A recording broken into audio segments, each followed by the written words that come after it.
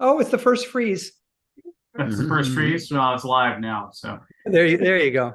good evening, everybody. It is the 6th of December, the year of our Lord, 2023. This is the weekly Alaboom. I don't know. We got Barry, we got Jenna, we got Jenna's friend Christy here, and a cat roaming around. So, yeah, I mean, this is the last Alaboom that I'll have while I'm still 51 years old. So Happy birthday! it's not my birthday yet. It's not this weekend. It's coming up. Well, I won't see this weekend, so I'm going to sing to you now. All right, I appreciate that. Happy birthday to you. Yeah, that's enough. That's enough. Birthday to you. That's certainly enough. Anyway, besides, doesn't somebody have the rights to that? We can get like a copyright strike or something. No, that's over with now.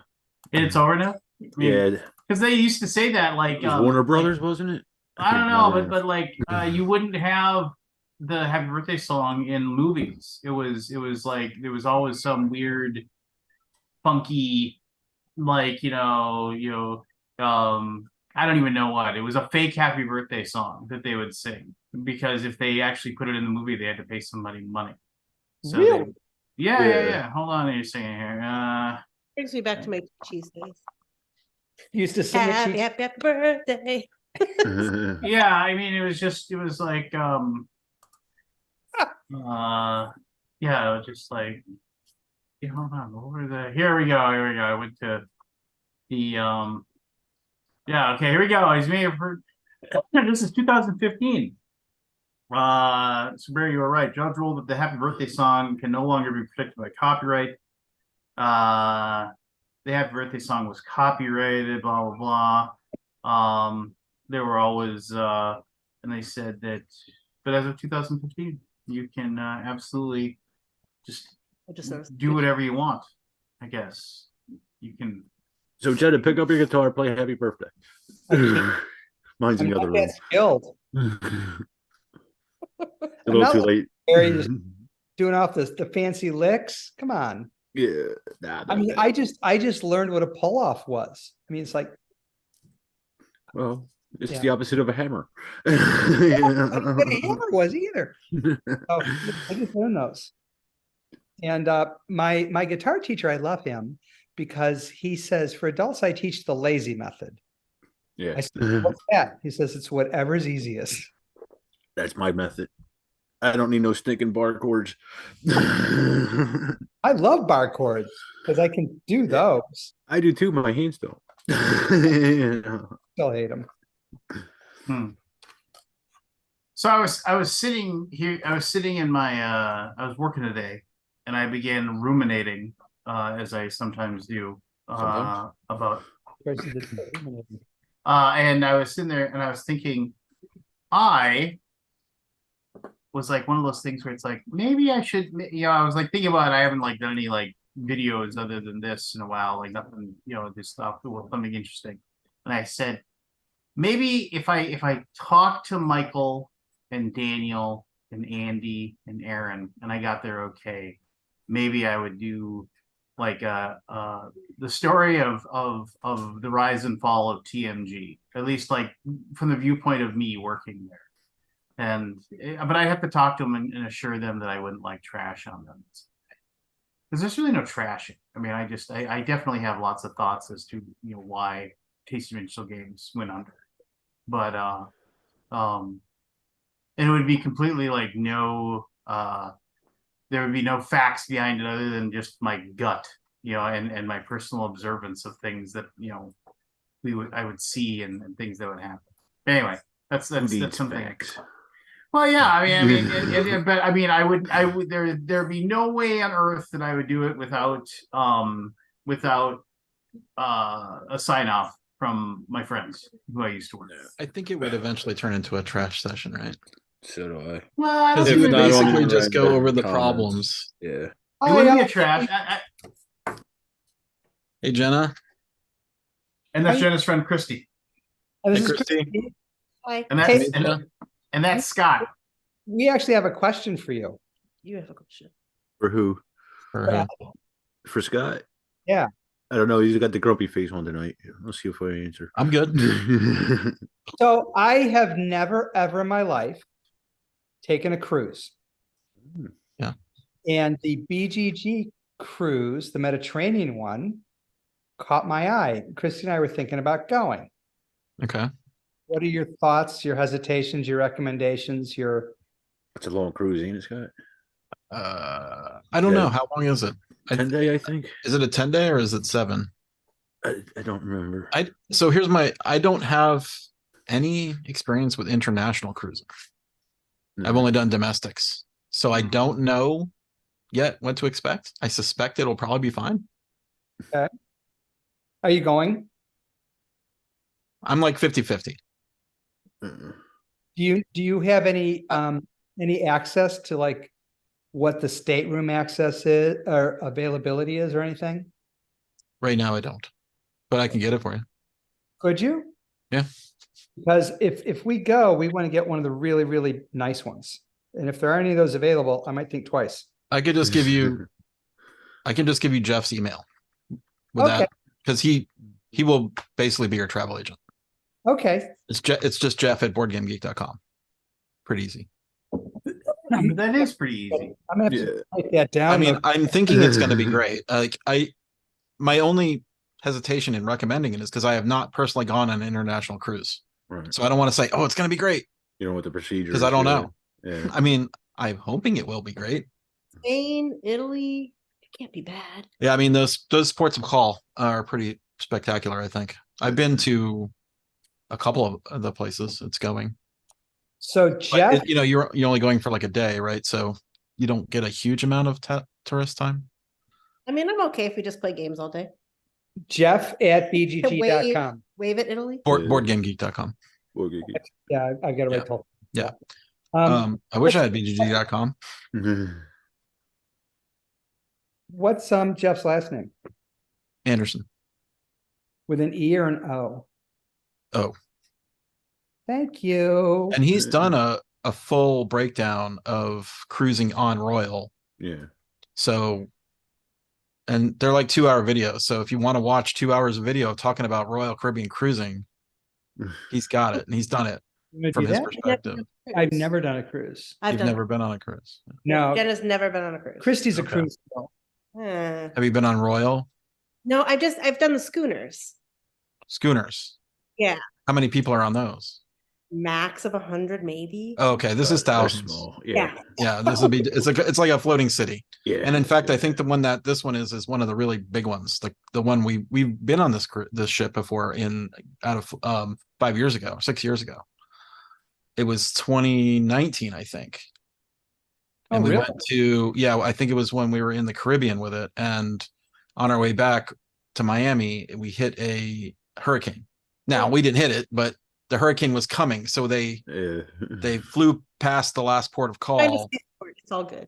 Don't worry about it. Any port in the Yeah, believe storm? me, if there's any type of that stuff in the area, then Yeah, don't drop stuff off your they are iPad not or going anything. to Yeah. risk anything. Zero. There's Well- zero risks in those places. So I hope so, because I'm pretty fucking cowardly. Oh, sorry, Lance. I think you can curse. I'm Yeah. pretty gosh darn cowardly, and I don't want to get sick with all those people. They got shots. It's on a the lot of board and people. all that. Yeah. Gonna get a fancy room. No I one. wouldn't. Yeah, I mean I wish you could do a domestic one first, honestly. Yeah, I would suggest doing a So short there is a 3-4 domestic day one in the Yeah. fall, There is, but which is less exciting, I know, but yeah, this is more. I mean, the draw of this is Dolico. yeah, Yeah. I've never been to Italy yet. And I'm actually in the process of exploring getting dual citizenship with Italy. So Wow. it was kind of nice to set foot there and say, You might want to know what the place is like. "That's it, Yeah. right?" That's the draw on that. The one the It's domestic, also over 4th of July, so you have time off. yeah. So Lily shuts down the week of 4th of July and gives us all a free week's vacation. Okay, So Yeah. it's perfectly in my timetable. makes sense. The other one is really close to Gen Con too, I think. I would give Jeff a call, honestly. Okay. Like write him. He'll probably give you his number, and then you can chat. That's fantastic. Well, I might pull the trigger. You know, I'm 62 years old and I've never taken a vacation for pleasure. Really? Wow. I didn't until I was in my 30s, Jim. I understand, but yeah, I get it. What's wrong with you? But I think it's time you should, So Jim. many Or Jenna, sorry. I think it's time you should. Well, thank I you. think yeah, I don't know. I'm not a vacation person. What? I don't know. Yeah, I it's never tough can to sit down relax. and I do can't nothing. relax. Yeah. Yeah, I'm a the most relaxed I ever have been in my life was my week of cruising with Michelle on our honeymoon. Really? And I was like, wow, I'm so relaxed. And this is before BGG. Or BGG was a thing, but it wasn't like a thing. You know what I mean? I when I've gone on vacations, which aren't many, I always feel like like you never get a chance just to do nothing. It's like, oh, you got to get here, you got to go there, you got to go check out that, you got to make sure you're up and you're doing this, and it's just kind of like, Depends Yeah, on I'm how not you- I feel the same pressure to see more as much as I can. and yeah, and because you And only got or a I'm little wasting my time, time. when Or I'm it- wasting my it's- time. Yeah, when are you gonna get back here? You never Or- know. You never know when you're gonna So have you're- this chance again. You don't want to you don't want to ruin it. You know? Are you close to retirement at all?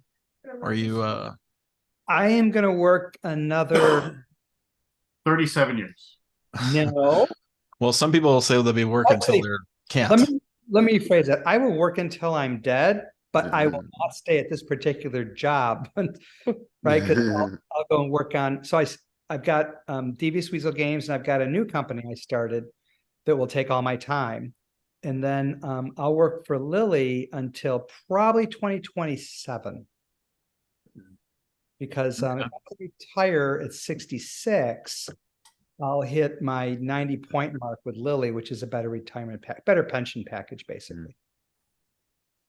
That's cool. It's good to have a plan. I don't think I knew that you worked for Lily. Yeah, I'm associate vice president of toxicology for Lily. Oh, I didn't know that. Wow. That's a pretty nice title. Oh, So thanks. that's a lot of words. You can Sounds see who fancy. paid attention to that relationship, Jenna. You're such a jerk, Chris. Stop it. Yeah, I've been Well, with- it would be great to have you, and I'm hoping I'm feeling well enough to go. oh I'm planning to go. to go I'm with. still I'm still having issues. Like I got a heart monitor on and everything. Oh Really? no! You're... I just feel dizzy a lot, like more than I should, more than I've ever felt in my life. Dizzy. Really? Yeah. Ever since I went blonde, Check I've your been- eyes out, Scott. Have I checked my eyes out? I mean, I'm going next week, so I'll probably. I had issues with that years ago. I Like don't I think would it's just that. get It's- dizzy, like it's- falling dizzy. It's stuff. more than that. Yeah. There's other things associated with it that are not Yeah. fun. Is it because you're in love? Maybe. Does Michelle make your heart go pitter patter? Yeah. We were just talking about it last 20 years in January. Really? Congratulations! Yeah, it's coming up. She had a I mean, this is super corny, but like she had a card that I gave her in 2002, and we weren't married. And I'm like, wow, who wrote the? I was like, I don't recognize myself in that card. You know what I mean? Because you're like different. Yeah. Time. But anyway, Who's this loser? I know. Like Yeah. who Who's wrote this? the sappy stuff in this card? Scott, I want to know. That what was made- 6 months after I had met her, or we had started Yeah? dating. Honestly. I'd met her before that, but we hadn't. Where'd we you only- guys meet? We met in Dallas through a gamer friend. So I got into board gaming. So I had recently moved back to Dallas from Bay Area. I could never get away from Dallas. I was only in the Bay Area for 1 year, and then I moved back and I got back into board gaming. And this was like pre BGG, 97, I think. And then I got a game group going with people who I played games with before I had gone to California. So it was almost like a year vacation in California, but it was like I moved, I was gone. Like I wasn't planning on coming back, but I didn't come back. So I got back together with those guys, even though I was working in video games, they were still working at Nortel, Northern Telecom. And so we would go game at this one guy's house. His wife went to college with Michelle, and they were roommates. And every once in a while, Michelle would show up at their place, like because they were still friends, post-college friends. And I was like, oh, who's that? Caught my eye. So in a roundabout way, I met her through board gaming. Fantastic. Yeah. So I have Even though a, she wasn't into gaming, she was not a gamer. She did not go to to my friend's apartment to play games. She went to go hang out with Them. Melissa, his wife. They would go out and shop or movies or whatever stuff, and then they would come back to the apartment, have dinner or something. And And she then, plays games now. she does. Scott, what conversation did Michelle have with her parents saying, "I want to spend the rest of my life with a guy who plays games all the time"? So I was not that person when we got married. Oh yeah. I mean, guess I you was are, in the yeah. video game industry. I worked a lot. Mhm. I worked 60-hour, 70-hour weeks. I mean, I never had time off. It was crunch mode all the time. Yeah. I went from crunch mode from 97 up till 2005 when I quit that job. wow, that's tough. Yeah, I mean, it was Yeah.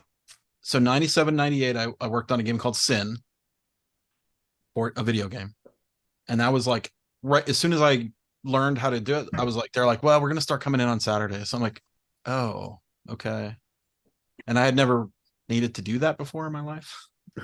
But it was like video games, man, kick ass. Let's work Saturdays. And that was like exciting for like a couple of years, right? Like you want to get it done. And then the years go on and you're like, you never have a Saturday. So on Sunday, I was only ever doing chores and stuff, and I never had a social life.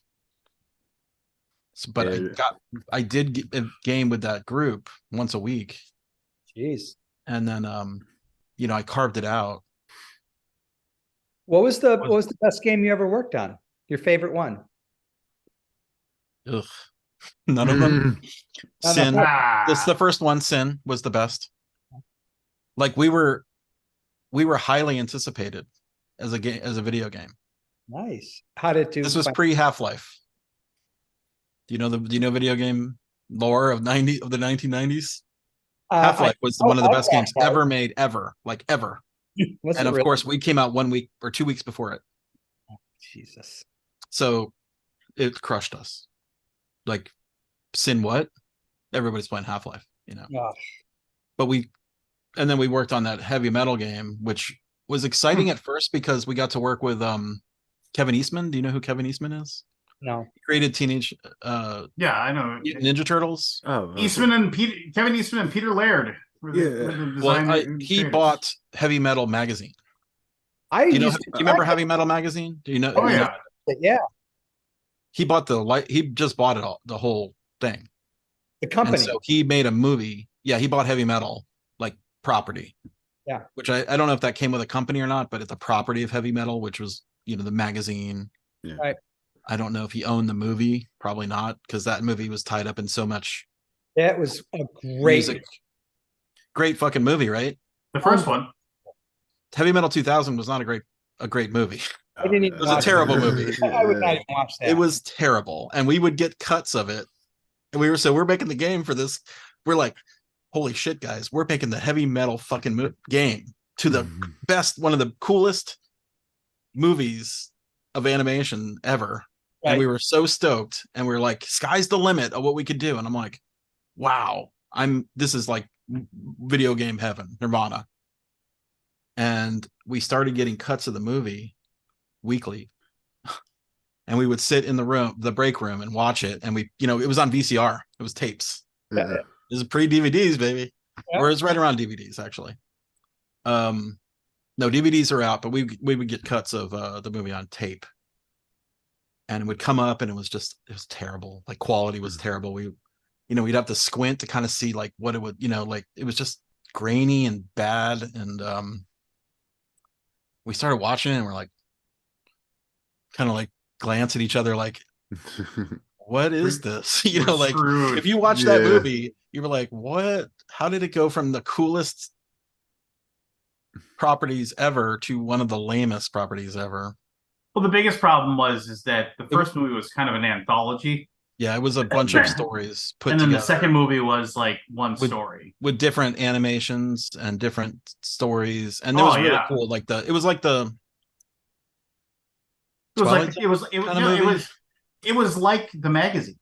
because the Right, it was like magazine the would magazine. have 5 or 6 Like there were different short stories. vignettes, and they were Yeah. all tied together by this big green ball of Oh, evil, yeah. The which Lochnar. the Lochnar, yeah, and which that would actually was part of our game, but like really not part of our game because it couldn't be explained. It wasn't explained in the movie either.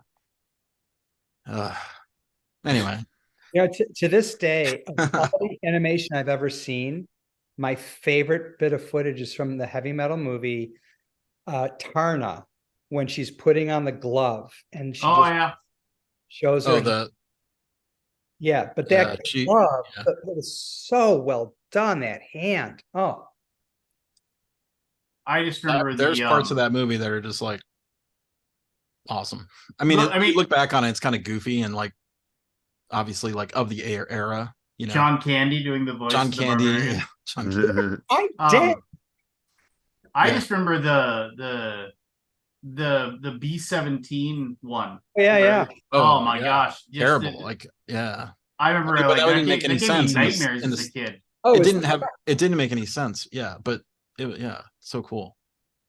Yeah, it terrified me. It was a good game to work on. I'm glad I worked on it. By the end of so we started the team from Sin, we pivoted into heavy metal, and I think our team was like 20 something people. Something like that. 24. I think it was 24 is like a round number. And we ended the team with 8.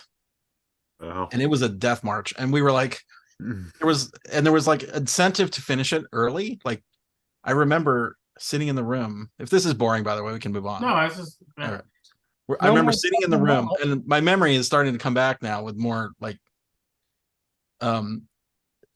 there was a meeting like 2 weeks from ship date, and everybody's like, there was like a thing like, guys, do you think we can ship this game in 2 weeks? There's a significant bonus involved if we can, which I don't even really remember if we ever got the bonus. We did ship it in 2 weeks, but everybody, I was like, I don't think we can ship, because I was like one of the 3 programmers, and one of the programmers wasn't even showing up to his job, to the day job. He was an owner, and he wasn't showing up. So it would be like me and the other guy and one other guy, and the 4th guy, there was 4 programmers, didn't show up didn't show up at all, like during the final month or 2 of the game. Like he was completely burned out, and there was nothing they could do because he's an owner. He owned the company. What are you gonna do? Fire him? Nope, can't. So it was a drag at the end, and that's why I quit. Wow. I got an offer from 3D Realms that winter, 2000 of December, and I started in January of 2000. Wow. I went to go work on another bad game called Duke Nukem Forever, which ah I don't think vaporware. I had the best luck of video game development. Like if I contrast that with Rado, you know Rado, right? The video guy, the board game. Well, he didn't have. I mean, he had Siphon Filter, but he had that other game. Oh, he had hit after hit after hit. He worked on hit. I mean, he didn't know failure. Was he a coder? Although he did know some failure. He did know some failure. Was he a coder? No, he was like a project manager. I think he managed the project. His job was to basically get people to make the game fun, like and recognize like, hey, what you're working on isn't fun, So which is a position that is much coveted. Everybody wants to be that guy or that person. I won't gender it. But back in that day, there was very few women. I don't think I worked with a single woman the entire time I worked in video games. Not a single. Yeah. Not on the team. But now it's like quite diverse. So speaking of games, what do you guys think about the Fallout movie coming out? The series. There's I don't even know anything about it. Yeah, I just found out about it. Made by the same people that made Weird World. No, Spit it out. with Anthony Hopkins, Westworld. Oh, Westworld. Oh, it's a series? I thought it was a movie. No, it's No, gonna it's be a series. Oh, wow. It sounds good. I'm into it. I watched the trailer. I mean, it looked good. Did you play the game? Yeah, I played all of them. I played it back when it was called Wasteland. You played 76? No, I didn't play that one. But I don't know if you guys remember, but do you remember the game Wasteland that was on the old Commodore 64 and Apple? That was like the original precursor. idea of Fallout, and then they kind of took Wasteland, and then Fallout was the spiritual successor to it. Really? Yeah. Go the old game Wasteland. That game was so ahead of its time. It was insanely ahead of its time.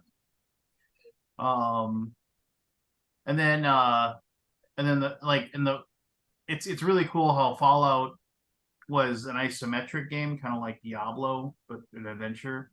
And I think that was Fallout 1 and Fallout 2. But when Fallout 3 came out, it was like third person over the shoulder. And you could play it first person as well, but then people lost their minds when it came back because they were just like the sheer scope of that game was beyond what anybody. I remember Wasteland had a paragraph book. Yep. It would say, instead of having like the dialogue in the game, it would say read paragraph 32 or whatever. Because Really? there Yeah, were they wouldn't- instances of things that happened that were so in depth, like you basically had to, I thought it was awesome. Oh yeah, it was. They remade it, right? Yep, Like, it was a Kickstarter. they did a Kickstarter for Wasteland too. Yeah. I got it, but I never played it. Yeah, I got it too. It's in my Steam library. I don't know. I mean, who has time to play a game anymore? So Like- there's a Steam game that's really caught my eye. I haven't played it. I don't know if I want to play it because I live alone and my imagination is very active. But have you guys seen this Slay the Princess?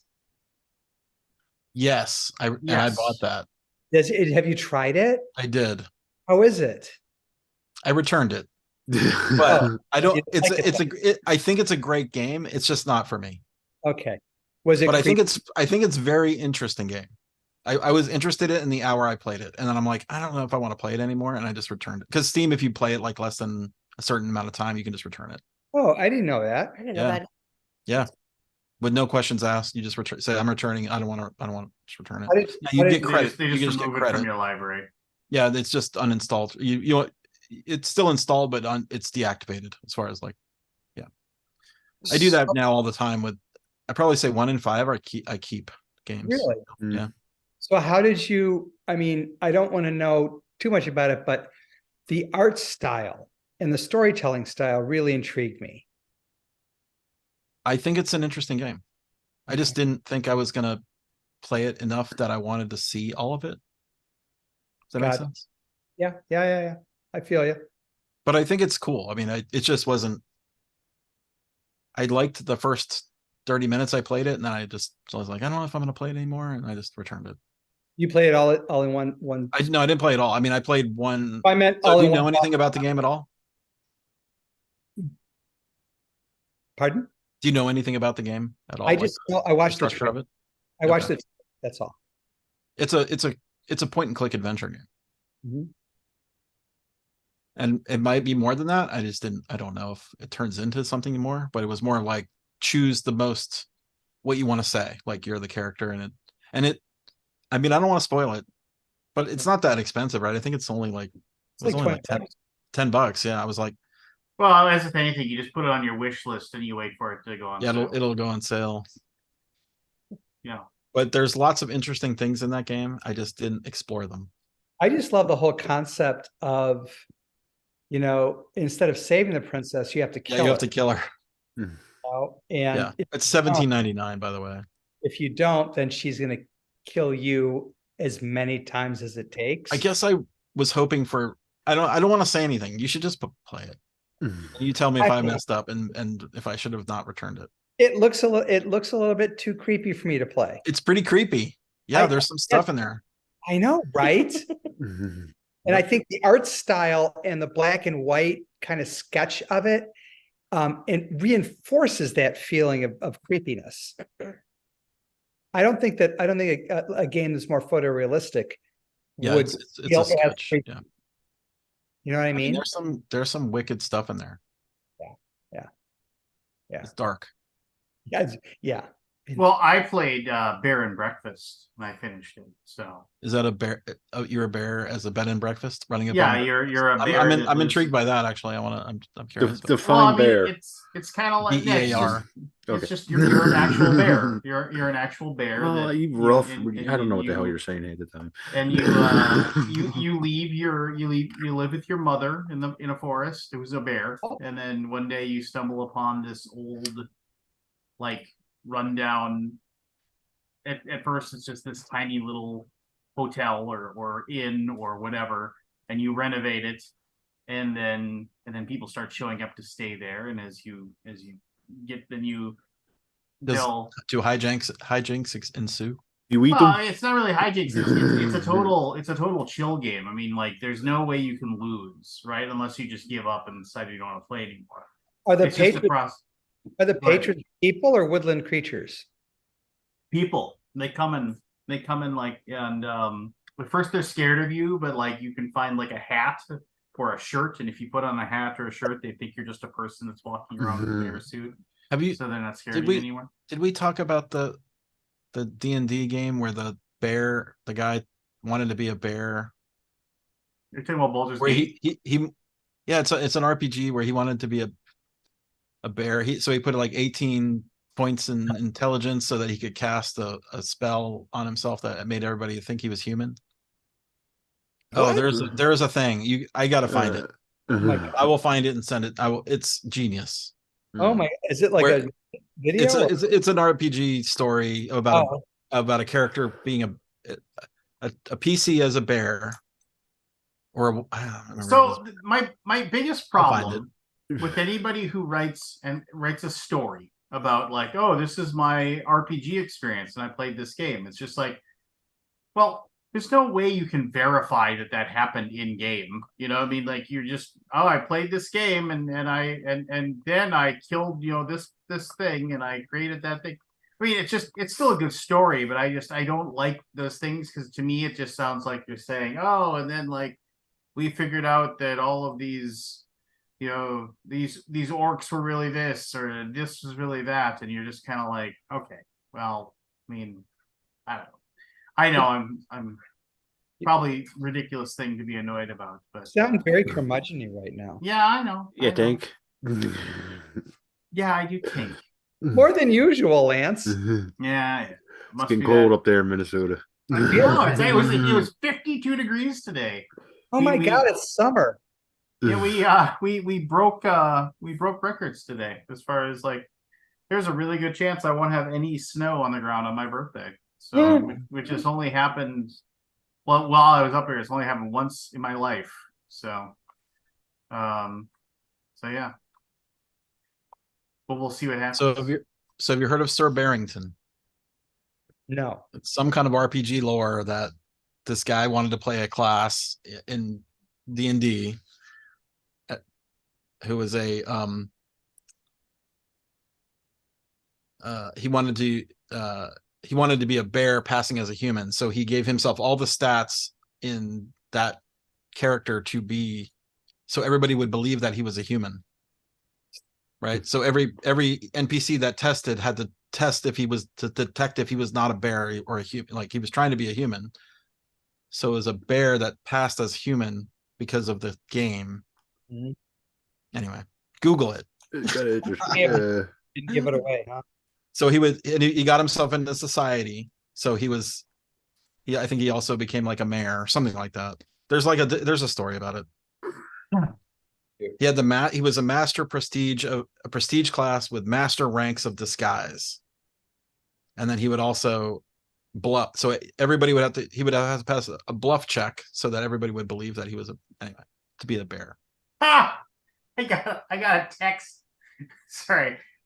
When I mentioned the thing about doing a TNG to talk about it, I got a text from Aaron Wolf, the guy that was our shipping logistics and project manager. He just texted me, "Do it!" He said. So I got the blessing of one. Don't I got do the it. blessing of one. No, I won't be to trash on people. It'll just be to like talk about. It will be too hard to not trash. That won't be trash. It'll just be honest. And the thing about it is that and I'll take the blame for the shit that I did. You know what I mean? So it won't be like me just like, you guys all screwed it up. I was perfect. You know, I mean, that was, yeah, I mean, it was just, yeah, I mean, you know, it's, the thing is, and the reason why I thought about it, the reason why, by the way, tonight we're drinking Pib Extra. Anyway, A diet? Do you get paid for that commercial? no, No. well, but if the fine folks of Pib Extra want to Yeah, if they want, see want, this, want a there's low something price wrong. of $10 an episode. You need a cryon under the screen that can display how to contact There's you. no sponsors ever for this show. 10 years of doing it, right? Yeah. Never a sponsor. Never a sponsor. Although you've had sponsored people come in, or you've had people pitch stuff. Yeah. Absolutely. I Absolutely. I We would don't even get the Rover sex toy sponsors, Lance. What kind of podcast is this? Yeah. So no, what I was getting at What podcast you listen was to? that Barry? there are all these. They there are all all had these- it in the beginning. There are all these board Oh games. yeah, what was that? that are having these like that are Adam and Eve. either vanishing Yeah. or they are in like massive trouble. And like the thing is that a lot of it is very internal and you don't know, but if you're in the industry, you just know of these companies because you can just tell. You mean it's just like one of those things where you are aware of things that go on. And what happens is that, you know, and you know, I mean, like the TMG stuff, I mean, it was there was a lot of things that just, you know, bad timing with a lot of stuff, poor choices and a lot of stuff, bad luck, you know, just flat out bad luck, you know. So I mean, yeah, I mean, Bad I'm luck. not, you know, so Okay. anyway, I do think I'm gonna have to go see Godzilla -1 this weekend. I think I need to go see it too. I think I'm gonna. It's supposed to be like one of the greatest movie monster movies ever made. Yeah, and Have you seen the show, Monarch Legacy? What is it? Monarch. Monarch. Yeah, I'm three episodes in. It's pretty good so far. What is Monarch? It's a series about between like when Goodman's Godzilla, the beginning of the Godzilla thing, and I think the 90s or something like Oh, that. is it a documentary or is it a? No, it's the show. It's a It's fiction just show? it's like a prequel to Godzilla versus Kong or whatever it was, the latest one. I can't remember. Okay. The founding of the Monarch. Yeah, Center. Yeah. it's pretty. yeah, I think I want to see I'm gonna minus. Yeah, the -1 looks great, and someone just posted a review on their Facebook. They 10 out of 10. My weekend plans might have just changed. I think mine. I Let's I see if haven't been Michelle to- wants to go see it. Oh, didn't no, know it was coming out. I think it's been out for months. Has it? It's October. I didn't know. which I Oh, I saw a show this weekend that my friends told me about, and I never heard of it, and it's blown me away of how good it is. what's that? The Lost Room. Have you guys seen? Have you Heard seen of The that? Lost I Room? haven't seen it. What was it It's- on, Scott? Sci-fi. Sci-fi? It's amazing. Never heard of it. It's 6 episodes. You can watch it on YouTube. Just search for it. I couldn't believe how good it was. I was like, I ate it up, binged it. Is it a Twilight Zone vibe? It is a, oh gosh, I don't. I mean, I can give you like a little hint of what it is. That's okay. Just So don't- it's a magical items are in our reality, okay. and got they it. are disguised inside of normal objects. So things like ballpoint pens or I knew it. a key. But it's really good. 6 episodes, 3 hours, 4 hours, something like that, maybe total. Gotta watch it. It's great. I had totally I forgotten. was enthralled.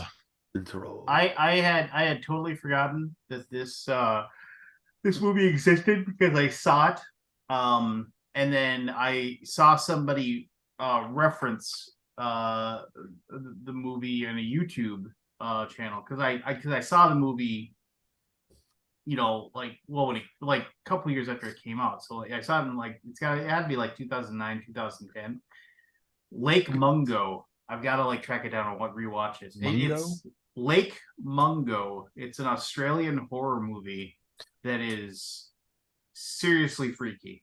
It is like it was you know how now in like the last like few years people have really gotten the psychological horror thing where it's just like it isn't the person jumping out at you with a knife or anything like that. It's like it makes you go, oh Jesus, this is creepy, that kind of thing. It was totally that. So if you haven't seen it, and it was one of those things where it was kind of that sort of like found footage documentary kind of thing. The Blair Witch kind of thing. Yeah, but it was so much better than Blair Witch. Are we over that? Yeah. I liked Blair Witch. Yeah, but I mean, You can like it. I'm not saying you Can can't. we I'm just move saying on? that like Mungo was like seriously. Did you guys watch Spooky. Border? Nobody watched it. Right? Border? I'm the only one that watched it. Border. What was it? Give me It's a premise border on it. guard that can smell emotions. Yes, Yes, I did saw see the that. first- Yeah. I saw the Well, first episode. They're like, It's a movie. oh, then Yeah. I didn't. I did Yeah. see the movie. Yeah, it was like Swiss or something or Nordic. Yeah, Nordic. I don't Yeah. remember. I Wait a think- minute. It's a movie. Yeah. Is it like is it like starts off with her? Don't- Some guy comes through and she like looks like she's like not quite human. Yes. Yeah, she's off look. Yeah. Yeah, I saw that. I didn't watch more than the first like half hour. Okay. Thought it was a series. Does it Yeah, it's just a one movie shot. does at it least get good? I think it's good. I like the premise of it. A Yeah, border agent that can smell emotion. yeah. I did like. I thought that That was was. quite good. I tried to watch There's that. obviously more to it than that, but I don't want to Yeah. spoil anything. Yeah, there is. Tried to watch that show Sweet Tooth for a while, and I gave up after 3 episodes. Same. What's Sweet Tooth? Yeah. It's like a post-apocalyptic, a disease hits and people are born like part animal. Oh, Yeah. I remember reading about that. Yeah, I don't know. I didn't watch it. Sweet Home. Alabama. No. It's where there's like a monsters and it's like everyone's sin or whatever that's the monster they become. Oh, I It's didn't on see that. Netflix. Anyway, Have you guys watched From? Yes. Well, I've watched. My I wife are in need the to. process of watching it. It's on my list. Yeah. I have to add that to my Watch Amazon, this. right? I could not watch past the second episode. It scared me too much. I thought it was scary. Oh, when they're banging on the outside of the RV. Oh, No gee. spoiling. Oh my God, that's horrible. Get him, Scott. Don't Well, he was spoil. about to spoil it last time. He won't No, I'm not spoil a gonna say anything, 40-year-old I just- movie, I- but a I- new but show, he that's- has no it's- problem. Enjoying it, Lance?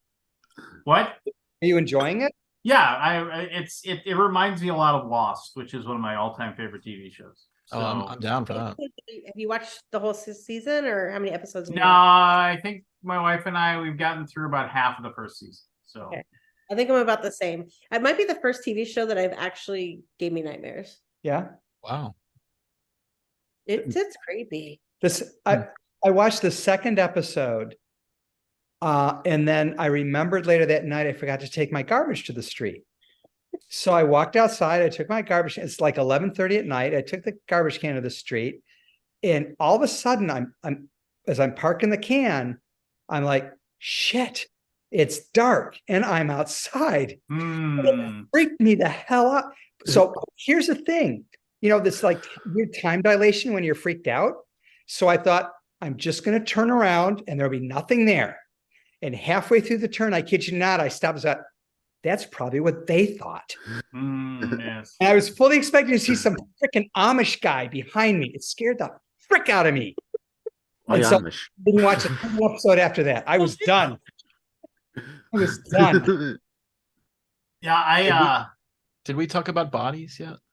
no, but I see you remind me, think and we I told did. this story before, but whenever it came down to biking home from being out with my friends late on a Sunday night, my house was the last house. Everybody else, it's like you drop off the one kid, you drop off the next kid, you drop off the next kid, and then Darren Birch would get to go home, and I still had about 6 blocks to go biking home after dark, Alone. alone. Watching my shadow getting lit up, getting smaller and bigger with the streetlights. Like Yes. I freaked myself out so badly because I had the necklace, the shoelace necklace that had my the key to the front door. That's how because like my mother would lock the door, when it got late, and I'd always just race and I just jump off my bike in the front yard and I race to the door and unlock it and let myself in because then I was like, that's when they'll get you. I'd be already taking off the necklace. I'd have it in my hand. The monster gets you right when you think you're safe, and you Yeah, get the exactly, key in the right? door. And so that's all my mother would find is just the key sitting in the door, and the bike in the front yard. And I get in, of course, and then I'd be like, okay, well, and she'd tell me, she's like, open up the garage door, go outside, get your bike, put it in the garage, close the garage door. And I would be like, well, no, that's how they get you. They let you get in the house, and then so then she'd yell at me everywhere. You can't leave your bike in the front lawn. Somebody's gonna steal it. I'm just like, you want me to die over a bike, Mom? Yeah. Yeah, good memories. Good memory. Good, terrified memories. You were Well, saying about when I body, was a Scott. kid- When I was a kid, I remember my bed was across the room from the light switch. And so really you turn the light off and there's like 4 or 5 decent steps, right, to get into bed. And I was sure that the monster that lived under my bed, it couldn't come out in the light, but once it got dark, it moved fast as lightning. So I would always like be ready by the door, like getting ready and flip the switch and get to bed as fast as possible, make this big leap. So one day I did the leap, I landed in bed and the slat broke under it. And so the whole bed collapsed and half of it's up and I'm like sliding down. And all I could think of was, now he's pissed. Yeah. You have to rig Sliding down into his domain. you have to rig a Good string night, Michelle. that goes up to the ceiling, down, then loop it around or something. To get the switch, right? Exactly. Oh. So to this Because- day, I always lift up the blankets and put them under my feet when I go to bed. So if a monster grabs me, I can slip out easier. Wait, you still do that? I still do that. Monster's still there. It freaking follows you. Where does that come from as a kid? Like, how does that get ingrained into like every kid's head? I'm Thursday. I don't know.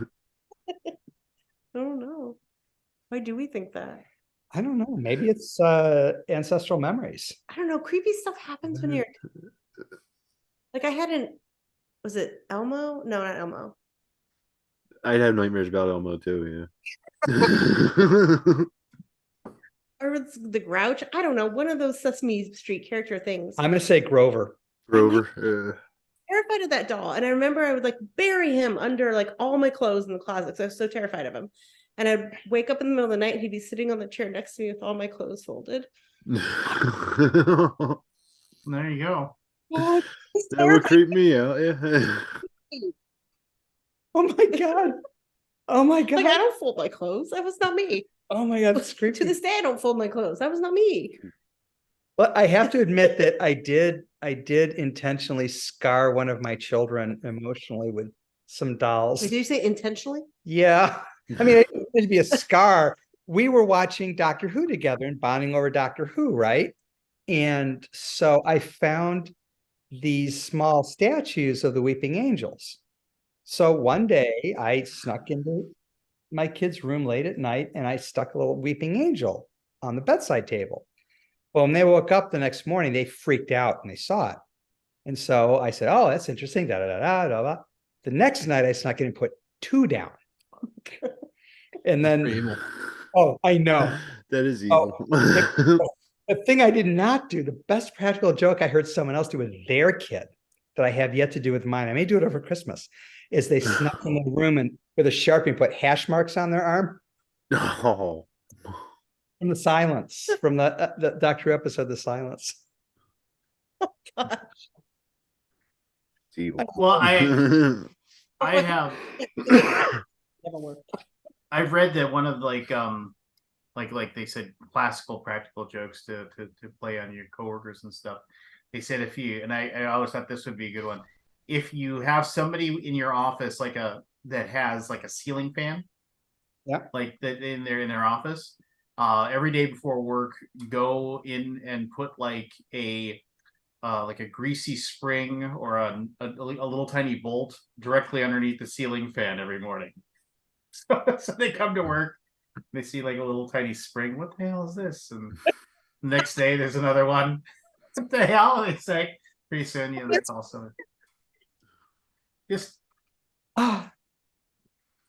My dad said that when he became a school teacher fresh out of college, a million years ago, What is he said that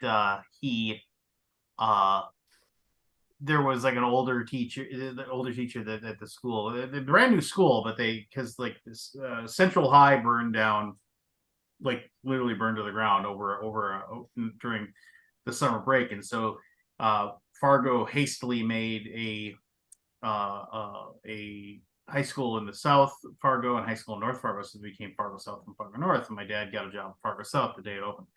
Anyway, so there's all these other teachers, and there was like this older teacher that had bought some car, like brand new car, and he was in the teacher's lounge. He would brag about the gas mileage he got all the time. So he and another young teacher, they started going, and then every night they would, like every day he would come, when he come to work, they'd go out to his car and they put like an extra 2-3 gallons of gas in his gas tank every single time.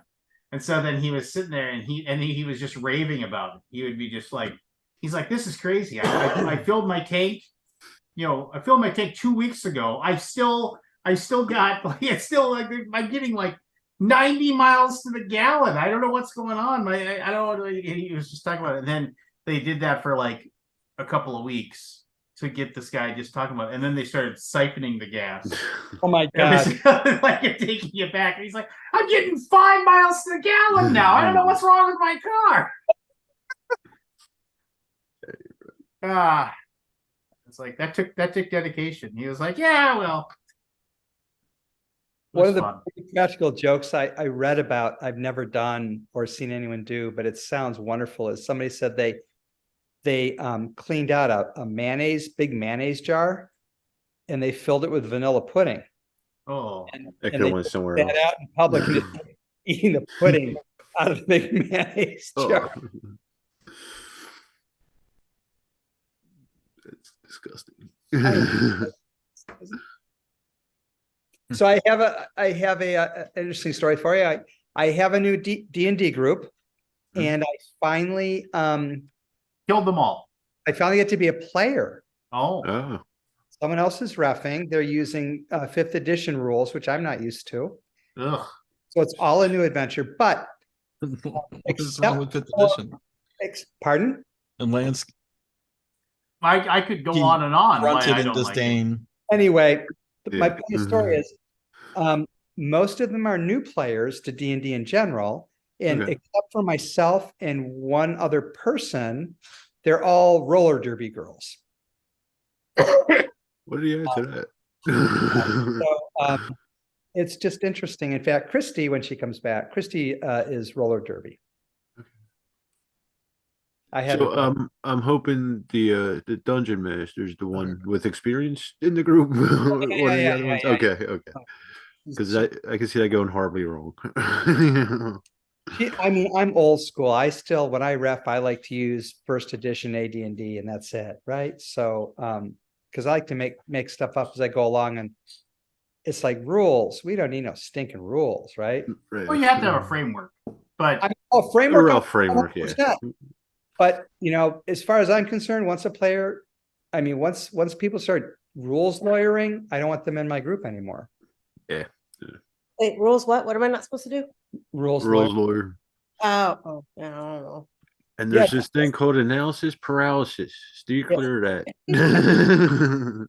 my biggest problem with 5e is the same thing I've had a problem with Pathfinder, with 3.5, with 3, is that it starts off okay, but then because they have to just keep front end loading every single, like it used to be like, there's like 12 spells to pick from. Well, now there's 50 spells to pick from. There's 100 different ways to with feats and ancestries and backgrounds and all this other stuff. There's like 7,000 things your character can do, and all these different, and everybody's got a website that says, oh, this is how you make your super killer tank for D&D, or this is how you make your super awesome whatever for D&D. And it's just kind of like, and to be fair, I've done that. I mean, like when somebody was like, oh, I want to play a high power Pathfinder campaign, and I was like, all right, cool.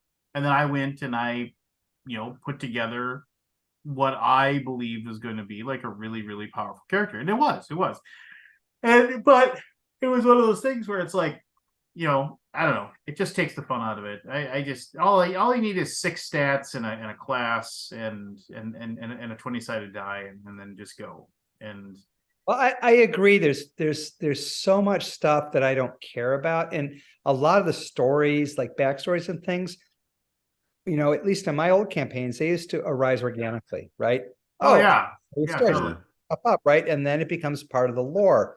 But starting off, I'm not clear, and Christy can answer this actually from her experience. She's a brand new player to D&D. Okay. Whether that gives you a better framework from which to proceed, or whether it's just cognitive overload up front and you didn't want that much stuff. I don't know. I mean, Well, and that's just it for me. It's Did kind of you like let the woman tell her story? like, because I'm so new, I don't know what I'm supposed to do half the time. And you guys want to kill everyone. I don't. So did you find it overwhelming in general? Okay. So, but we're only like what two adventures. 2 adventures in, so I'm still figuring it all out. I've never played D&D, so I don't know anything about it. I'm just curious of your experience. I mean, it's I like it just because I hang out with my friends, but I think Christy, is this your first game where there's not like a winner? Because a win. I really do like to win.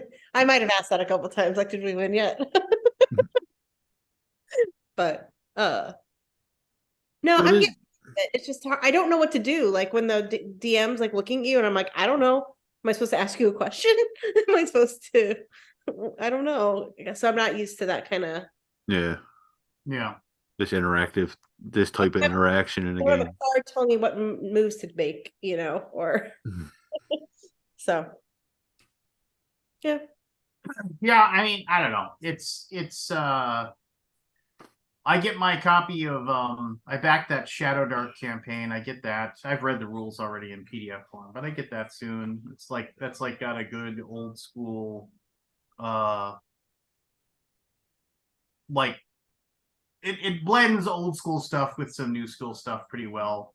And I'm interested to read that. I doubt I'll use the rules set anyway. I don't know. I mean, it's fine. People are going to play what they're going to play, and they're going to like what they're going to like, and nobody should be, coming in and trying to tell anybody, it's like, your rules suck. You're not having fun. Because if you're having fun, you're having fun. Oh boy, will they? Oh yeah, they totally will. I mean, yeah, absolutely. But it's one of those things where, I don't know. I'm sure people will enjoy themselves regardless, and they should enjoy themselves regardless. And it's really kind of. I'm a newer gamer, I would say, like okay. Only within the last year, and I'm almost 50, so I'm still trying to figure out what I like. It'll take a while. When I show up at groups, people are like, "What kind of games you like?" I'm like, I don't know, like, So I'm still figuring it out. So you're still in an exploratory area. You'll be for a couple years. There's a lot in modern board games to different types and all that. I have dove in. Dove in. She dove in. I mean, head first without her hands in front of her head. Right? She just like. I've always liked board games. I just have never really had people to play with until I moved to Indiana. So about a year ago, I started having people to play with, and I was like, oh gosh, I can actually play games now. And so, move beyond party games and, really fight games. So we've had fun with what? Forbidden Jungle? I think. Yeah, you like the forbidden games, yeah. Yeah. Okay. Go up. Yeah. Cool. Figure out solo games because I don't have someone to play with all the time and I'm by myself, but I struggle with solo games. And I think it's because I can't give people crap. Or I'll be like, I roll something and I'm like, yeah, no, I didn't like that. Let me just roll again. I don't have anyone to like check me on that because I would never do that. Yeah. You get in a caught. group, After you're gonna right? get caught. So I don't know. We've all played a game wrong for years, and then found out by playing with somebody else. Well, that's the worst when you're like, and everybody's just like, yeah, that's not how that works. So I was like Yeah. fun. It isn't. You know, you're just like, no, here's the rule. I was like, oh my god. And what's worse is when it makes it worse. You're like, Little oh hot- shit, little I hot like the horse. game less. Turn it down. Turn it down. I like the game less now. Have you ever had that happen? I've had that Oh, happen yeah. before. That sucks. All right, we might Very as well do. like, no, the I- rules say this. And my stepsister would be like, but house rules. I'm like, what is that? That's not a and she's like, it is. And I'm like, it's not written in the rule book, it's not a thing. And now I'm like, yeah, who cares? Yeah, let's just Call it a make variant. All right, Anthony's not showing up. He's not feeling well, so we're not Oh. going to have him here for initials. So Christy, pick Somebody number else two. can win. It's anybody's game. It's I anybody's would game. apologize for just dozing off last week. I had a flu shot and I was feeling that last week. Oh, Matt's here. Hey, Matt. Hey, Matt. Match you. If it isn't Scott Alden's number one suck up. Yeah, number one. There you go. Why is Scotty's number one suck up? Makes a pinball machine for it. Oh, that's Well, instead of well, I'm not gonna say it. it's quite a good suck up though. How many? All right. How many favors did you cash in on me, Lance? On Way the, too many. BGG Way con? too many. Yeah, Godfather, I come to you on the day of your convention. Christy, pick a number between 1 through 19 for me. 18. Oh, well done. That's easy for me to count. Okay. I would have said 9. Make him count in the middle. That's my Yeah. 9, no, 4, no, 6. No. 3. All right. So, Christy, this is initials. This is the game we play when we're doing this. I'm going to read off clues that are going to be a person, place, thing, saying something. And they're all going to have the same 2 initials. It's a 2-word thing. Okay. Your That's name nice. is your buzzer. So if you think you know the answer, your buzzer would be Christy. Jenna. perfect. If you guess it wrong, Thanks, you're Barry. out for that. You're out for that Good. one that card. But the next card, you're back in. Whoever gets the most right wins. Can you hold on 1 second? Hold on. Just give me 1 sec. Yeah, I'll hold on for 1 second. I thought you told me this was like a G-rated show. Yeah, it's not even midnight where I am, Lance. Yeah. Gee. What are you doing? G doesn't exist anymore. Yeah. You got a point. It's all though. PG-13. Oh, Yeah. Aldi, have you watched? Because you're a Wes Anderson guy. I just gotta know. Did you finally watch Asteroid City?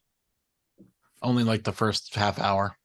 Really? I need to go back and watch it again. Like I finally put me right to watched sleep. it. I watched it Return and it blew me away. It just really? Yeah, I don't know what it was. Okay.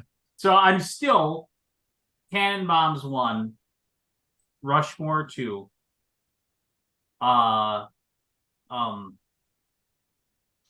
Budapest 3. But oh my gosh, this one is if I gotta watch it Four? again because it's trying to get ahead of Steve Zissou for me. What's it called? Asteroid. Asteroid City. Well, Asteroid City. I mean, and Steve Just thought it was Zissou- over. I thought it was too much Wes Anderson. If there's It, wa- could be it such is the most Wes Anderson. it's the most Wes Anderson movie. Margot Robbie. Too much of a good thing sometimes. Margot Robbie has it is meta. It is so layer within layer because Oh, I know it is- because it's I it's a- know the it's a- meta. There's a it- meta to the meta. Yeah. it's a TV show about a documentary about the making of a play that you're watching. You know, it's just like Yeah, and there's it's- all it's- those different It's like one weird layer. layers. It's like one layer too deep. But the Margot Robbie has basically one scene in the movie, and it just like I Is she the rewatched that alien? scene.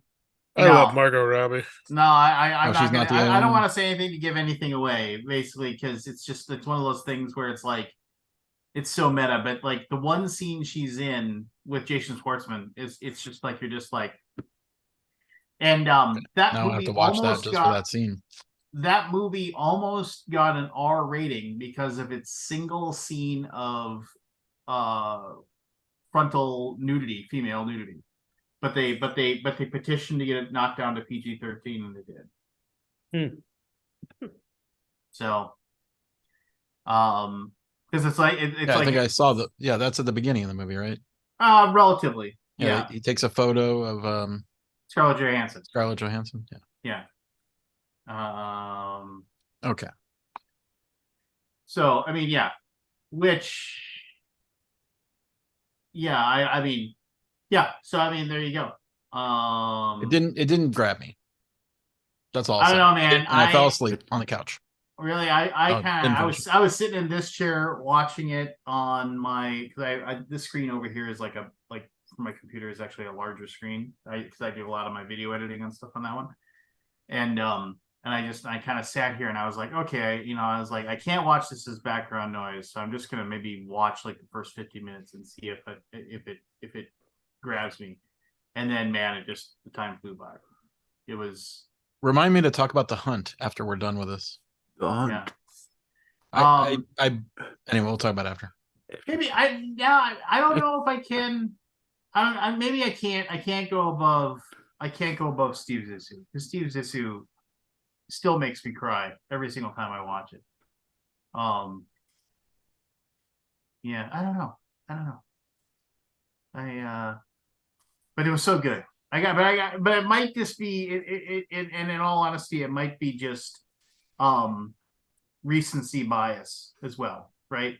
Just because I just watched it. So, but anyway.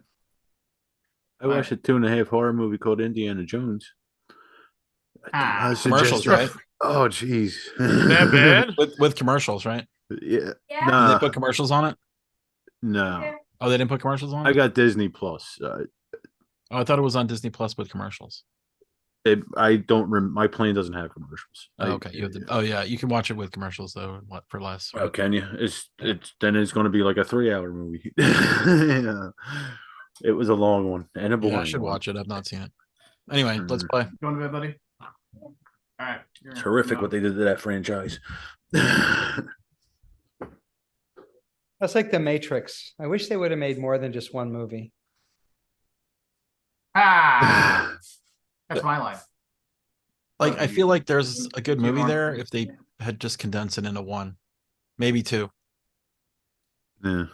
The best thing about The Matrix Anyway, is they whatever. only made one movie. That's a whole nother ball of Matrix ball of standalone, worms. just fine. It was just fine. All right. Bill So, Watterson. Matthew, are you ready to go? You're just gonna yell out. Matt, you're on mute. You're still Are- muted. Schultz, FG. FG. Forrest Gump. Fucking great. Don't say anything. Don't give any Did you explain the rules to Christine? There are 6 clues. Did you explain the rules? And I yell did my explain the name out rules. if I got an idea. And I'm out if I'm wrong. For the For next that category, for that one, For for that, that garbage. You get to come back in later. So, all right, here we go. Connected to One Direction, NSYNC, and Backstreet Boys.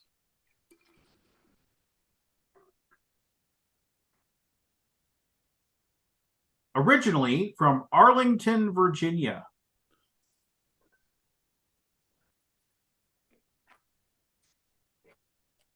The original ones were Jerry, Matt, Chad, Ben, and Jim.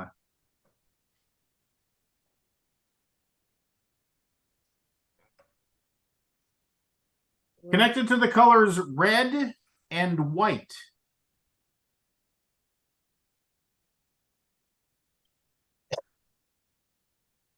There are over 1,500 of these.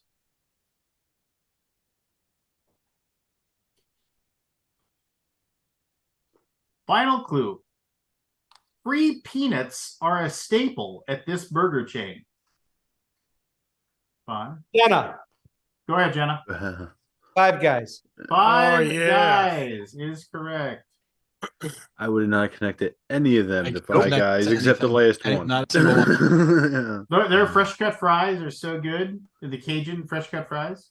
Mhm. Good stuff. And I remember I was like, I wonder what their Cajun seasoning is. And then I asked the guy, they're like, it's McCormick. I was just like, McCormick Cajun? Yeah. He showed me this giant bottle of it that they had. I was never like- make it more better. Never meet Oh. your heroes. Yeah, I was like, okay. So then I immediately went and bought a thing of McCormick Cajun seasoning, and I sprinkled it on my fries. And I Oh, make it's a fries at McCormick home. brand seasoning. Okay. Yeah. Not just plain old McCormick. Yeah. Here we go. Debuted January 7th, 1934.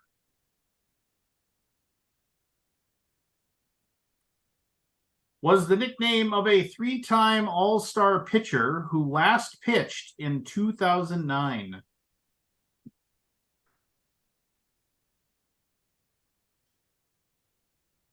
Is the nickname of a troubled NFL wide receiver.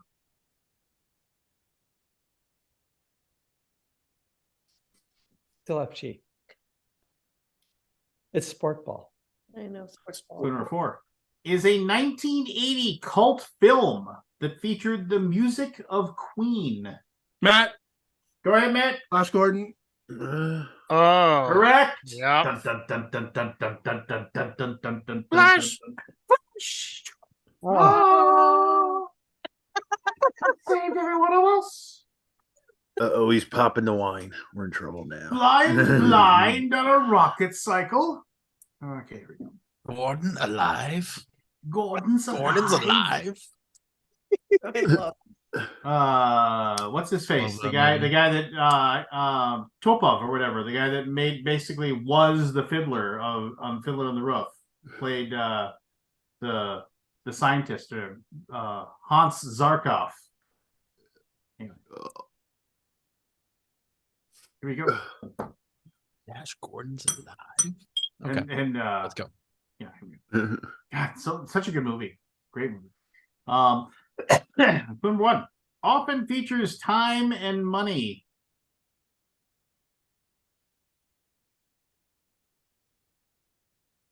Sometimes deals with the founding fathers.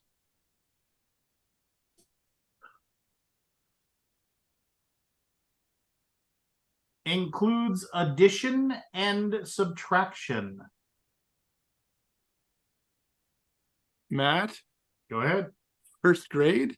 First grade is correct. Mm. Well done, Matthew. Matt, you're on fire. In Canada, that would be grade 1, by the way. Grade 1? Okay. We don't say first, second, Thank third. We just say grade 1, 2, 3, 4. Thank you for dumbing it down for us. Yes. No.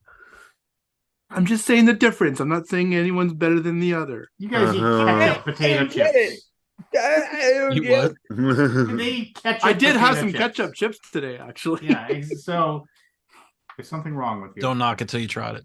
I did try it. They're horrible. I did not like them either. I get it. The all dressed are kind of nice though. I'll All say that. dressed. It's like every single flavor on the. Like someone puked in the bag. Yeah. You can go puke in a bit. It's a bit far. Anyway, here we go. Clue number It's a 1. bridge too far. Helena Bonham Carter was this in a 2015 film.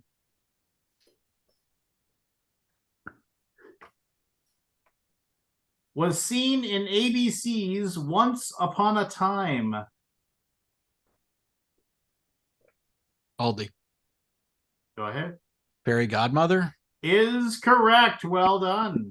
Very Bingo. Scott's out of words for the I'm done. That's my one. I got one. All right, next one's Paris. All right, here we go. Clue number 1. There are numerous fakes. Bates? Fakes.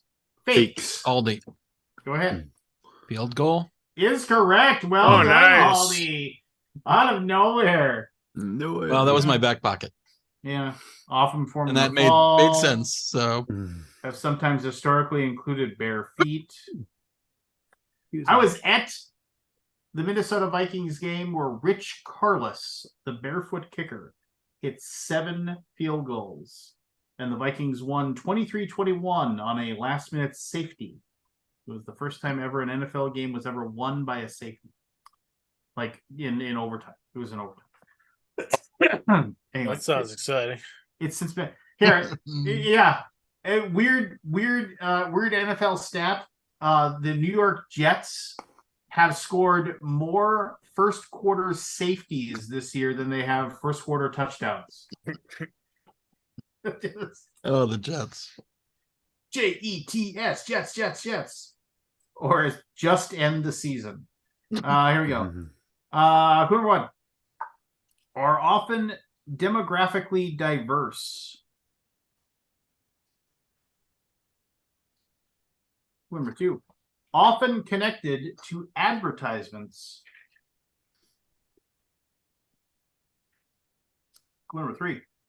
Often connected to Jenna. Go ahead. Focus group. Is correct, Jenna. Well done. Nice. Well done. Look at this. Barry. Not stoned enough yet. Give me a minute. Okay, I'm just checking to He's see if gotta your microphone take a- works. few more puffs. Yeah, back's acting up today. Weather, you know. Yeah. Cold front Alright. moving in. Warm front. Warm front. We're going from like freezing to 60s. We got a three-way tie. Matt, Aldi, Jenna. Okay, here we go. Number 1. Connected to Mondays.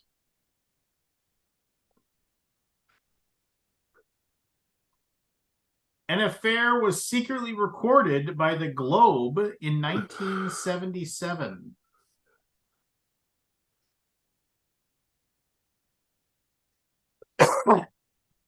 Died in 2015.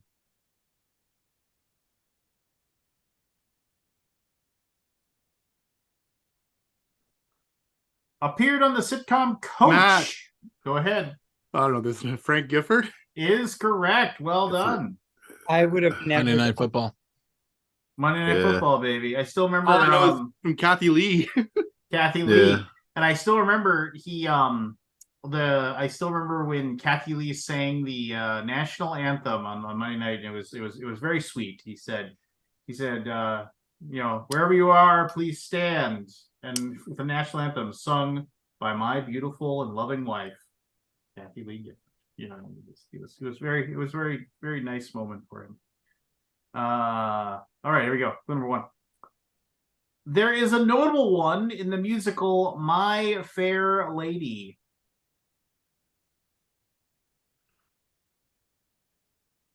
Number 2.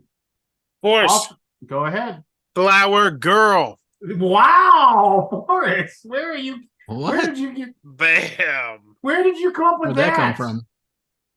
Oh, Brian, it was a good one. I felt it. You've watched My Fair Lady? Never seen it in my life. Fair lady, Really? that's awesome. That sounds like a movie that would have a flower girl. Totally. That's I what wouldn't. it was. I can't even remember the Flower Girl. now. Neither can I'm I. almost Big calling character. BS like he can read these somehow. I don't know. Nope. That just sounds like a movie that would have a wedding with a flower girl who does something adorable. And it was like, oh. Well, no, she was the main character that Henry Higgins said, I will make her into a lady. And she did adorable stuff, right? And she became Abby. Yeah. Bingo. He's like streeter. The rain in Spain lies mainly on the plain. Hmm. All right, here we go. Number 1. Waiting on you to host. Connected to California, Indiana, and Florida.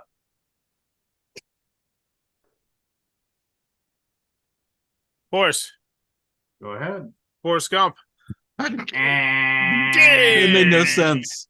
That didn't make sense. There were places that were in the movie. He went to different places. He went, Yeah. He I took a don't know swing. about He that. took a swing. That's I fine. wanted to go. Vietnam. I wanted to do it. I No wanted to, Vietnam. No. hey, I went for the glory. I mean, it's it's I mean, you swung for the fences thinking you had it, and then whatever. I mean, it happens. What were the states again? Oh, sorry. Connected to California, Indiana, and Florida. All right. Clue number 2. Was born and has worked in Miami.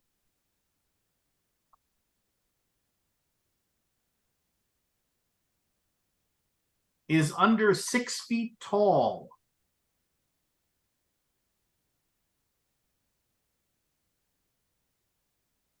Was a national champion in 2001. No sport ball. I'm not gonna get this. Was a hurricane and a jet. This one's going to Lance. Final clue. Final clue. One of the most prolific running backs in NFL history ended his career with exactly 16,000 rushing yards. 5, 4, 3, 2. Aldi. 5, 4, 3, 2, 1. Red Garrett. Anyone else? 5, 4, 3, 2, 1. Frank Gore. Frank Gore. Oh, yeah. Really? I didn't realize he was 16,000. Man, he was amazing. Yeah, he was. Kept going and going and going. No, Yeah, he was. Say it. Yeah, used he cars was. sales. What wasn't he like 36 or 37? And he was still playing. So, Yeah. He just For the Colts. Yeah, there you go. Yeah, there you go. There's He has no, no car dealership here. It's not a thing. Really? I mean, there's Larry Bird everywhere. yes. All right, here we go. Yeah, I get a point. 5 left. Anybody's game. Clue number 1. Connected to Apple computers. Aldi. Go. Forrest Gump. Correct. Dang. Well done. Beat me to it, Scott. You beat me to it. As soon as you said it, I knew what you were going to guess, and I knew I was going to say you are correct. Son of a bitch. An accomplished football player, Shit. connected to Yeah. Richard Nixon, featured a hurricane, connected to Elvis Presley, was a talented ping pong player, and started a shrimping company. Bubba Gump. Bubba Gump, baby. Fresh. Yeah. All right, here we go. 4 left. Aldi tied for the lead with Matthew.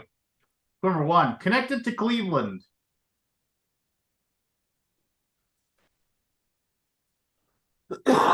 Number 2, has a connection to Batman. Better be. Number 3, features an anthropomorphic animal.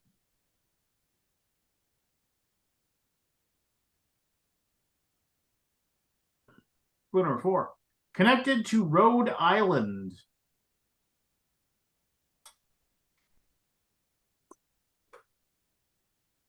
Number 5, it was once canceled. Forrest.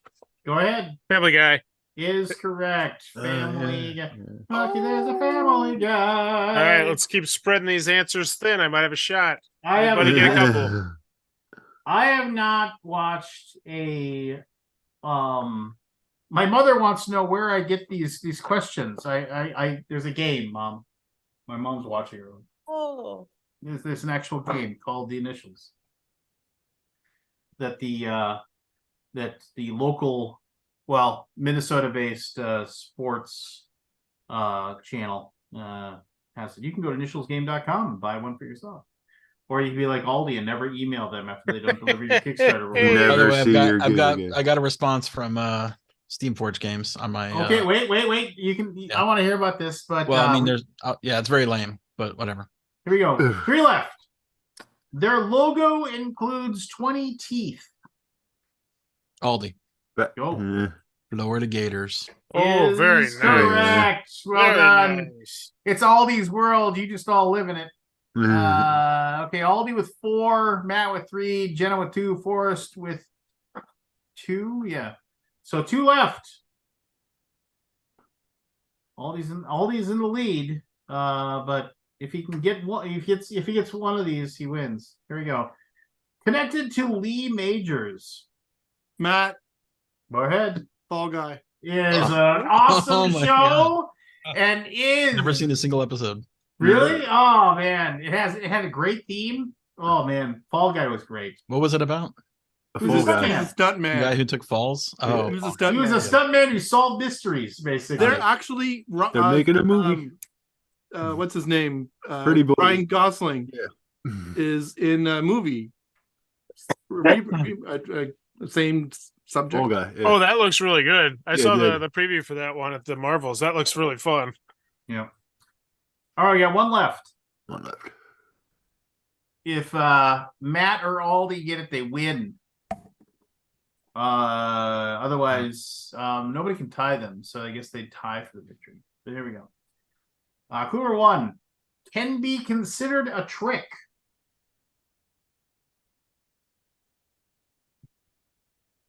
Clue number 2 connected to Matthew McConaughey in 2008.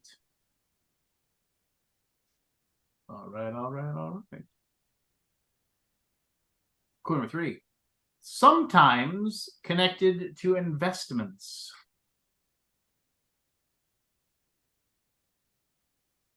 Oh, I know this one. Say your name, man. Matt? Go ahead, Matt. Free gift. Clue number 4 flashy but worthless.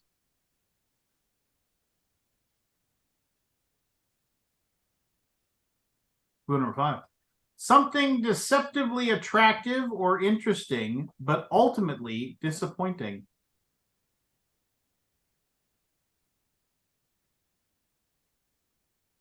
Final clue What's this? is pyrite. Aldi. Aldi. Fool's Fool's gold. gold. Oh, Fool's gold. That's He correct. said, I Aldi. right and Aldi beat me. Yeah. Did you have it? Oh, I was waiting, Scott. I didn't want figured King free Mick- gift because like it's a scam, right? You get a free gift if you sign up for this. I forgot about that movie, Fool's Gold. So did a lot of people. Like I think it was supposed to be pretty Yeah. good, though, wasn't it? It was like an Indiana Jones type movie. And it had a Penelope Cruz in it, right? I don't might- know. That was, no, that was Sahara, wasn't it? Well, that was the Dirk Pitt one. That was Sahara. Kate Hudson. There we go. Love Kate Hudson. Kate Hudson, Penelope Cruz, same person. Yeah. Slightly. No, it's off. not. It was a deep sea Different treasure. cultures. One's a little taller.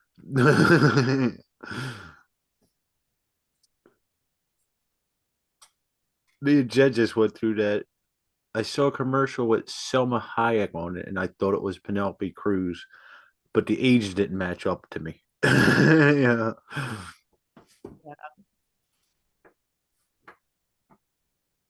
So, what was the resolution there, Scott? yeah, with Steve Porch. So I wrote to them. I said, never got my games. What do I do? Of course, they cannot send it to me because I didn't fill out the pledge manager yet again. I don't know how I missed it. I looked through all my emails to see if I found anything notifying me about a pledge manager. Never saw anything. Couldn't find anything. I've got plenty of emails about the Monster Hunter World ice game. Like I've got like 1,000 of emails of those, but I cannot find anything going back to the original one. So I missed it. They give me a refund, minus 10%, because they don't have the games. I'm like, they're in the store. They're in distribution. They could have sent it to me. We'll So probably pretty have to- much- It sucks. you I'm just done with. I think I'm done with Steamforge. I'm done with like the big game companies that just. I mean, I hear you, Scott. yeah. I mean, if I mess up at Mhm. all, I don't get anything. So I'm just done. I was actually thinking And about those this. games all come out in the store anyway. Like, what's the point? Well, you don't get the It's Kickstarter 20-30% off exclusives. anyway. What's The that? exclusives, the Kickstarter. Don't care. Who Fuck them cares? exclusives. Don't care. No exclusive is worth it. There's no Or exclusives. that that those are good. exclusives are just fool's gold. Yeah. That's true. Pyrite. yeah. Anyway, it's annoying. Yeah. It's exclusive Everything's annoying. Starter where they throw it in there too. Yeah. I was thinking about Kickstarter this way. It reminds me of DoorDash. Like they already got their tip up front, so there's no real incentive. Yeah, there's no incentive for them to actually. Yeah. I mean, you know, you would think these here's the thing. I think most of these companies do probably do as best they can. It's my fault for sure, but there's no Yeah. recourse to a slight problem, Yeah. right? Like you can't solve the problem later.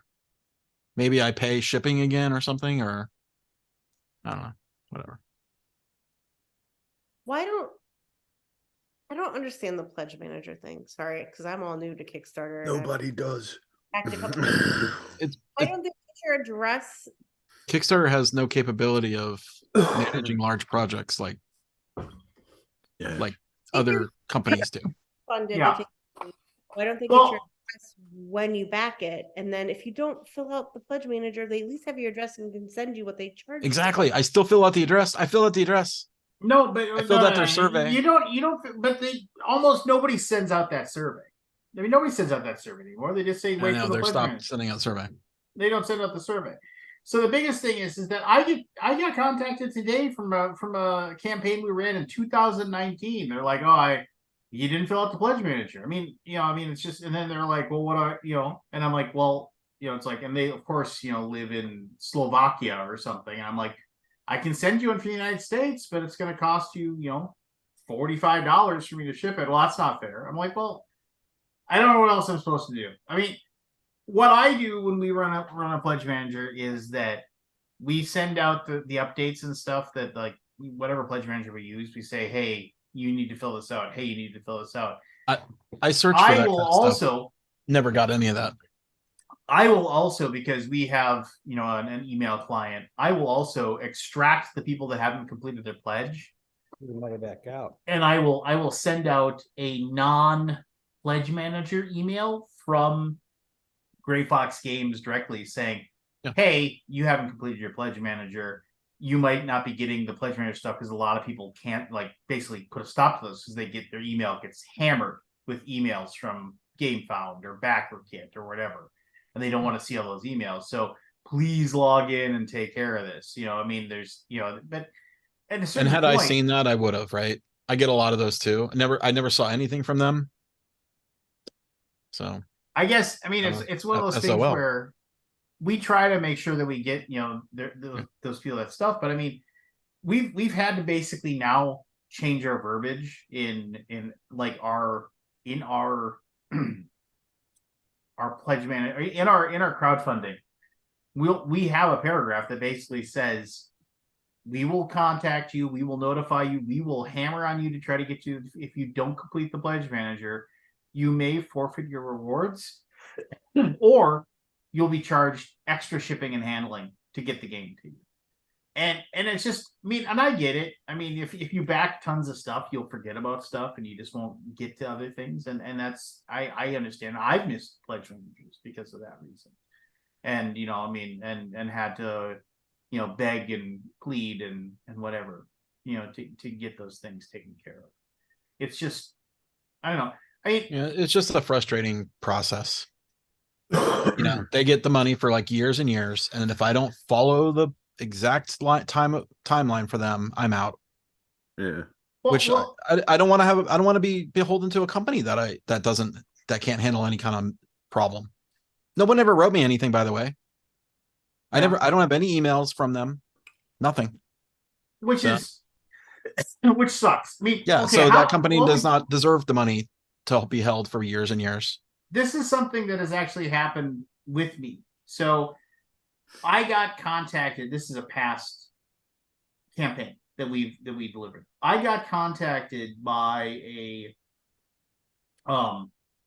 person that said, hey, I got this game.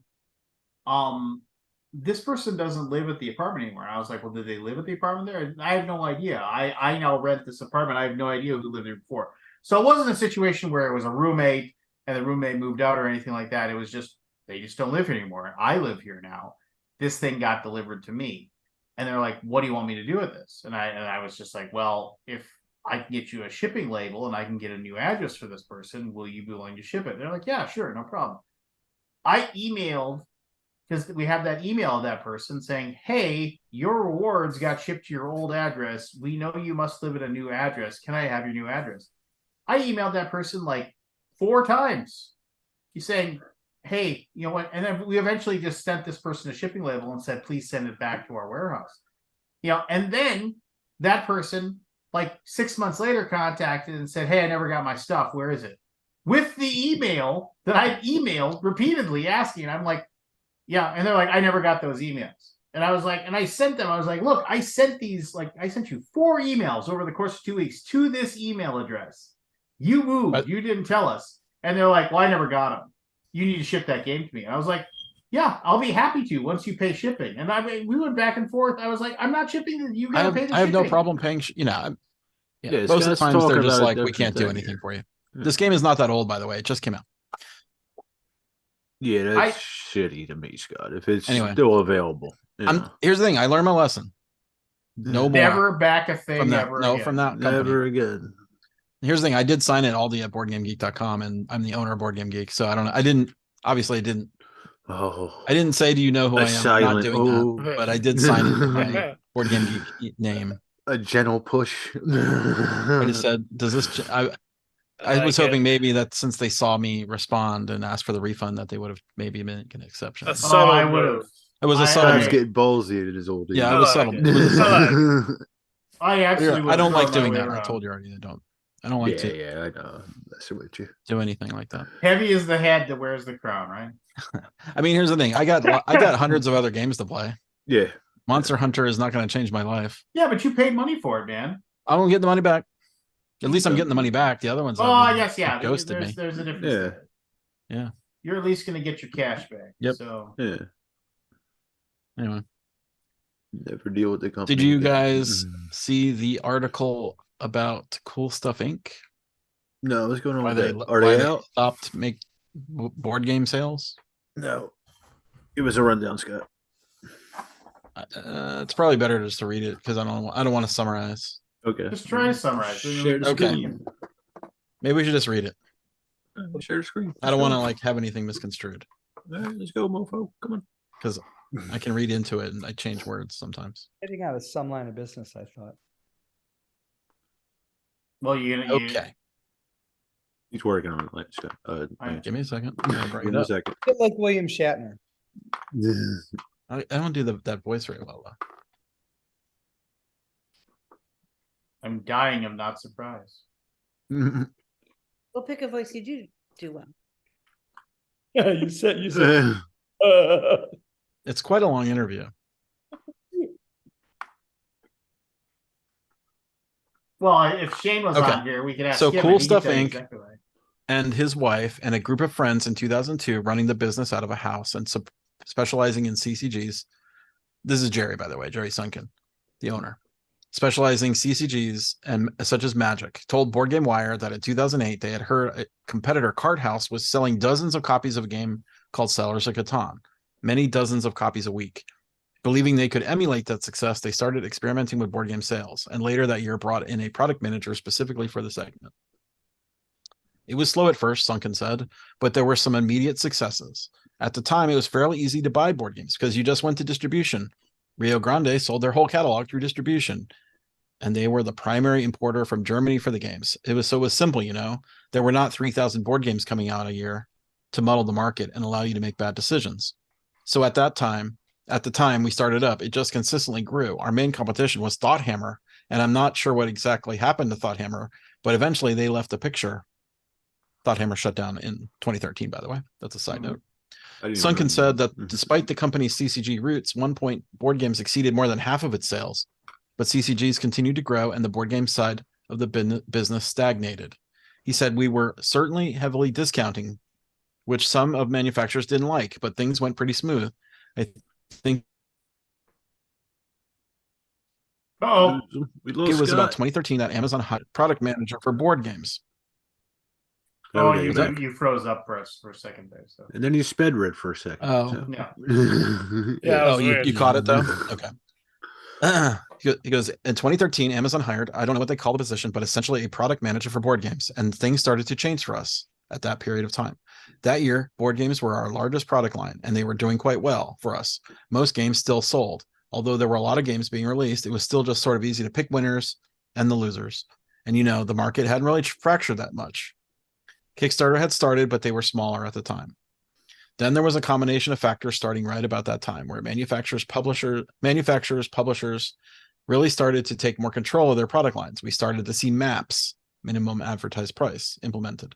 Some of them stopped selling through distribution. Then Kickstarter was becoming more and more of a player. More and more board games were being released to the market and more and more board games were being released. So the market was becoming more difficult. At the same time, we started getting this pressure from Amazon. It wasn't too bad at first, but eventually we put a board game up for just some weird price. Within an hour, Amazon would have the exact same price with better shipping option than we can provide. And they just started taking more and more of the market share. That, with the fracturing of the market, it was difficult to stock games. Distribution started pulling back. This is later, 2015 or 16, something like that. And it just became harder and harder to pick the winners and losers. And we tried to roll with the market. We thought for maybe because gamers understood the industry and we thought for a while that maybe because we were gamers, we understood the industry and we would do better. And I think we did a little bit, but there were just so many market pressures that our board game market started to shrink. And about 2020, when we hit pandemic, we were like, okay, we're not going to do this forever. Cool Stuff Inc. certainly wasn't anti-Amazon at the beginning. Sunken said, noting the company had integrated its inventory with them in the past, but it added they never saw a lot of success there. He said, our biggest problem there is that Amazon is able to ship products for so much less than we are. That cost for them is much less. So they don't mind taking a loss on a product, to buy market share or whatever the case may be. So because of that competition, their products get listed first. I mean, you can read a complaint against them just to see all the different tactics they were using. I guess there's like a lawsuit, antitrust lawsuit. We would put an item on sale, they would match it. And at that time, our free shipping level was $100. Where if you weren't Amazon Prime member or you met the minimum purchase, you could get that game shipped for free by Amazon and didn't have to bundle it with a bunch of other games like you had to do on our website. We did that to keep our costs down. It's much better to sell $100 worth of product and ship it for free. It just doesn't make sense for us to ship one product for free. ... We just weren't able to compete. And then they used to have to work through FedEx and UPS. And of course, now they have their own transportation and shipping. So their costs, I'm sure, are even less than they were back in the day. All that competitive advantage made it very, very difficult. Plus, on top of that, you have to pay Amazon fees, which take a huge chunk of your profit out. So it just wasn't financially feasible for us to compete with Amazon on their own marketplace. Sunken added, I do believe that in the free market, I think there's also things that they do where they target a competitor, and if they lose a few $1 million, they don't care. If they lose $500 million, I don't think they care, as long as they absorb the market. I've got a little over 200 employees, which is kind of crazy, right? Cool stuff. And I can't take that kind of loss where they're perfectly willing to just throw their weight around. If they were just doing it based on, here's a great service we offer or whatever, I would not have a problem. However, for me, it took a turn when they started targeting us specifically. And like I say, I proved we proved that this is what they were doing. We would put up, say, a very strange price on a board game, like $22.42 or something like that. Within an hour, they would have the exact same price. So it's one thing to compete, another thing to be targeted, by an 800-pound gorilla. We can sort of coexist, but only on their terms, and their terms were unprofitable for us. Fortunately for Cool Stuff Inc., Sunken said they realized the writing was on the wall as long ago as 2015 and 2016, and have been steadily diversifying their operations ever since. First up, it was the launch of the 2016. In 2016 of Quartermaster Logistics, a new business arm specializing in shipping, Kickstarter fulfillment, and fulfillment straight to distribution. That was followed earlier this year with the creation of sales and distribution focused Quartermaster Direct, which brought in Funnigan's James Takanaka and Erica Sanders in the wake of that company shuttering its operations at the start of 2023. Sunken said of Quartermaster Logistics, we had the techniques and the expertise on how to package board games well and get them delivered to our customers on time and everything like that. Kickstarter was still growing at that point in 2016, so we realized that there was a market for us to start a company to do Kickstarter fulfillment. We worked with Tom Vassell and the Dice Tower to fulfill some of their projects. We also had some of their own board game projects that we tried to do for a little while, which we weren't very good at, but none of them went on. But one of them went on. Our partners, Shane Myerscough, had already started Gray Fox Games underneath the Cool Stuff umbrella, and he took that company and he's had quite a bit of success with it.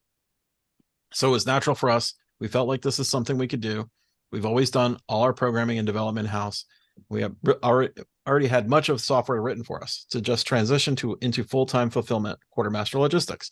That's a big company. We've in a 50,000 square foot warehouse that's just been filled to the gills for the past 3 years.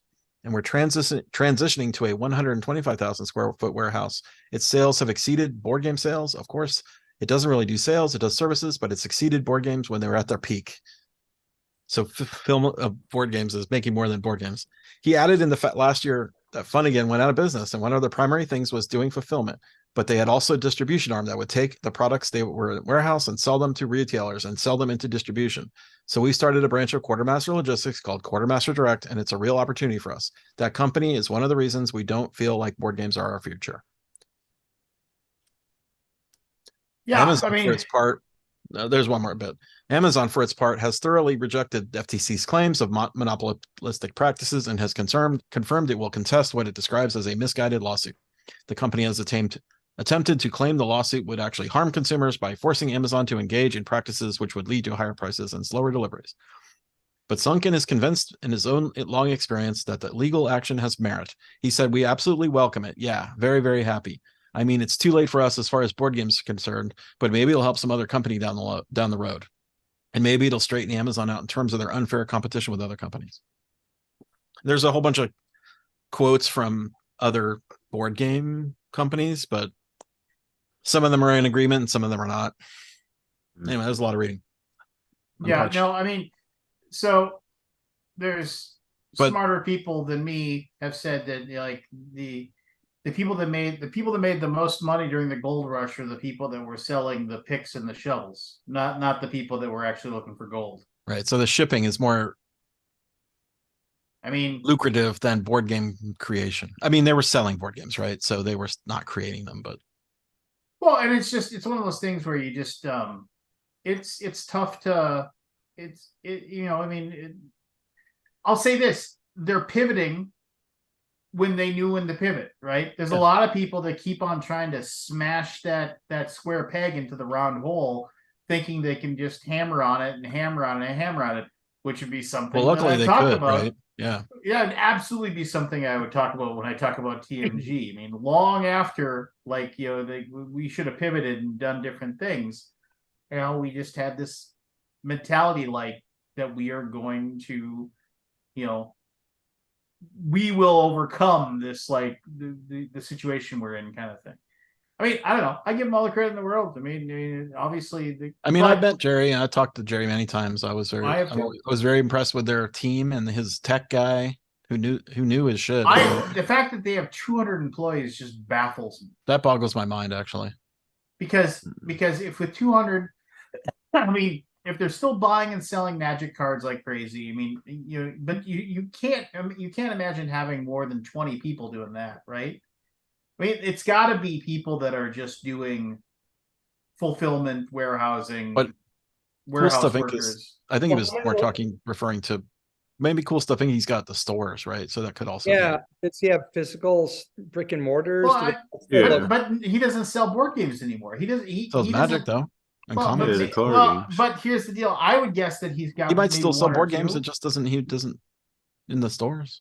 Not I retail. don't think he does. Yeah. I doubt he does. I mean, you don't I mean- quote me. If somebody wants to, if somebody who lives in Florida, Does anybody live in wants Florida to, know this wants Cool to, Stuff wants to pop stores? in and say what they think. So, I mean, I'll say this: it's like, they probably have. I mean, that many people packing, slapping on the label and stuff like that. You need a lot of people to do that. And if they have multiple,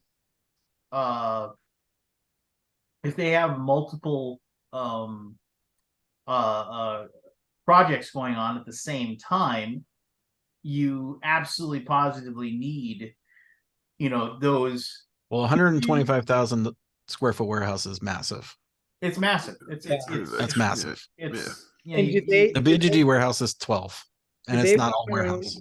Do they run their own trucking fleet also?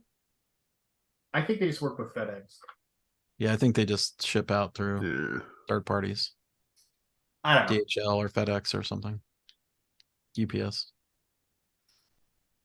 Because you can't beat that. That's like a whole nother level. And like Amazon's that whole other level of like now they have a shipping company because they basically made one. Yeah. Yeah, I'll tell you, from my perspective, just my little business, shipping is the worst. It's a high cost, labor intensive thing for me to do it. And my consolidator is Flat River Group. And they've just hooked up my website to their ShipStation website. So Yeah. all my So an order comes in on you. You it's all- Shopify? Yeah, and I pay them like $350 a unit to go out. Probably Which is worth it. a lot, but they probably save me $2 to $3 per unit on what I would ship for my cost. So it's worth it for me to not have to deal with anybody, to not have to If actually. you do you do the customer service on it too, or is it them? I do my own customer service. Got it. Yeah. Like, so, and I try to do customer service for free. I just got a guy from Germany sent me an email that said they bought a new copy of Cosmic Frog and the mat was creased. And my first thought was, big fucking deal. But I'm going to send him a new mat. I'm going to send him at my cost because I believe in customer service and I want someone to do that for me. So all of that stuff I do myself. And it's nice that like Panda, when they produce the games, gives me cartons of spare Extras. stuff. Yeah. That's what's up. I mean, yeah. I wish everyone was like you, Jenna.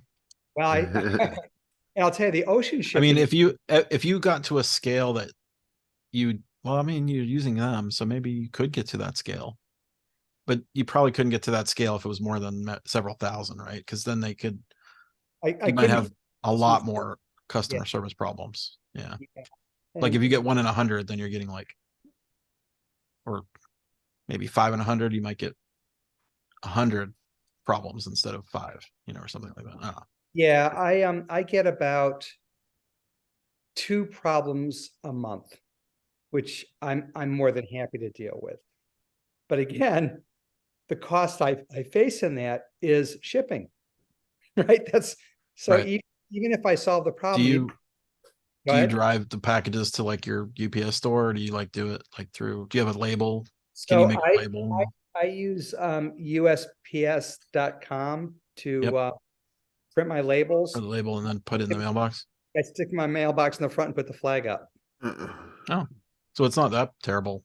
No, it's not. It's just costly. Like you don't have to drive somewhere to drop stuff off. Yeah. So out of Yeah. curiosity, Jen, I gotta ask you this. What do you tell people when they like get their game from you and they say, "Oh, my box has a smushed corner"? What do you do for them? I say, I'm very sorry to hear that. I understand that this can be very frustrating.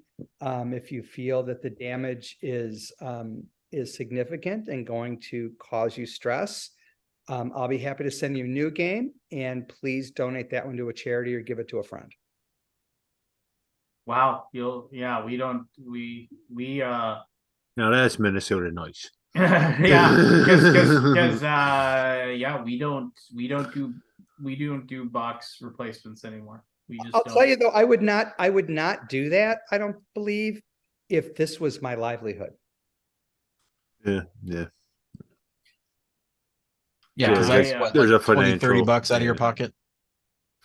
Yeah, I mean, just you because of the size of the box, even though it's full of air, and then Maybe you run the 40 risk of that getting damaged as well. So I mean, it's just, we offer them like we'll give you $5 or we'll give you $10.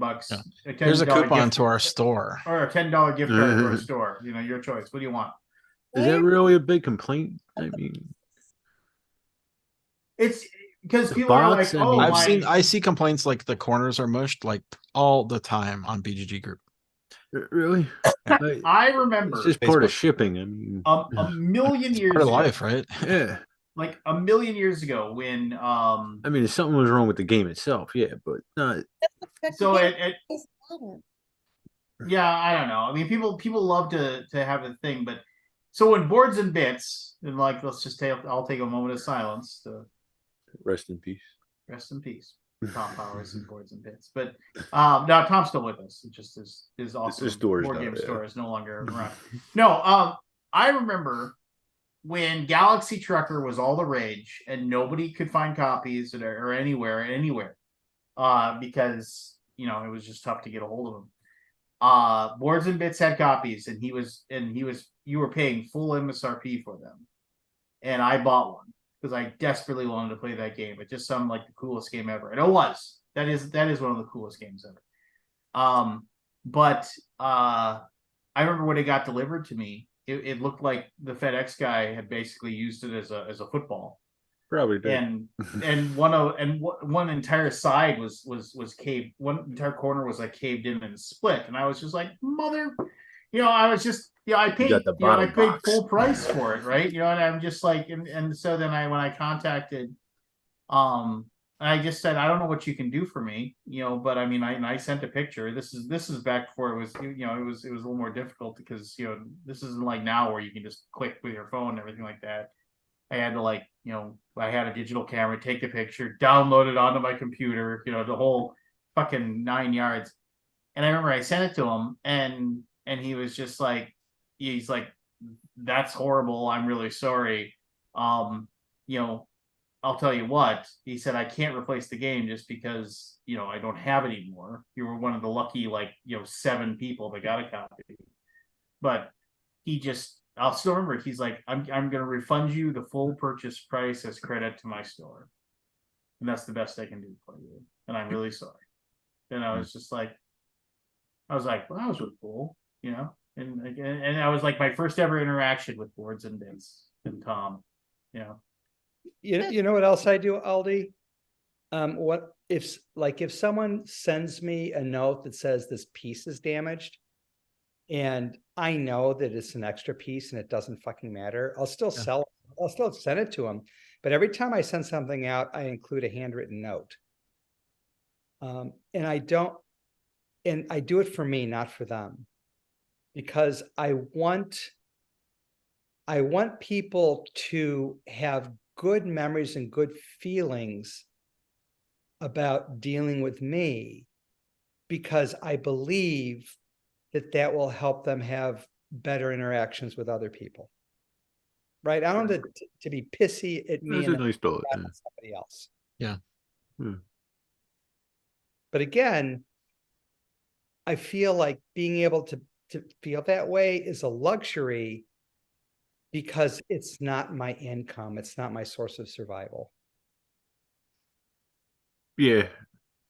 Yeah, I could see if it were, it's just numbers after a while. Like anything. Yeah. Yeah. I'm sorry, Chris, I cut you off. No, you didn't. I just think people are ridiculous. Sorry.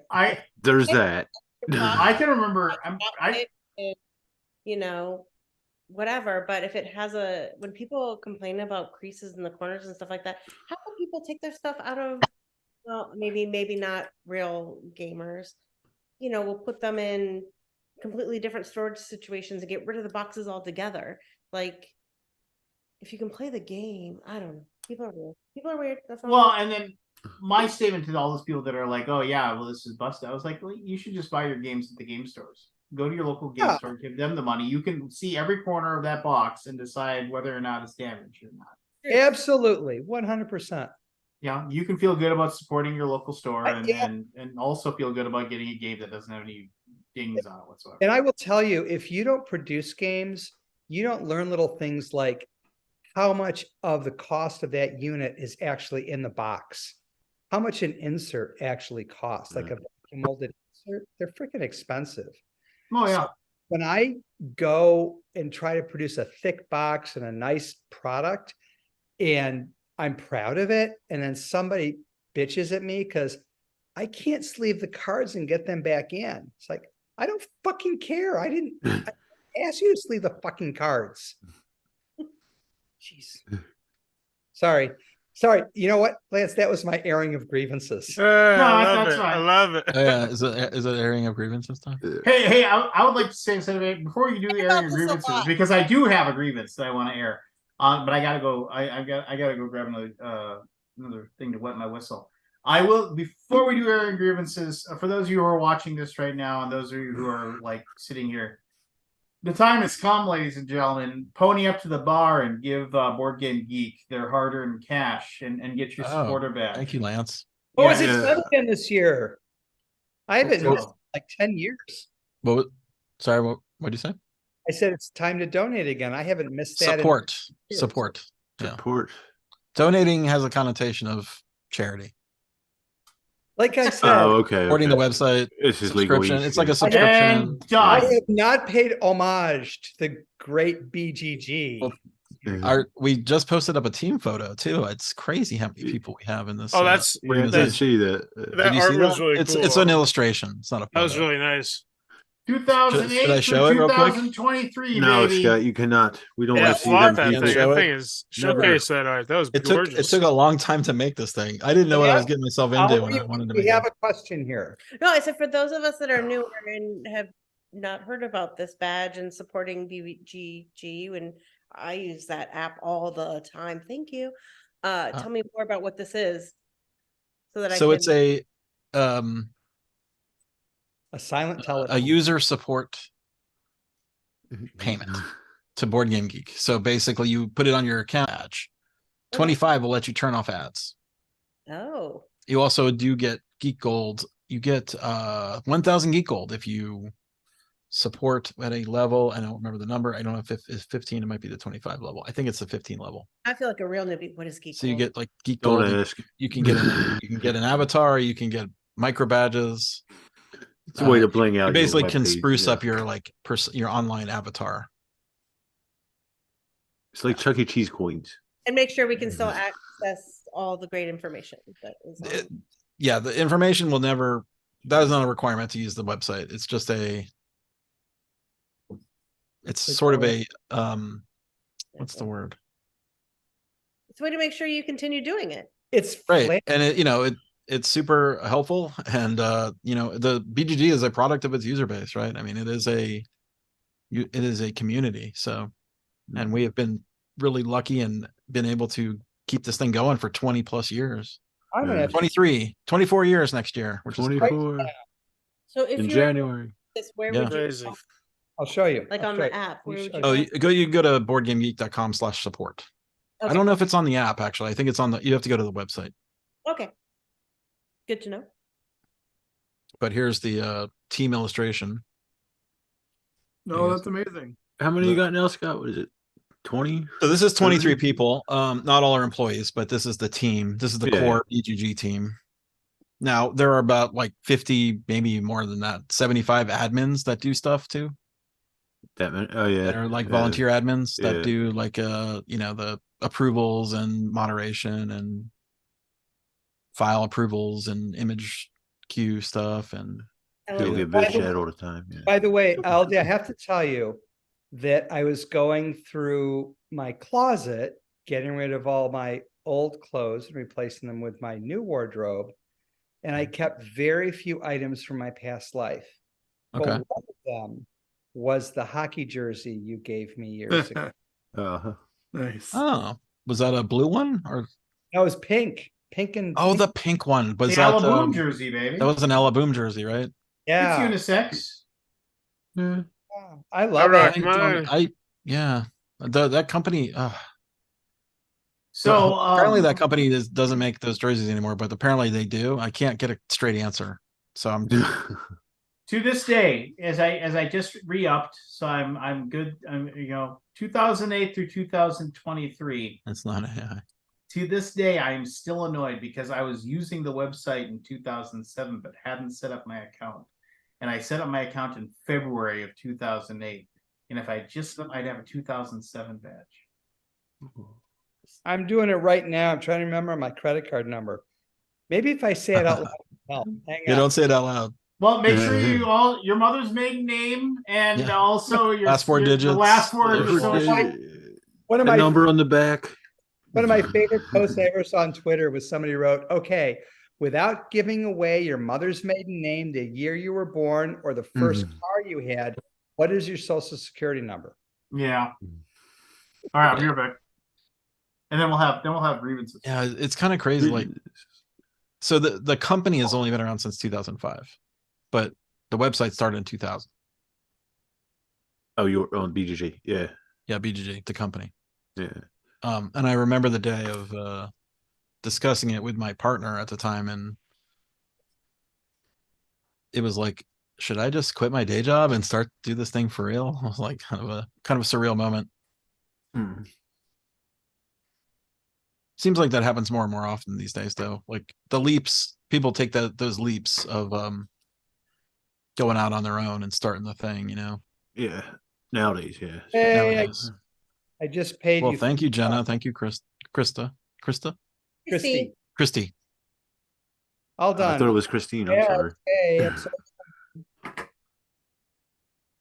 So Scott, the 23 are they're the main crew for the what 10 years, 15 as long So you as want me to point everybody out? No, I was just thinking like maybe like I getting can challenge sort coin or of go through it a something. little bit if you Okay. care. That would be good. Uh, I know embarrassingly few people on your staff. Okay, let's Well, start. this isn't like I- the Let's real start on the- depiction. So let's just go left to right on the bottom. So that's Steph.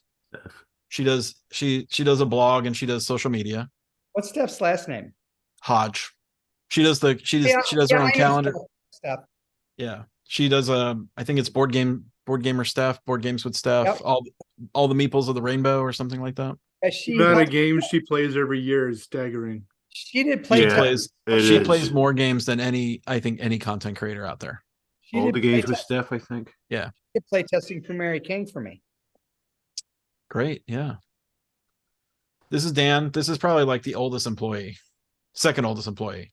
He's a programmer. Hasn't he's been there a long time? He or was a he's- PhD candidate when I met him. He got his PhD for biochemistry. Never, and then worked for me from the get-go. Really? Back in 2005. Yeah. Huh. 2006. Yeah. This is Beth. She works she's a product manager for BGG. So she comes up with she manages the production and schedules and all the stuff, everything we make and sell in the store. Mm. She also runs all the stores at any convention we go to. So BGG Con, so she just went to PAX. We didn't do a store at PAX, but we might. I don't know who this tool is. That tool. That's me. Wouldn't I have guess guessed. I guess I didn't have my glasses on when I took we all sent reference It's photos what it is. to the art. It is what it is. Yeah, We- you're we sent- Superman in the picture, but you're Clark Kent on my screen. Yeah, so I don't think I was like this photo was taken before I got my glasses.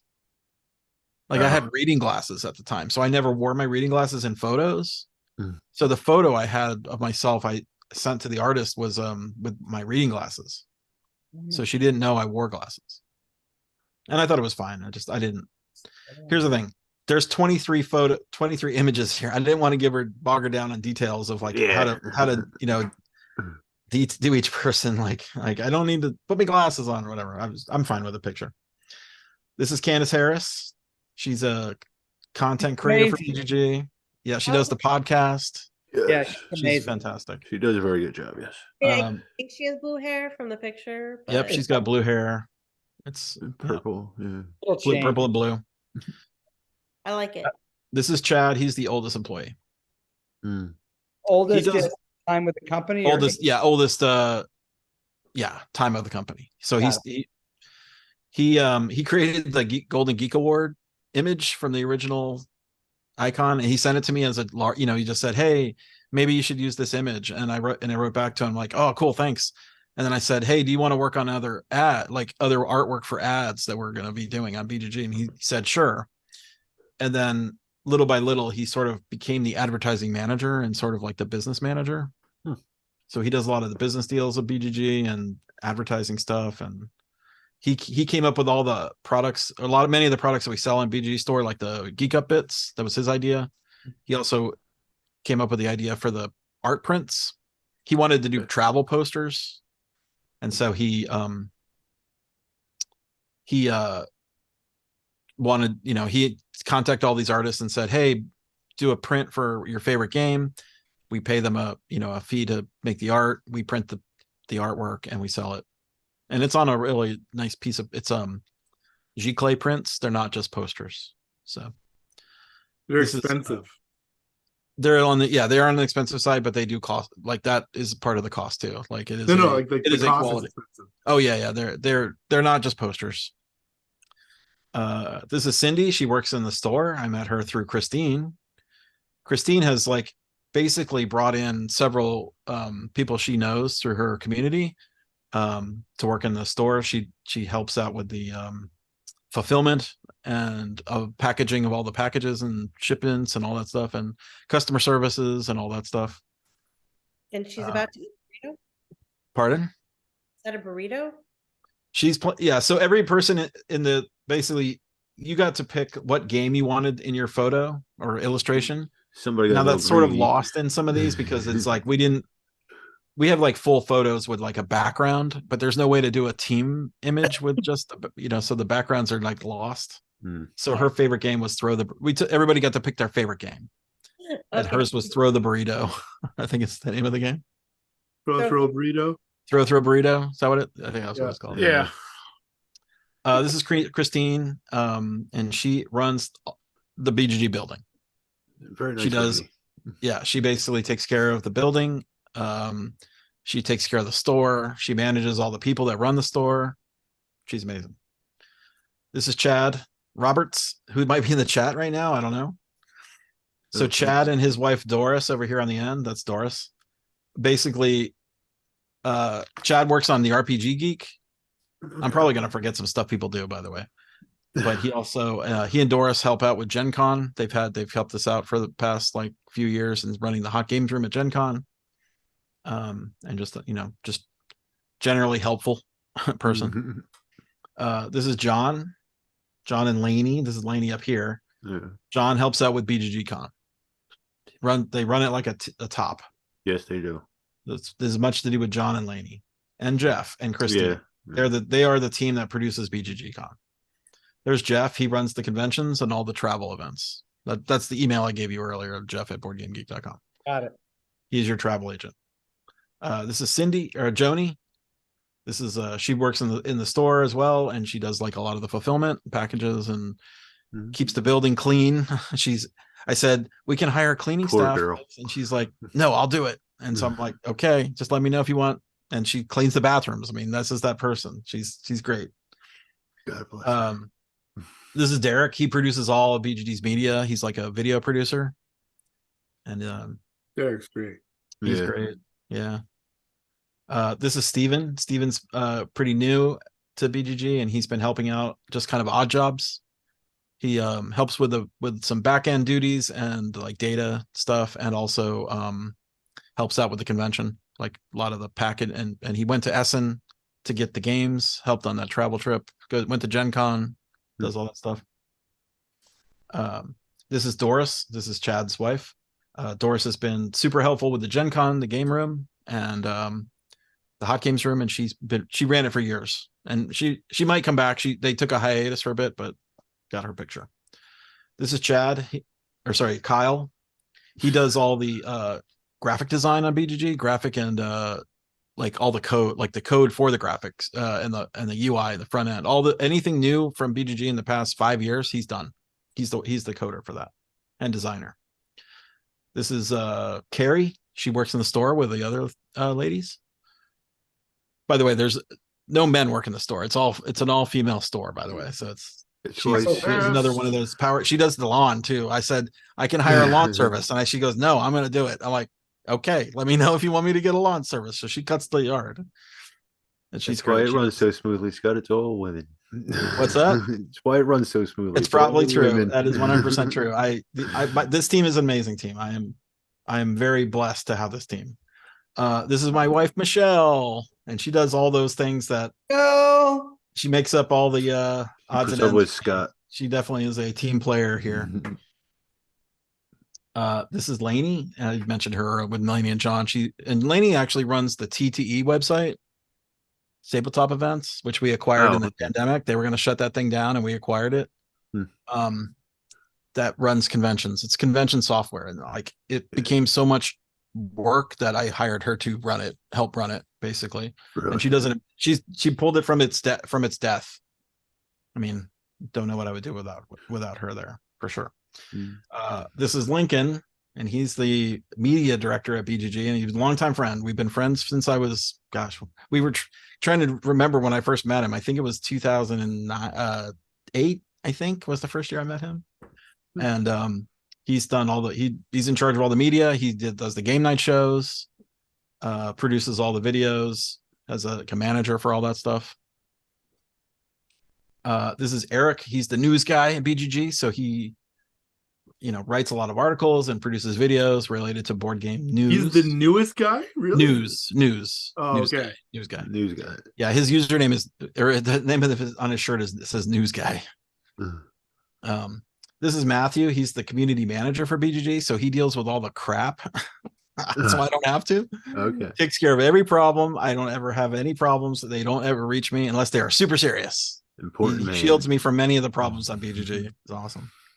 And this is Nikki. She's she's working on social media, and she's been on BGG show, or the game night show, every episode. 500 episodes, by the way. She's been on every single one of them. Wow. There you go. Team BGG. Now there are a lot of other people on BGG. Like there's a whole bunch more people. And these are basically like the core team, I would say, like the company part. Now, endless amounts of admins and stuff. There's at least 100, I think, for Board Game Geek, RPG Geek, Video Game Geek, across the board. I retire, I'm gonna come work for you. Pardon? When I retire, I'm gonna come work for you. I think I'm getting, not that I wouldn't love to have you, Jenna, but I'm getting overloaded now. I think I'm getting to that point where I'm like, this company's getting kind of serious. Like a little kind of like a serious thing now. Like, pardon? When I retire, you sell the company, and then we'll start another one. It's a plan. I'm curious what I would do if I retire. I don't know. Would I want to start another company?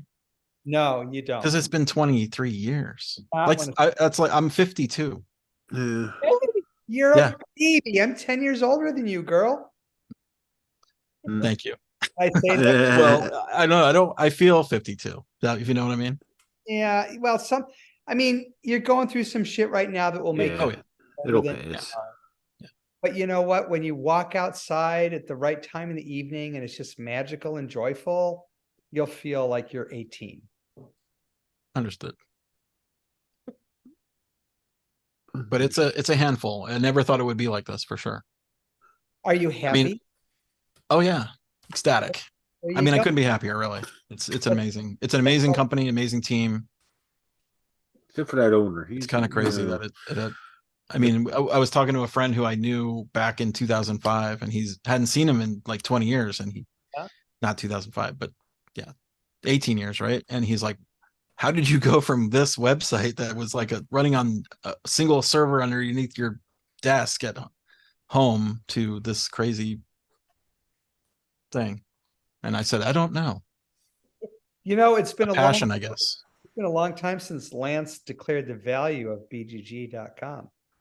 $5. I think it's still devalued. Yeah. It's like 7 cents. Facebook and Reddit, eBay and Amazon. Scott, why is it that the couples are so far apart in that picture? The what? The couples. I don't know. There was no rhyme or reason to it. I basically gave the task to Kyle. Kyle's like a graphic. He's got an eye for it. And I said, just do your best. Because we got each image separate, right? Yeah, so he had to make this photo, the layout. Yeah. And there was, I mean, the couple, I don't know. I thought there was. I never really thought there would be a problem of the couples being next to each other, but Nah, I was just messing with you. Yeah. I thought it was a subliminal message. No. Separate couple. it's just the way they laid it out. Kyle laid it out. All right, watch what you say. Evan's coming. Oh shit! Oh, Trouble with a capital. All right, I need a bathroom break. I'll be back. N. great. I'm glad to see Matt I have that effect. Back to your comment about the hunt. I wanted to hear about that. when he comes back. I'm glad to see Matt move. I thought he was dead for a minute. Matt, What? he's sloshed. He's on his third No. class. You're like, No, I'm working. Yeah. I'm sorry. I got shit. I got a deadline to hit. you were so still. I was concerned for you. How do you nudge someone when they're like hundreds of miles away? Yell their name. Their name, their name. You just made me think of something, Jim. Many years ago, before I was even dating my wife, I was seeing this woman that I worked with at US Bank, and it was not super serious, but she ended up moving away. She ended up moving to like Utah or something like that. And she would like call every once in a while. She'd give me a call and we just talk on the phone and just, like she would like, oh, you should come here and see me. And it was like, well, it wasn't really a serious relationship. So I was like, well, I mean, we're not in love or anything like that, but it was just nice, talk. And then like, she'd always like, be like, you should call me. And I'm like, well, I'm going to the bar with my buddies. I'm not going to be home until late. And so then like, she kept like, she was like calling me and I was like, hey, I'm still at the bar. Eventually I went home to my apartment and I was like, oh, I was hungry, threw a frozen pizza or whatever in the thing. And I was feeling tired. And I was like, oh, I'll call her, just like, so I have something I can talk to somebody that'll keep me awake while I'm waiting for my pizza to get done cooking. And so then I like called her up and I was talking to her. And of course I made the mistake of like lying down on the couch to talk and fell asleep, like just out like a light. I wake up with the fire alarms going off because like the pizza is like burnt to a hockey puck, smoke billowing out of the oven.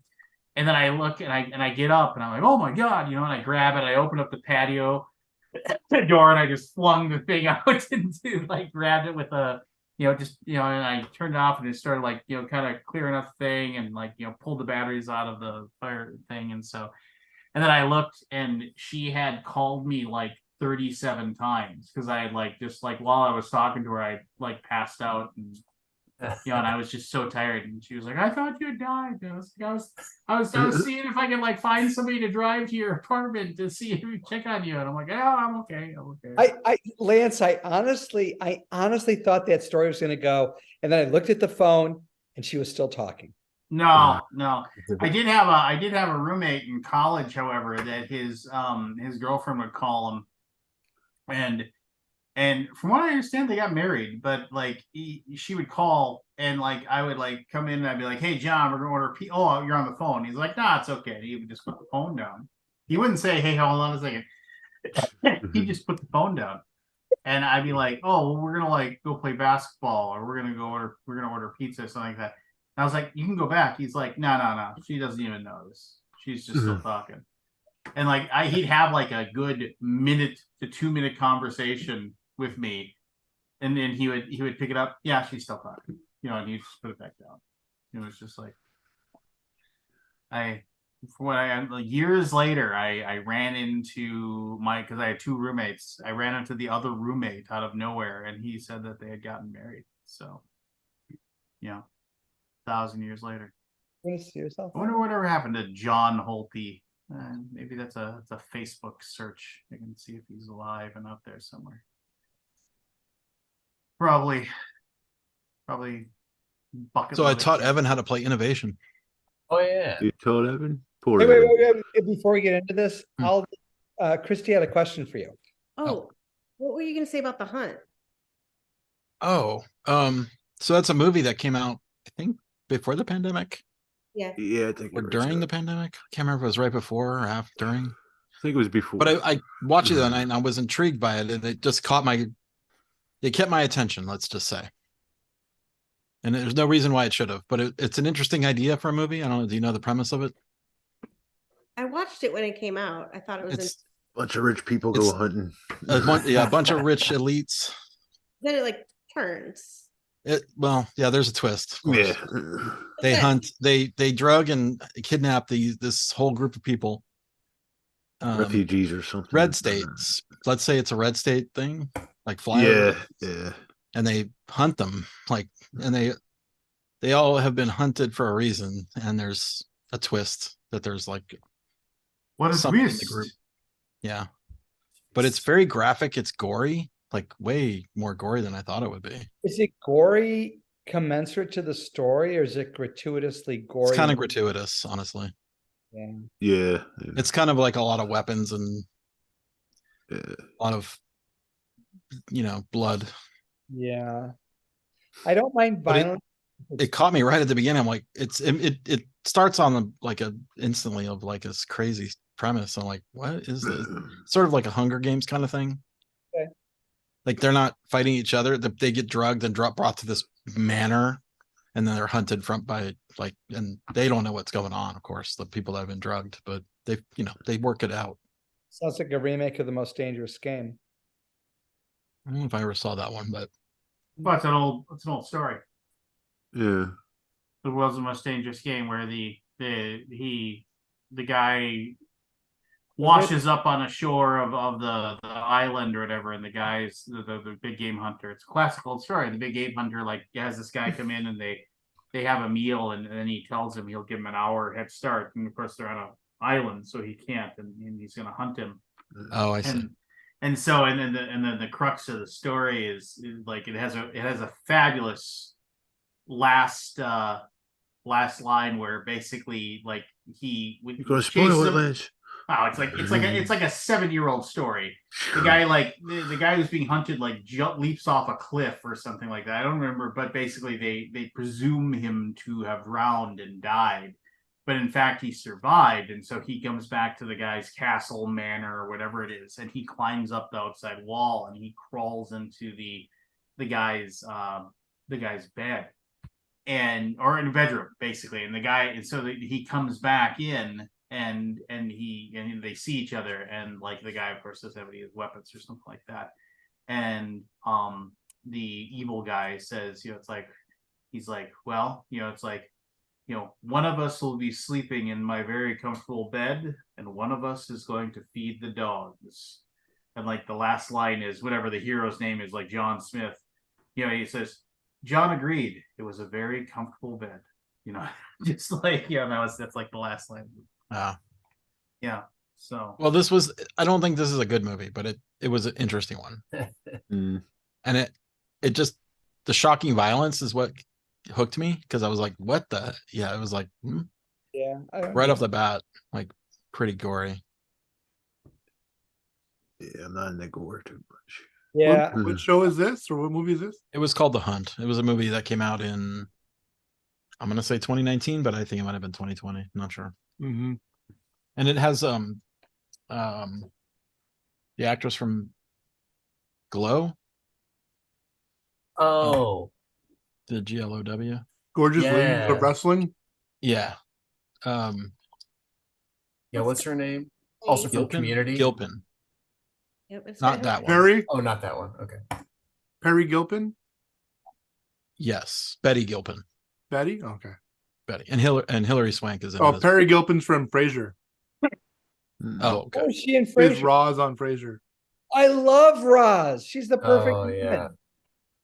woman. Seriously. And Emma Roberts makes like a brief appearance, Okay. I feel like. Nice. It's a Damon Lindelof script, and he's someone who I watch all his stuff. Lost, Leftovers, Watchmen. I have never seen Lost. Not missing much. Watch The Watchmen instead. I mean, Lost is great, but it's too long, but The Very Watchmen is very digestible. I just rewatched all of Lost, and I loved it again. So Yeah. I've never seen it. I mean, it's an interesting show. I think it was one of the best shows I feel of its time. I told you my buddy's making Just a the documentary. ending was not super satisfying. Yeah. What's My that? buddy's making a documentary called Getting Lost, where he Oh, that's interviews right. all the people and stuff. Wow, really? Lost has a lot of great stuff in it. Damon Lindelof is an excellent writer. I love the woman in Lost who I forget the actress's name. It's not on top of my head, but she then played Delenn in Babylon 5. Oh yeah. Was she the main No. character? I didn't see Lost, so I can't answer that. Oh, I mean, I guess I can look it up. you I know, don't think she was, the- Scott. Yeah, There and she are- was in there Hobbit. are- You what? there are- She was in The Hobbit.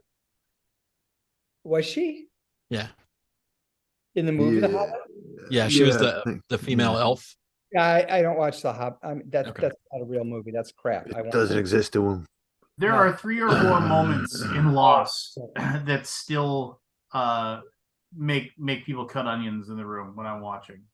Yeah, what's the? Oh, are No, they I like mean- different seasons? I mean, it's just Evangeline Lilly. you get Oh okay. What was the name? Well, she was Evangeline in the Lilly. Ant-Man movies, That's not, wasn't she? that's not it. Okay. Hang on. Go ahead, Lance. I'm sorry. No, I mean you get really emotionally invested in the you get really emotionally invested in the people and in the stories of their characters. And they make mistakes, right? They screw up lots. They there are things that the people screw up on, to be sure. And things that if they could have if they could go back, I feel like they could redo Fix it. the show. Yeah, Oh, I'm sure they're gonna make a reboot. I don't think they need to fix it. I mean, like I think it ended very well. I think that it had a great, well, like I mean, the whole thing about like you've read the things where, and I'm sure we've said this before, so I apologize for retreading it. The guy that greenlit the pilot that cost something like $75 million to make got fired I'm for sure. doing it and didn't keep his job. And then they went on to have this show that made them all this money. You know, basically, you know, they literally built a plane wreck, a full size plane wreck. You know, for the movie. Rousseau. It was Rousseau, the actress that played Rousseau. Yeah. Mira Furlan. Myrna Furlan. Okay. Yeah. And they Lost is now thinking back about it, I almost want to watch it again just because I go back and watch it. It's got some so great fantastic. like I used to spend like an hour after every week talking with Matthew about it, Octavian, the community manager of BGG, just pouring over theories. And that's just it. And they did it in a way. So back then, so if you actually if you watch it and then go dive into the stuff that they did, that was like, because this was just at the beginning of the internet. Like the internet was just becoming a real thing. They had weird websites they created that people could go to and find out. Like they made fake websites for like the airline and the for Dharma initiative. The Dharma initiative. They made fake videos with all these things.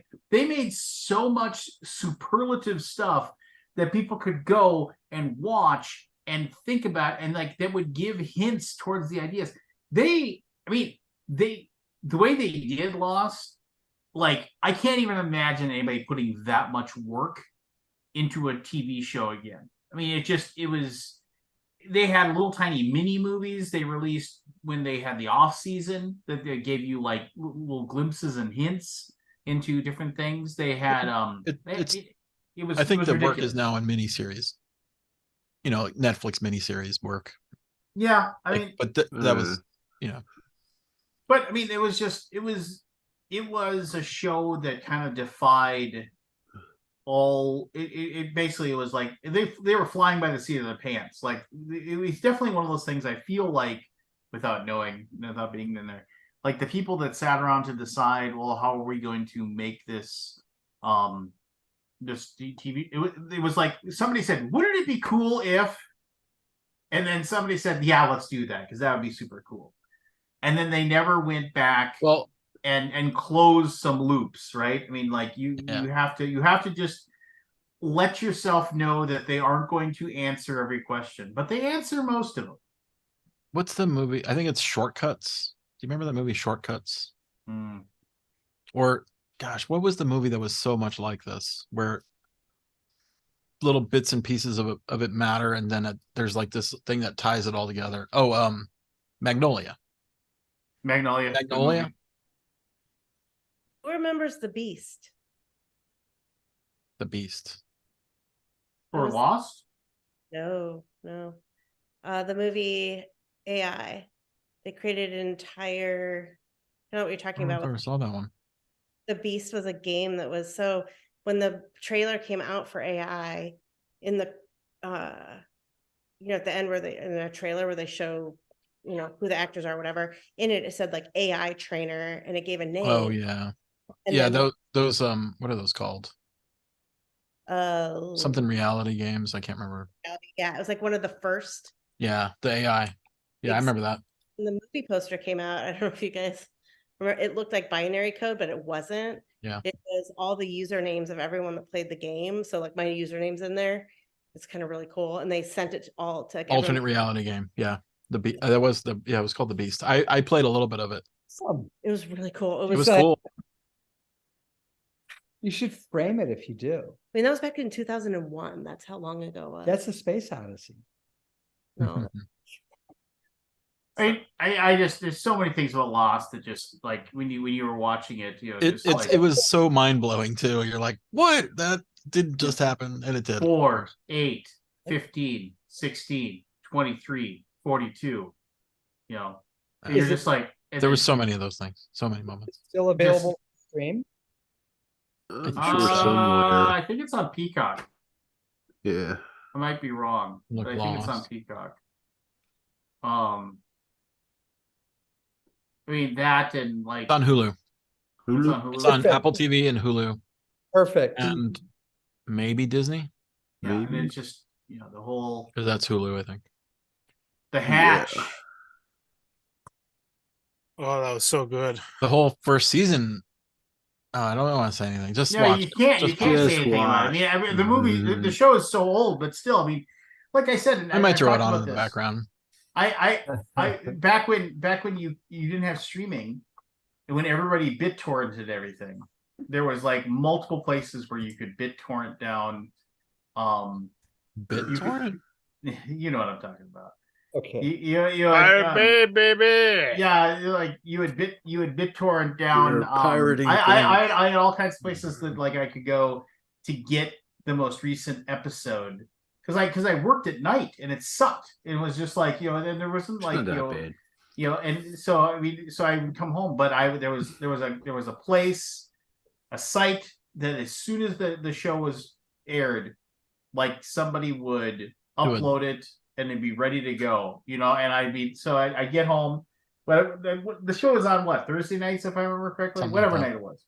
And I remember I'd get home from work at 9:30, I'd go there, it'd be ready, I'd BitTorrent it, I'd have it, and I'd boot it up, and I had the link to my TV, so I could play it on my computer and play it on the TV. And I would sit there and I'd watch the most recent episode of Lost. And I remember I kept and I would go back and rewatch them all the time. I remember, and that, crazy stuff.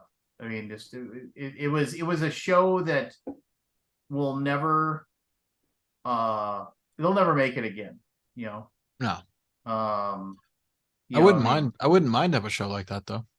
I'm sure they'll do a remake. Give them a little more time. So No, I'm I mean, From comes close. I mean, honestly. But I'm how gonna many have to episodes? I'm gonna have to say good night to everybody. It's 1:45 in my Ooh. universe. Yeah, mine too. I've got to go. But before I go, I just want to leave you with one show I'd like you to consider. If you don't mind watching subtitles, have you watched Hotel Del Luna? I'm not. I thought you were going to say 30 coins, and I was going to say I agree 100%. 30 coins. It's on That's Netflix. 30 coins. The general basic conceit is it's a hotel for ghosts. Oh, that oh, it's sounds like good. is it Korean? It's Korean. Great. Okay. So if I can suggest something before you go, Costume, the staging, the story, they are all amazing.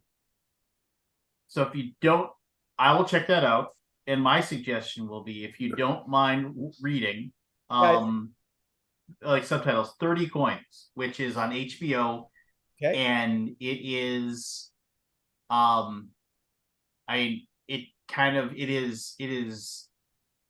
it's horror, but it isn't like, I mean, it is like, it's a very good story, and they're on like second or third season, and the 30 coins are literally the 30 coins of silver that Judas Bible? was paid. Um, There's evil people tracking down the 30 coins, and bad things will happen if they get all 30 coins. And there is absolute HP Lovecraft nods constantly. you And- have me right there. Yeah, I mean, it's I will watch 30 coins, at least try it. Try Hotel Del Luna. And I will tell you this. The opening scenes and the opening story is relevant through the whole damn thing, and it ties everything up incredibly perfectly at the end. So Did anybody watch Bodies? I didn't talk about that. I didn't watch all of it. I'm like Started to. 4 in. I So it's think? time travel. 4 Yeah. bodies appear in 1880, 1940, 2023, and 2043. Yeah. Same body, oh. I gotta go to bed and you're making me wanna- naked and dead in the same location in all those times. Okay. Well, Have a good night. Good it talking. is. Loves. Bye, Thank you Jenna. for letting me play in your party. Yeah. Now, anytime. You Bye, know that. Christy. Anytime you want to show up. Ta ta. Right. See you, How do I- Jenna. See you, Christy. Nice to meet you. How do I hang up this thing? Yes. There you go. Okay. Bye-bye. The cool thing about 30 coins is that the director and creator of it actually has he's published a Call of Cthulhu adventure that's only available in Spanish, and the Chaosium has been saying for several years now that they're gonna bring it over. Yeah, no, it's 30 coins. Like I said, you can't have it on as background noise though. You have to watch it Yeah. because you have to read it, Subtitle. Yeah. which you know, a lot of people, which is why like Narcos is fantastic, but like you Yeah, gotta watch Narcos it is- because it's yeah. but Narcos is amazing. Yeah. Wait for the next Um, season. Did we talk about PAX Unplugged? I don't think so. Just I don't think anybody did. Anybody go? I didn't blind. make it. I back. did hear. I heard I after you reached out and asked me, I kind of reached out myself and I was curious asked. what the feedback was. And my what I heard from vendors was that Saturday was more busy than and they said Lorcana probably had a lot of hand in it, but Saturday felt more busy than nearly more busy than the best day of Gen Con. It was packed and people Let it go. were spending money Money was And- flowing, and money was flowing. So Okay. That's good. so games were being sold. games were being sold. Cool. But Yeah, I was gonna go. The weather was rough, and like I said, I don't believe in supporting that transit company up there. Yeah, I actually figured it out. It would cost me and Jen like $120 just to walk in the door between the tickets and parking. Expensive. If we took a train, it'd be the same. It's like $20 to get up there from here on a train. Yeah. Damn Philly, overpriced. yeah. Yeah. So I do have a grievance, and it's a stupid McDonald's grievance, and I know everybody's like, "Well, you Why? idiot. Why? Why?" Is it the same one? So no, it was actually a different McDonald's. So they stopped serving breakfast at 10:30, which fine, whatever. So I told my wife it was like a little after 10, and I said I'm gonna go get you a coffee, but I'm also gonna go and I'll get you your because she likes to get a breakfast sandwich from Egg McMuffin, add bacon. And I don't really like anything, but there's a few things to get rid of. Anyway, so I was like, wait a minute. There's a chance when I get there, by the time I get there, even though I go in, I don't wait in line in the drive-thru because that screws you. So I'll go in, I'll use their little kiosk to order my thing and do it. I have the McDonald's app. I will go into the McDonald's app right now and I will buy what I want because I see people. I walk in and people walk in and their food's just sitting there and they just grab the bag and they leave. I will, as I'm sitting in my driveway at 10:09, and it's like a 10-minute drive to McDonald's. I put in the things that I want into the McDonald's app. and I pay for them. Pay them their $16.72 or whatever it was. I drive to McDonald's, and it says, "Yo, it's like thanks. It's like your order is being worked on." I was like, "Awesome."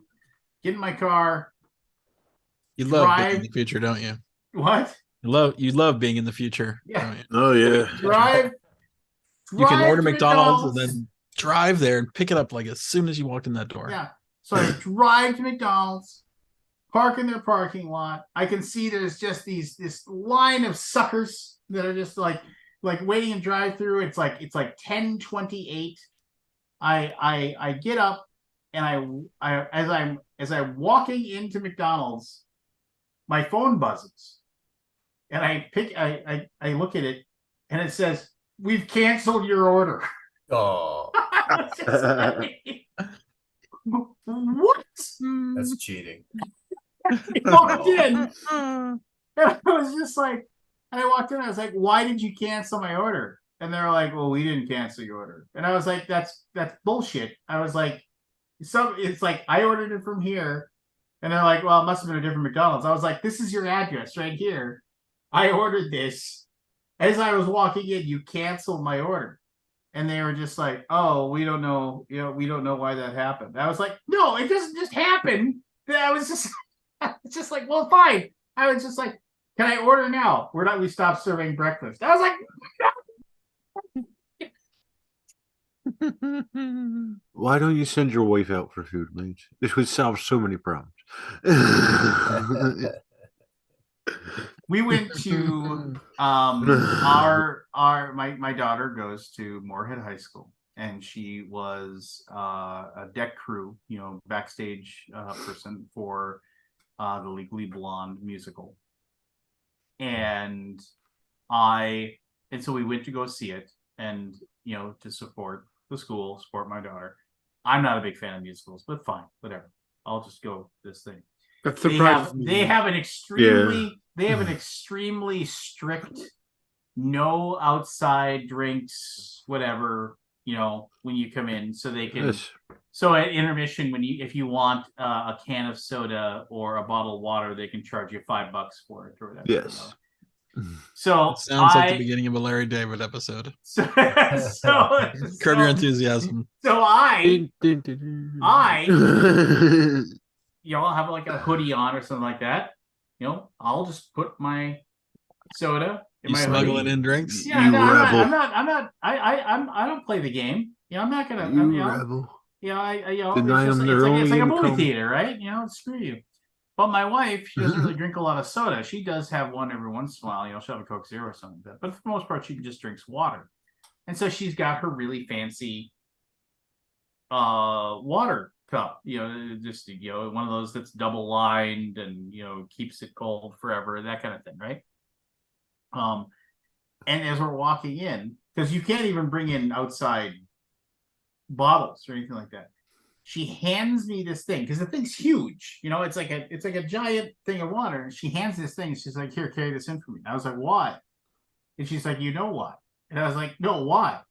She's like, "Because nobody will stop you. They'll just let you walk in, because it's all volunteer staff, And it's like, and I was like, "You don't know that." No one in their right mind would stop you. Nobody will say a word. So I'm literally walking in with my mother, and like we each have had our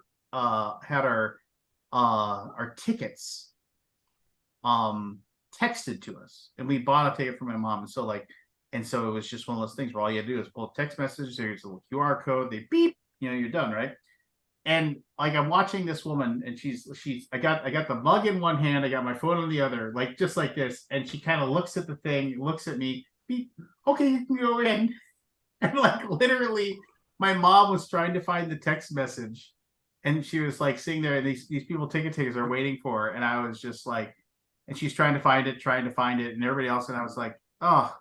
And I finally just said, "Mom, just come on. They're not going to stop you." And she's like, "Well, I want to, just who cares?" And the ticket person was standing there with their thing, and she's like, she's just going to sit with us. Just trust us. She bought a ticket. Didn't say a word. Just like, and I was like, "Yeah." And then I went and sat down. My wife took her water and just sat there. walked by 3 ushers who like he'd see each of them was like, oh, he looks grouchy. You're he in the looks like system. he looks like a guy who doesn't want to sit through 2 hours of Legally Blonde the musical, but has to. I just said, I Proud of mean, yourself bullying the volunteer staff. I didn't bully anybody. I didn't say anything. I wasn't You're rude. glaring If any rage. of them had said you can't bring that in, I would say okay, fine, and I would You have say that now, but it would have been grievance. I would have got up and I would have walked into the hallway and I would have walked to another entrance and walked right back in. Always gotta beat the system. because what's the worst they can do? Throw me out. Sorry, Annie, I'll be back in 2 hours. I got thrown out trying to bring your water bottle in. And you I know did it. there be hell to face when you got home. No, I remember just sitting there, and I'll say this: I think they did an absolute fabulous job. I mean, like these kids, right? I mean, just like literally, like did a job that was like, and it was like extremely risque for like 16, 17, 15, 18-year-old kids, obviously as well. But I mean, like just very like openly talking about sex and like and not just like, oh, like no, like literally like, oh, just like, I mean, it was like, which fine, whatever, but I mean, it was just like, it was a little bit mind-blowing to me that they were having those like kind of illusions, and not even illusions really. But I remember I was just sitting there and I'm doing the thing where you're looking at the thing. Okay, we got 6 more things to go. We got 5 more I've done things that. to go.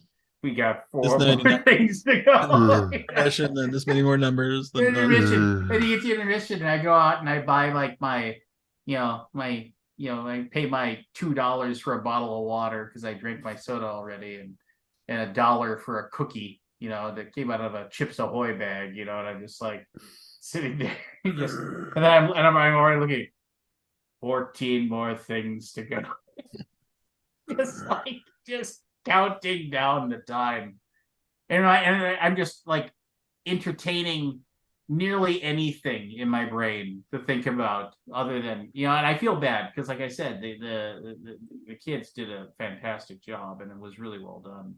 It's just musicals are just not my thing. And it makes me so mad too, because like they put on a play as well. And the plays are also usually really good and really, really fun and everything like that.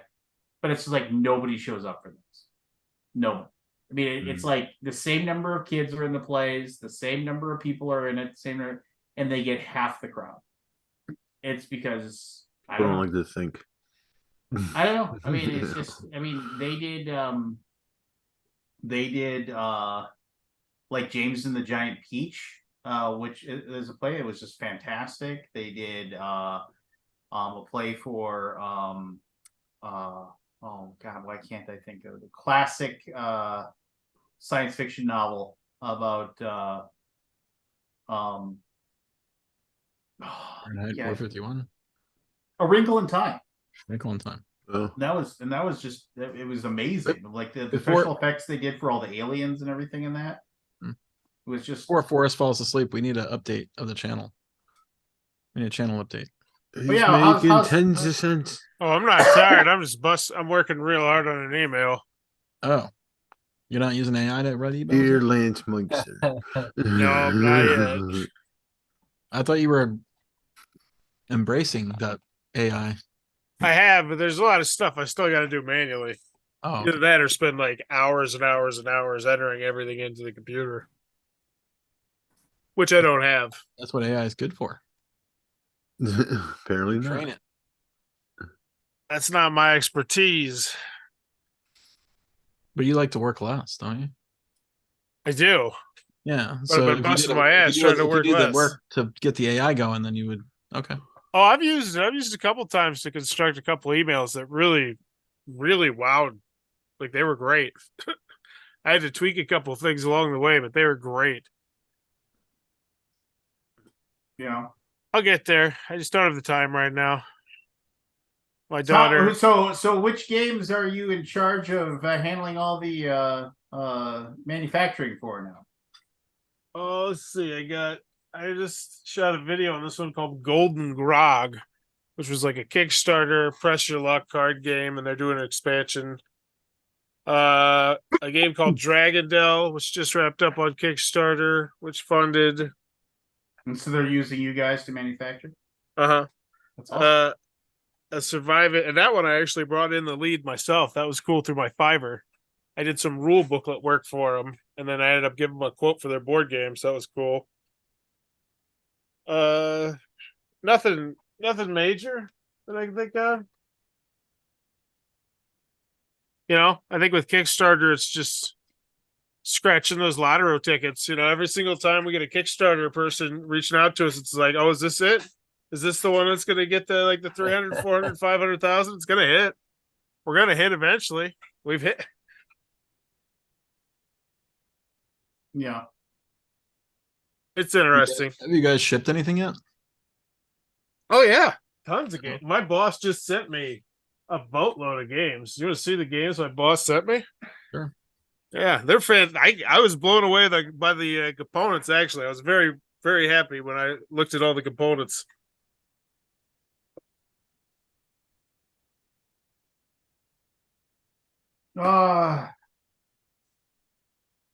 Yeah, I wish I had more. I think I had another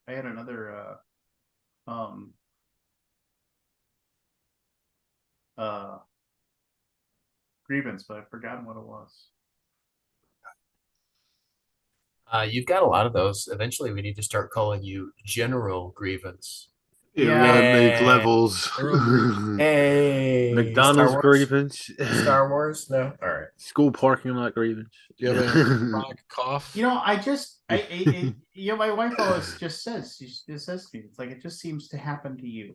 It doesn't happen to other people. It just seems to happen to you. And it's like, and she's like, and I used to think you were making these stories up, but then I go out with you and then I just, it sort of just happens to you. They say we it's confine stunning, you to actually. your house.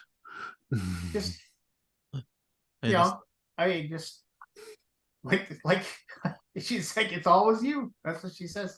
Just like when I was waiting in line for those damn tickets at the Minnesota State Fair, and like waiting in line for like 10 minutes so I could buy tickets so my kids could do these events or whatever. And I finally get up to the front, and this lady walks right in front of me. She's like, excuse me, she says, and walks right in front of me, and then just starts yelling at the guy, saying she was trying to scam him into like, you sold me this, so this isn't a valid ticket, and this. And he's like, I didn't sell you that. I didn't sell you that. And they started screaming and yelling back and forth, back and forth, back and forth. And the guy, and this is, mind you, the only guy selling these tickets right now, the guy finally said, you know what? I'm closed. And he just put his thing in the chat to say, you know, and I was just like, she's like, you can't do that. And I was like, are you gonna? And I was just standing there, and there's a line of like, and admittedly, it wasn't just me. There was a line of like 30 people behind me too. But I was just there. I was like, are you gonna open up again? And he's like, not until she leaves. I was just like, I'm not fair. going anywhere. I'm like, God damn it, where's security when you need it? All right, I got some of these games. You want to see them?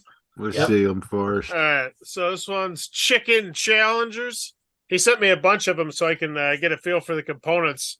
It's a magnetic glass box, very nice. Like all the Really? components. Yeah, give it a little shake test. What core? I don't like the what magnet core? boxes. What core are the cards? Tarot card. Tarot Uh, card. No I'm blue gonna core? guess. No, the 42. one that we most of the time goes for standard of 350 GSM AAA white core, which we Okay. think is just as good as the black core, the blue core, and it's very high quality cards. I'm not going to get them out. You're not going to be able to see the details. You think, would you? Well, yeah, but take a card, rip it in half. Let's see what the card is. Oh my gosh! Take a card and rip it in half. All right, Who would It's a possibly legacy do game. that? It's a legacy game. Who I'm would going to make possibly do content that? on the card. I'm not going to do that right now. I'm not going to make because I'm going to make content on the games. You know. Pick one of the player aids.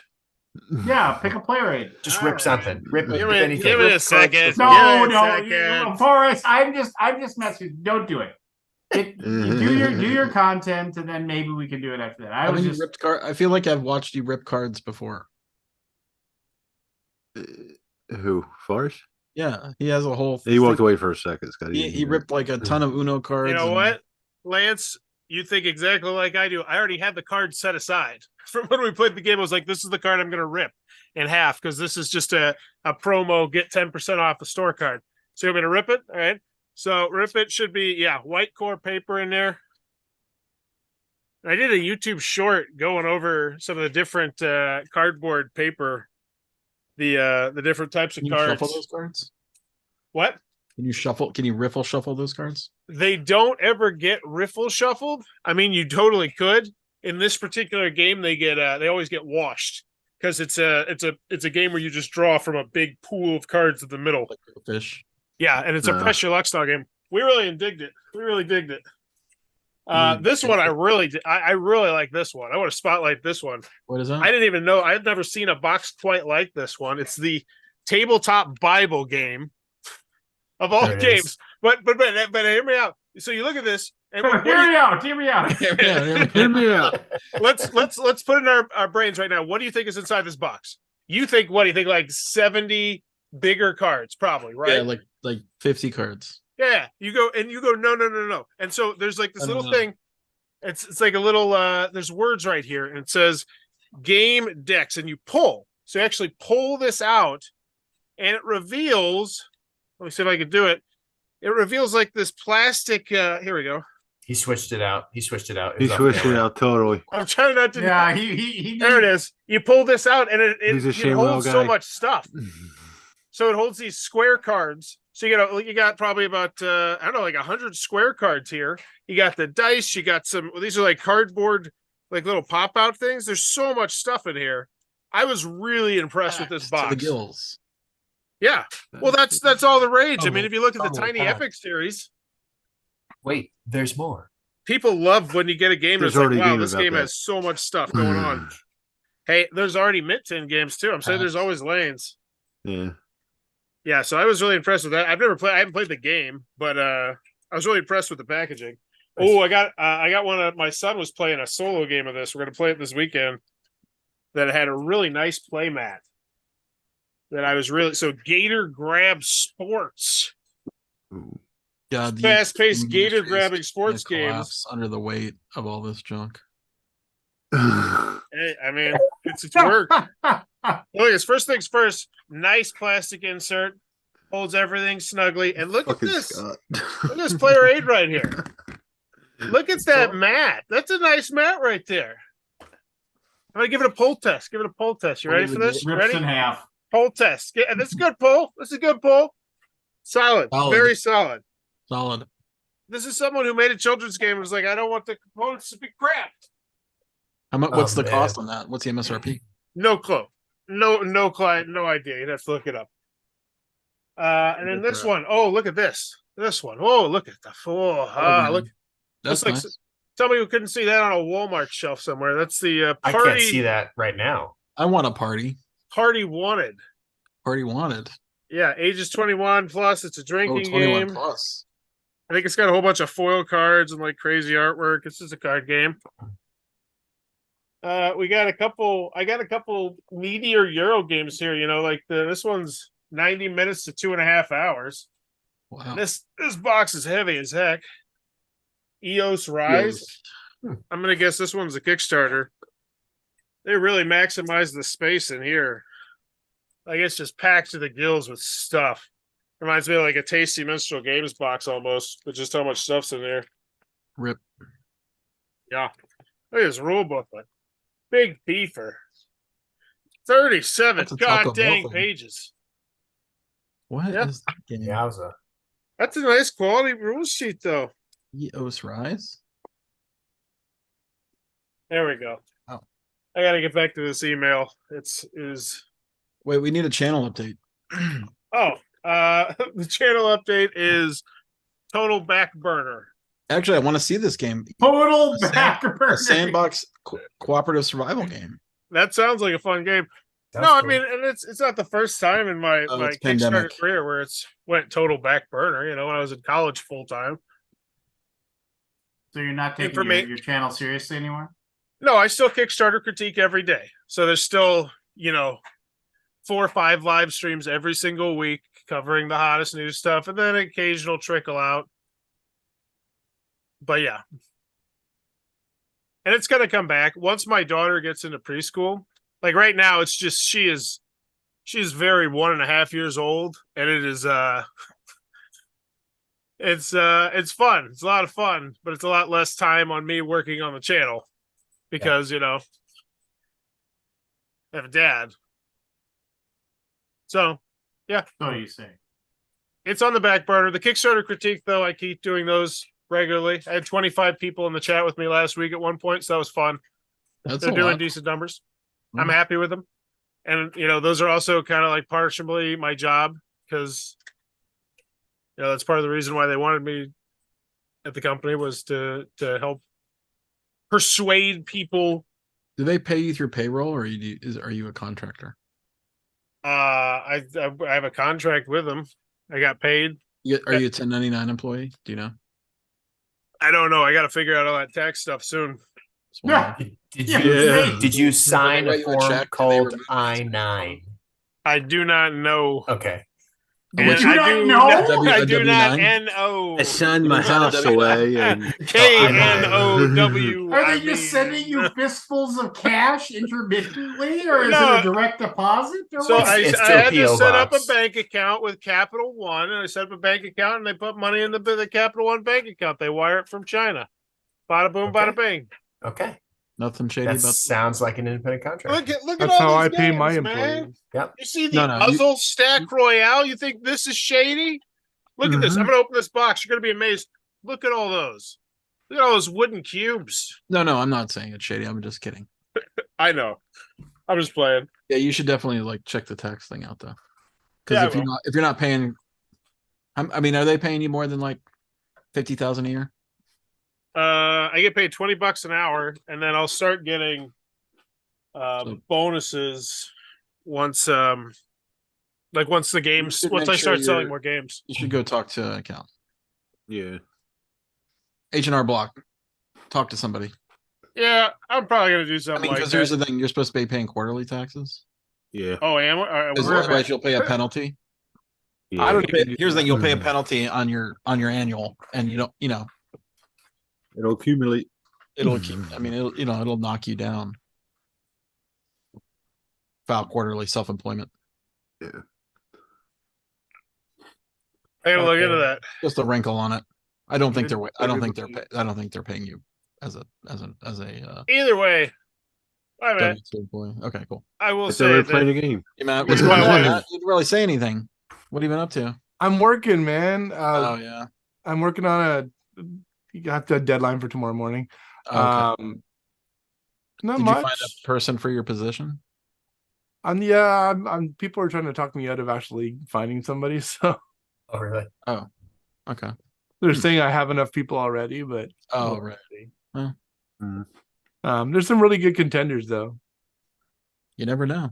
Yeah. Might find the next. Next Anyway. Matty P. person that's awesome. All right, man. Hope so. All right. Good night. Good luck. Good night. Thanks, sir. Anybody play anything? I played a bunch of Ollie games. taught this me a weekend. game. Yeah, we've been playing Innovation. My gosh, my hair is going crazy tonight. Innovation, we played. Hey man, on don't BGA. brag. What else are we playing BGA? Bragger. We're playing some stuff. We played some other stuff too. I think we're in a game of Heat, maybe. Oh yeah, we're playing Heat. Yeah. I'm basically playing terribly. I'm Like I normally didn't see really that bad at the that. curve was a 4, and I played like Oh. 11, Oh. and I blew through it at 11, and I'm like, oh, that's all my Heat. Yeah. Whoops. Oops. That game, yeah. I normally am really bad at it. Yeah. I'm really liking that innovation game. It's It's a pretty good game, right? yeah, it's got a lot going on where I could see, like in person, a lot of AP downtime. Yeah, you just Yeah. go with it though. But it's pretty like I like it. I think it's really interesting, the interactions and stuff, and the planning and the amount of I randomness think that it's means you can't plan that much, which is kind of cool. yeah, it just gives you a different problem to solve every time, every turn of the game. Yeah, which I like it. It's actually somebody else has got me in a game of Forest Shuffle, and it is kind of reminiscent, very different game, but like just where like you have all these choices on these cards of how you want to use the cards and when you want to use the cards and stuff like that. Yeah, it's a I'm good really, one. I'm really I liking think it. it's a good game too. I like it better than Earth. Oh, for a shuffle. Yeah. Yeah, Innovation's my style game. I really like that. The best thing I played this weekend was Empire's End. Oh, I really liked that You one. know that one? Yeah, I played that with John. Yeah. Yeah, it's a John Declare game. Yeah. Yeah, I thought it was good. I really liked it. I know some people are like, I don't want to watch my civilization crumble. Yeah, it's a But, bit like, that painful. doesn't It's bother like me. if you like what's that Stefan Feld game that just beats you up the whole time? Castles of Burgundy. Not Castles of Burgundy. No. What's that one, Lance? You know what I'm talking What about. now? The Stefan Feld one that Year of the Dragon. Yeah. Yeah, in the other day. Yeah. That's It's like Year of the Dragon. So Let's basically take- every turn you're just like fighting off stuff that wants to burn down your city. And it's cool. It's an anti-bidding, reverse bidding. Yeah, I love that. You bid to not take it. Hmm. So and it's like no thanks, right? You have to put a chip Yeah. on you have to put Yeah. chips on the things that are attacking you. And if you don't or choose not to put a chip on it, if you can't or choose not to, you take the damage onto your city and it blows up a part of your city. Yep. And then you can repair it, but it's pain. Yeah. Like, Because the stuff just keeps coming at you. But it's really clever. I like that. It's a more intricate no thanks. yeah, I liked it a lot. Yeah, I liked it too. Actually, kind of I at BGG actually I played High Society for the first time. I think I mentioned it. Yeah. But that also has that like reverse bidding where you're like Yeah, it's bidding got to not take the thing. negatives. Yeah. Yeah. Whoever bids lowest takes the negative. It's like whoever Whoever has the lowest bid takes it. whoever's basically you just don't put in money and you go, all right, I'll take it. Yeah. So Forrest, why don't But everybody you, else has to pay. Yeah. Why don't you make videos for the Hero Time website, Hero Time YouTube channel? Because I just don't. They haven't asked me, and I wouldn't want to, just because I don't know. I don't know. It's just weird. I guess if they asked me to, I would, but it'd be weird. It just hasn't come up. I'm more like a sales rep right now. You know, I got like 50 people who I'm in different stages of working with. Like I said, this email I've been working on it for like 2 hours because it's like all these intricate details and I have to jump into this quote in the middle of it. And there's like a conversation that happened, a Zoom call that happened where a lot of information was exchanged that I will never get. So I'm just like trying to figure everything out. And it's like, but then I have 50 of them. And some of them are super simple. Some of them are like, yeah, I got this 56 card game. I want to make it, but yeah, because I don't know. It's just I'm looking at their thing, and it's like I mean, I'm sure the people that are doing what they do, it's kind of like whatever, but I'm also just like, these people have the charisma of a dead fish, and you definitely have a lot more more, I don't know. It just seems like. Are you talking about Hirsch? Hirsch he's an absolute wizard when it comes to it feels like he lives on the manufacturing floor. It's really cool when I'm ever in a Zoom call with him. Like I can see behind his desk, and behind his desk is literally people working in the factory and like shouting at him in Chinese. And it's just so cool. Like he was showing me some of the gift he got from one of our paper manufacturers a couple weeks ago. I don't know if I told you this, and it was just a giant box of like crabs, like living crabs with like bows on them. And it was yeah, he's like a wizard with all that information. Are you like, does he gonna eat them? I imagine so, yeah. Did you did Never got a bushel crab? Did you? Why didn't they send you to PAX U to like go talk to people? They sent 2 people. Well, my boss went himself. And then what's his name? Jeff. Hirsch? Is he American? No, I think he's from Europe. I think. He's European. I don't know. Not 100%. He's got a not slight Chinese. accent. I've never asked. I think he's from Europe. I know And, nothing about the company I work for. He lived in China for a while. And then he learned how to do everything, I guess, and started a factory, and he just keeps growing, you know. Cool. This Cool. could be- I played a I game enjoy it. called Lynx. What was that, Scott? Lynx, Linx. Oh, I've been Link. seeing It's a that cross around. between tic-tac-toe and rock, paper, scissors. That's cool. Which sounds terrible, but it's actually pretty good. It does sound terrible. That sounds good. Pretty good. It's pretty clever. Like it's fun. It's not actual real rock, paper, scissors, but you have cards that are rock, paper, and scissors. And so if you put down a card that has a piece of paper on it, you have to put a scissors on top of it. Okay. Make sense? And you're doing tic-tac-toe stuff. Pretty good. We played 4-player. It's pretty fun. Oh my gosh, we played this crazy escape room game that was called Dimensions. DOOM Dimensions. It's a murder mystery, and it's a pop-up book, and it's this crazy like 2-story mansion that's on the table like a pop-up book, and you're like looking at all the stuff. You have, like, Oh like a- yeah, I Oh, think I wow. covered So that cool. Kickstarter. That looks super neat. It's killer. I mean, it's one of the coolest things I've seen in a long time. We played the first mission, and we started the second, and then we sort of just moved on to a different game. But it was really solid. It's fun. It's a escape room style stuff, puzzles. Really neat. We opened the box of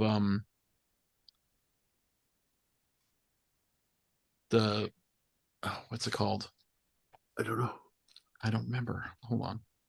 Damn old It's a age. really big $150 box escape room of Arkham Asylum. I remember that. Yep. It's What are it's you a talking about? Batman Joker escape room box. Except Yeah. we played 3 of the puzzles and we're like, it was more of an app than a puzzle. Like it's an augmented reality thing. You have to like look. It creates this 3-dimensional city on your phone. You start building buildings and stuff. What is it called? Hold on, I'll find it. Okay. It doesn't sound like you were happy with it. I mean, we were not impressed with the first 3 puzzles, and we're like, let's not play. I mean, it might be great. I mean, the production value is over the. I mean, it is crazy. It's over the top production. God, what was the name of it? We were not impressed. Not impressed. The Arkham Asylum Files: Panic in Gotham City. I mean, the box is like a handful. It's like a big giant thing, and you open it up and you pull a puzzle out and you do the puzzle, and it creates a 3-dimensional city. You punch out it's like a foam core, and you build a city, and then you scan it in your phone, and it makes an augmented reality in the city. Like there's shit walking around, like there's a train going by, and which is cool, but like everybody has to have a phone, otherwise you got to share the phone. And it's not fun when to share a phone Yeah. in a escape room game where everybody wants to see the thing. It's like hard to see unless you project it on the wall or something. Right. Yeah. It's no Wilson Wolfenfair. But it's really beautiful production, and some stuff we saw was cool, but we only played a couple puzzles and then we sort of gave up on it. But so don't take our word for it. Oh, we won't. We played so much stuff on Saturday. What the heck else did we play? Oh, Noobs in Space. You heard this one? Yeah, how'd you like that one? Like, yeah, it's pretty neat. You get dealt like a hand of cards, and then you have to solve it's like a set of instructions, but everybody's got a different instruction. So you sort of have to figure out the instructions and play them in the right order and do the right things at the right time. I thought it was clever. We played 4 missions of that, and I think I was the only one that liked it. Or It made me happy. is this a I don't hidden think it made information? anyone else happy. Everybody else was like, "This is dumb," but I thought it was fun. Noobs in Space. Gosh, what else? Played a lot. I gotta get my log up. Good to know. Links, Noobs in Space. I've been playing Framework on BGA a lot. I love that game. Do you remember Luna Nova? Came out like a couple years back. Yeah. It's that mechanism from Luna Nova, but it's like different. It doesn't have the time track thing. Luna Nova had a time track. Yeah.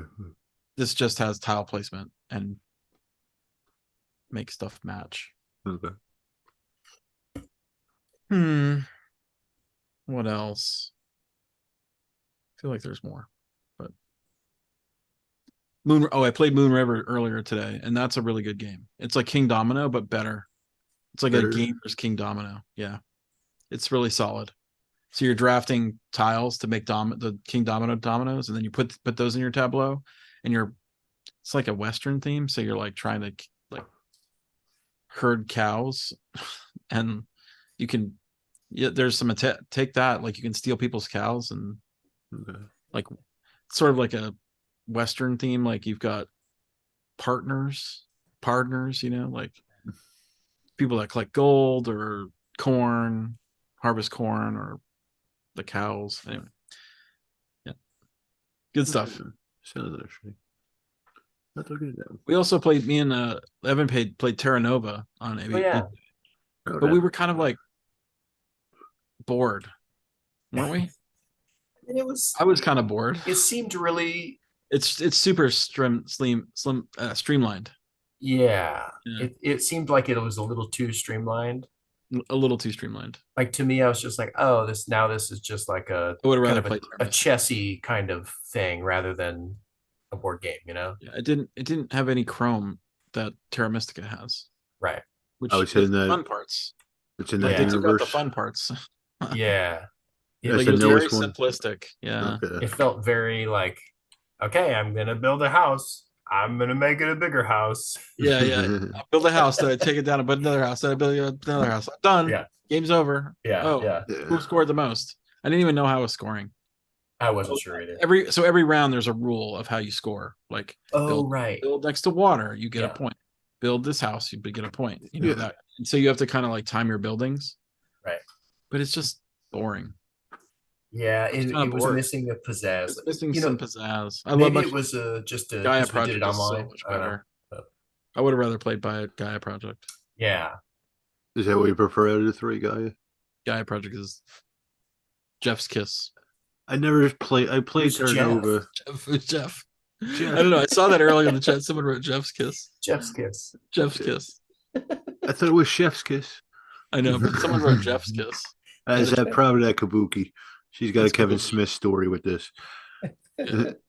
I never played Gaia Project. I see it. Jamie. Oh, God, it's so good, man. You got to play it. Jamie liked Kiki It's liked it. the I never best. played it though. It I've seen is him the play it a best. couple times. I need to try it. I want to play that new one, the Age of Innovation, but I'm a little wary of it because it is Terra Mystica again. But it's modular. Like you can make a combination of powers. Okay. Like you can take a power from this thing and cover that, and you mix it together, mash it together, that kind of thing. I heard people talking Might about be good. it on this podcast. It sounded good. sounded good. Sounded okay. Yeah. Let me see. I played Axis now is again. Yeah. I did. I Classic. like that more and more. I was trying new strategy You're with just that. playing vanilla? Yeah. Just the Are 1941 you one. playing it with solo or? Just myself. I'm playing by myself. You're playing against yourself? Yeah, Self-denying. Playing it's both sides. Barry, as I'm hard as telling can? you, man, you I'm should playing all record that. five. There's it's the people that eat that stuff up. the problem is I don't have enough people here Oh, into this type of thing. Yeah. But if you're We playing did- solo, you don't need anybody, right? Yeah. No, that's just me fucking around trying different strategies and shit. I mean, Yeah, I think people eat that up, Barry. That's what I'm saying. I think that kind of person who just have that podcast playing in the background, like, oh yeah, it'd be an interesting strategy going from South Africa. Blah, blah, blah. That's actually true. I think people would Maybe. eat that up. That's totally true. I'll think. Well, about when you play Russia, you move all the infantry to I forget, it's like Caucasus, and then you spend all of your money buying more infantry and you put it in Karelia. And that's what Russia does every turn. Basically just pump infantry into those two spots. Yeah, I didn't need to know that. I would have figured it out on my Well, own. Axis and Allies are. Oh, you know what? I'm thinking Risk Legacy. The other thing is, I know Legacy. that they have big plans for Axis and Allies in the future. They talked about Oh. it at the press events. Like that's something they really want to push. I don't, Well, Star I Wars, don't know. man, It's a time they've already sink, got man. I mean, Corellia. Oh yeah, I know that. I feel that. That's like I'm in the same position. It's the back burner. As much as I'd love to be making plumbing videos and pouring weird shit in the coffee, I'm just too busy. So, Forrest, I got my Google Analytics report this month from November, Cool. and the number one game, you'll never guess what was hit from Google. You'll never guess. If I say Uno, will you know? Do you know what I'm talking about? Oh, is it that new Uno? I know there's a new like mean Uno, right? Uno, No Mercy or something. Uno, show them no mercy. Yeah, I almost Hundreds of thousands of views to that page. I believe it. And What? that's me kicking myself because that's one of those ones that I used to be so on the ball about making those how to play videos back Yeah. before I had this job where I would have been on it because that was like I had an Uno All Wild that popped off too because I had the first one. Yeah, it's definitely popped off on Board Game Geek. Every year it feels like there's a different I mean, Uno it's that's crazy how- big around the holiday time. Yeah, like, and what is showing them? It has more like draw four wilds in it or something, or what? Like, is it just I have more? no It says idea. the tagline is this Uno chose the path of violence. It, like, has more draw fours, or I don't know what it is. Rude. Uno. Uno. It's a brutal, ruthless version of Uno. In addition to the standard skip, reverse draw, to No Mercy comes with draw wild draw 6, wild draw 10, skip everyone, discard all, and the new wild color roulette, a card that forces the next player to choose a color and then draw until they get a card of that color. I think people had that rule anyway. Don't tell the kids People this. played Uno wrong, and that was they added that rule just because people were playing it wrong. Don't tell the kids this, but skipping everyone is the exact same thing as taking another card. As It just sounds way cooler. Skipping everyone. Play, yeah. Skip everyone. It sounds better, yeah. It does. I get to skip everyone. You know, from a kid's perspective, which I mean, they're both Yeah. awesome, but one of them's like, "Yeah, here you go, Dad."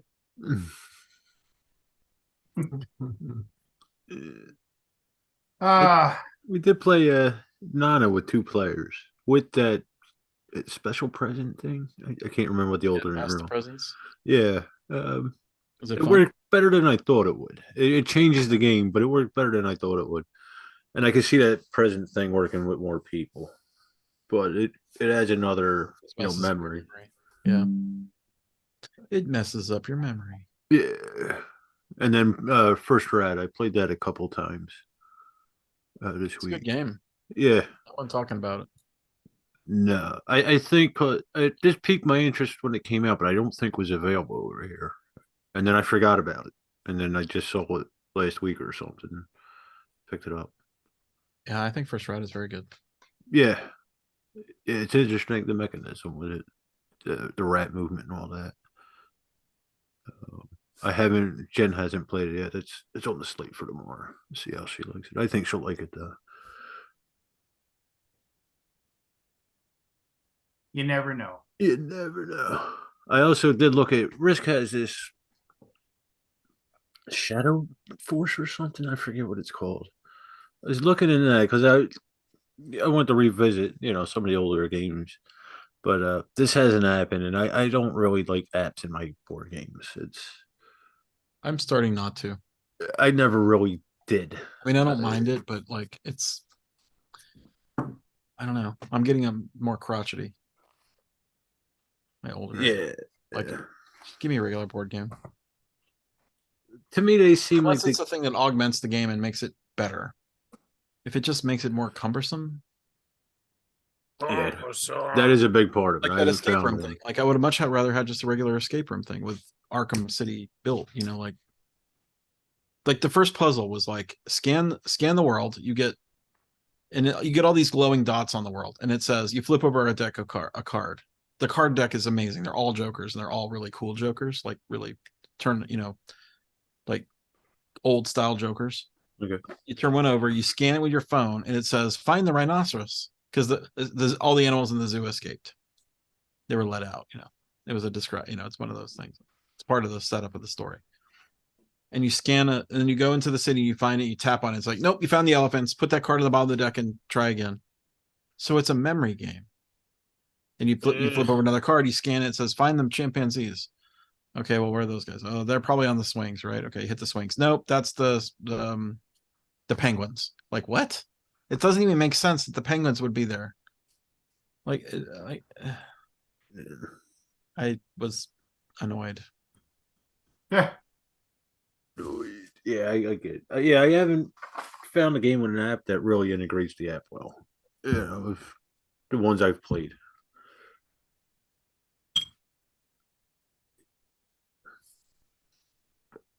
That's why I think I steered clear of that new Plaid Hat game that oh,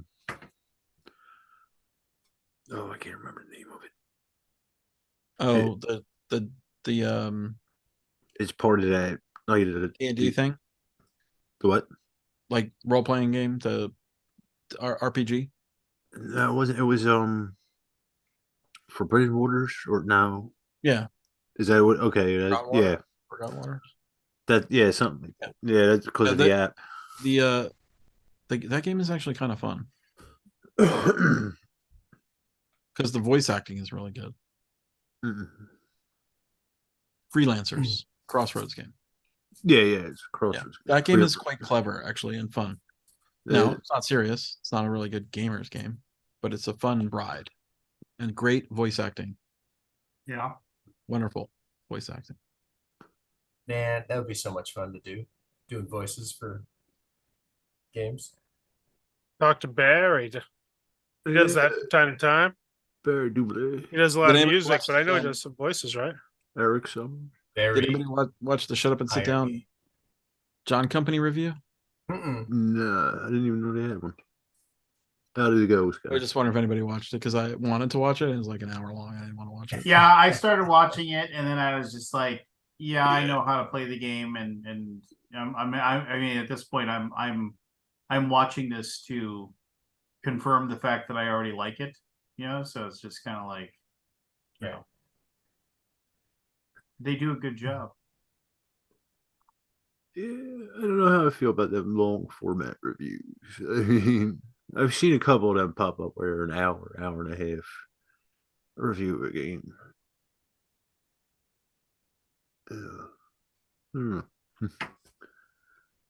I mean, I don't know. I mean, it's like one of those things where they have their niche, right? That's what you have to find. Yeah. I mean, okay, so this is a little off the beaten path and has nothing to do with board games, but there's a YouTube channel called H Bomber Guy, and I don't normally like his stuff. It just whatever, it doesn't hit for me real well, but he did a 3.5 hour long video about basically how many the long form YouTube essay, like, hey, we're going to tell you about this thing now, how like it's all plagiarism. Like they're basically like these people just, and he takes time to like point out like some of these channels that have millions of subscribers who like, and he points out that they basically are, taking something like a magazine article that somebody wrote and then just basically reading it word for word and editing and putting up images behind it. Yeah. And it's just like, and it's just, he's like, and it's just like, and he's like, why do they do this? It's like, well, let's see, this video has this many views, and this video has, not one, not two, but 3 sponsors. And he's like, and I've been contacted by these sponsors, so I know what they pay. He's like, it is without a doubt that this person has made more money off of this video than the original person got when they wrote the magazine article 4 years ago. Yeah, have you seen Yeah, I think that's like a big deal with content creator. Like some of these viral guys, like they'll just repost viral videos and like over put voice over them, like react to them. Yeah. They get more views than the original video.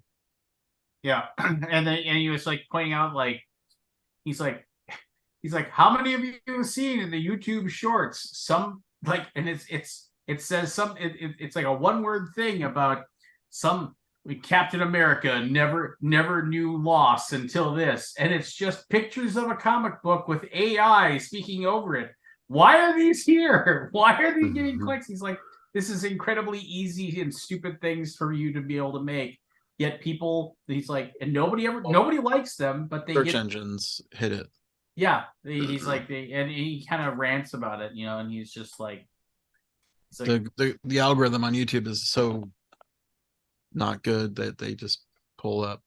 it's like, why do people do this? He's like, because it's tons and tons of money, and he's just like, you have these channels where they're doing 3 long form essay videos a week, and he's like, you know, it's like, so they can't possibly write it on their own. They're stealing all of it, and it's just, but YouTube doesn't care because it tickles their money. Yeah, it makes, you know, they don't give a shit because it's money making. And it's just like, and he points out like there was like a small handful of people that actually, yeah, and he's like, this is really distressing because what this basically tells you is that if you actually try, and if you actually try hard to make something fresh and new and interesting, somebody will just come along and steal it, and then, you know, try to, you know, and then make more money off of it than you did in the first place because they're a content mill. That's their whole thing. Right. Yeah, I don't know. It was one very interesting to watch. I didn't watch the whole thing. I didn't have 3.5 hours to watch. It was on in the background while I was working on Last Light stuff. And Oh, I went back and watched the review. I didn't see them mention you. I couldn't find that. Well, Them calling you. Well, we don't have to talk about it.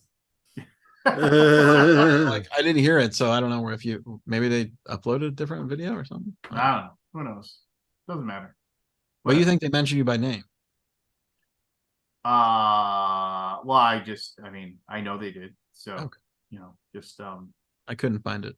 but I'll you know, it's fine. They can you know, Any whatever. more reviews of Last Light come out? There was a guy who sadly does not have enough following, you know, because he basically said it was like the most amazing game you'll ever, and everybody should own it, you know. And Secret Cabal covered it in their most recent podcast, and they went nutballs about it as well. Nutballs is good. Yeah, Nutballs is good balls. Always good balls. Here, I actually just sent Jamie a message today. Waiting to get back. I sent Jamie a message. I'm so important. Yeah, I think I'm able to drive up there and try and get a game. Well, lucky him. Yeah. Some of us like people in the hobby there. That's, not you apparently. 5 games for Doomsday is the thing, and it is a 9-minute review. He does like these cool photos where he puts himself in the game. Yeah. And he I've been on his show. Oh, well, listen to you, Mr. No. Oh, look at us so much. Yeah. It's only mostly dead. Yeah. He gushed about it, and which is nice. I wish he had 1 million subscribers. So Yeah. yeah. Leave the camera on, buddy. 1.88 thousand is. You send a copy to that Pro ZD guy. Pro ZD. I don't believe so. Michael used to send him games. He's the ex Vine guy. You know, he's on Vine. He's a voice actor for anime, and he's been in movies and stuff. Oh yeah, I mean, it's Pro just ZD. it's one of those things where you have to kind of hope that he'll cover it. I mean, Yeah. kind of play it all. I think he plays tons of stuff. He does, but it doesn't mean he's gonna do a video. Someone Cho is his name. I mean, no, I recognize the fact that like he's huge, but I mean, it's just kind of one of those things where it's like He just reviewed a game called Scram, so he's hurting for games. It sounds Get like. out of here. no. And from what I understand is that he covers the stuff that he's interested in. He doesn't really care if like So I mean, I know people who have sent him games and they They never just appear. He they never just never comes get covered. Right. That Which happens. whatever. I mean, the cost of a game and cost to send it is Yeah, is but- next to nothing. I mean, he's definitely outside of the industry. but 92 million subscribers, 3.91 million subscribers. That's a lot. Yeah, a little bit. That's a few. He was in the There Black. seems like a nice guy. Oh yeah, he's funny too. I mean, he's hilarious. He used to do vines that are like the best. They were just so great. Well, I remember he had that one, the one with the famous one that he had was when you spent time doing every single side quest before you went to face the final boss. Yeah, and it's just like it's just like the final boss, like, so you finally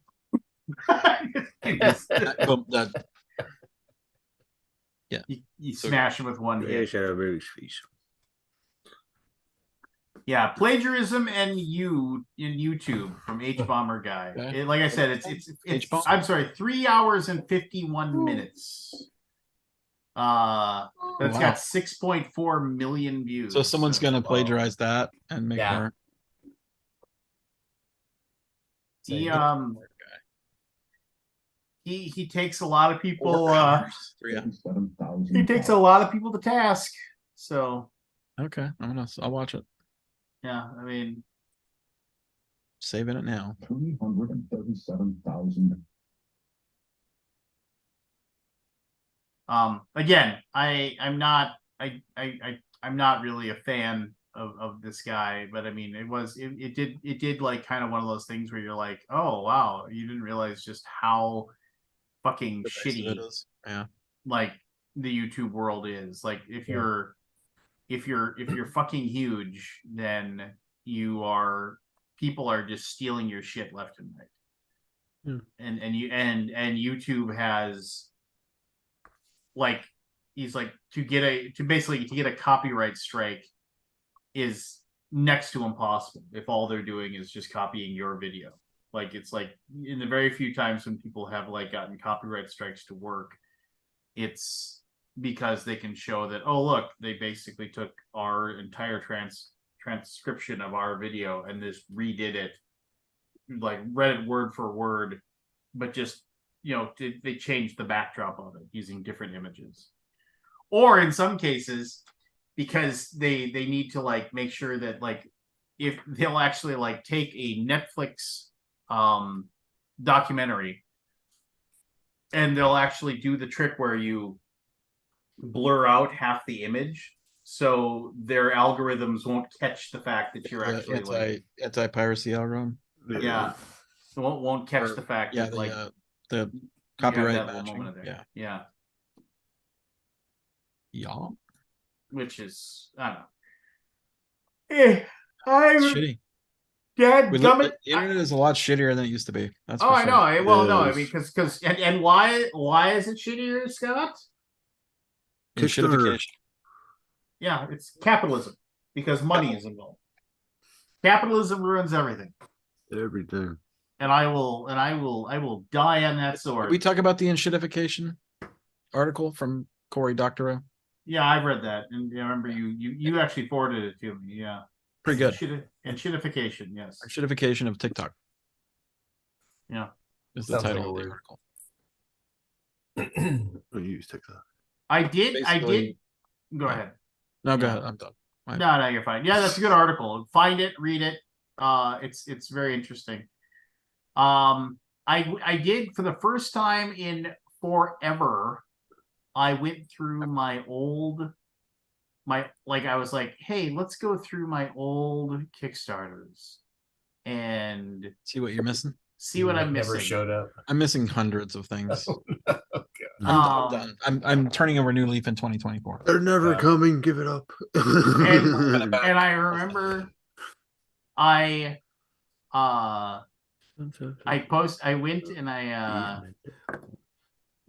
went and I saw like my old, like, remember when like Myth went under, like the Yes. company Merck's Miniatures went under, Just and like then, yesterday. It feels just and like then- yesterday. yeah, Yeah. just like yesterday, right?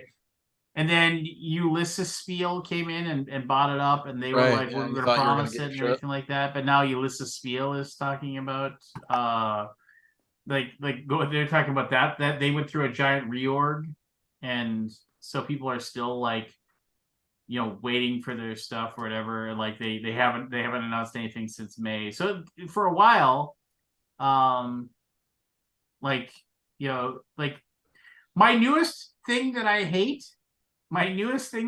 is companies that like have Kickstarters that they say, we're no longer going to update a Kickstarter, but if you want to join our Discord, where we'll update you on there. Which is just, it's like, no, I don't want to go join a fucking Discord.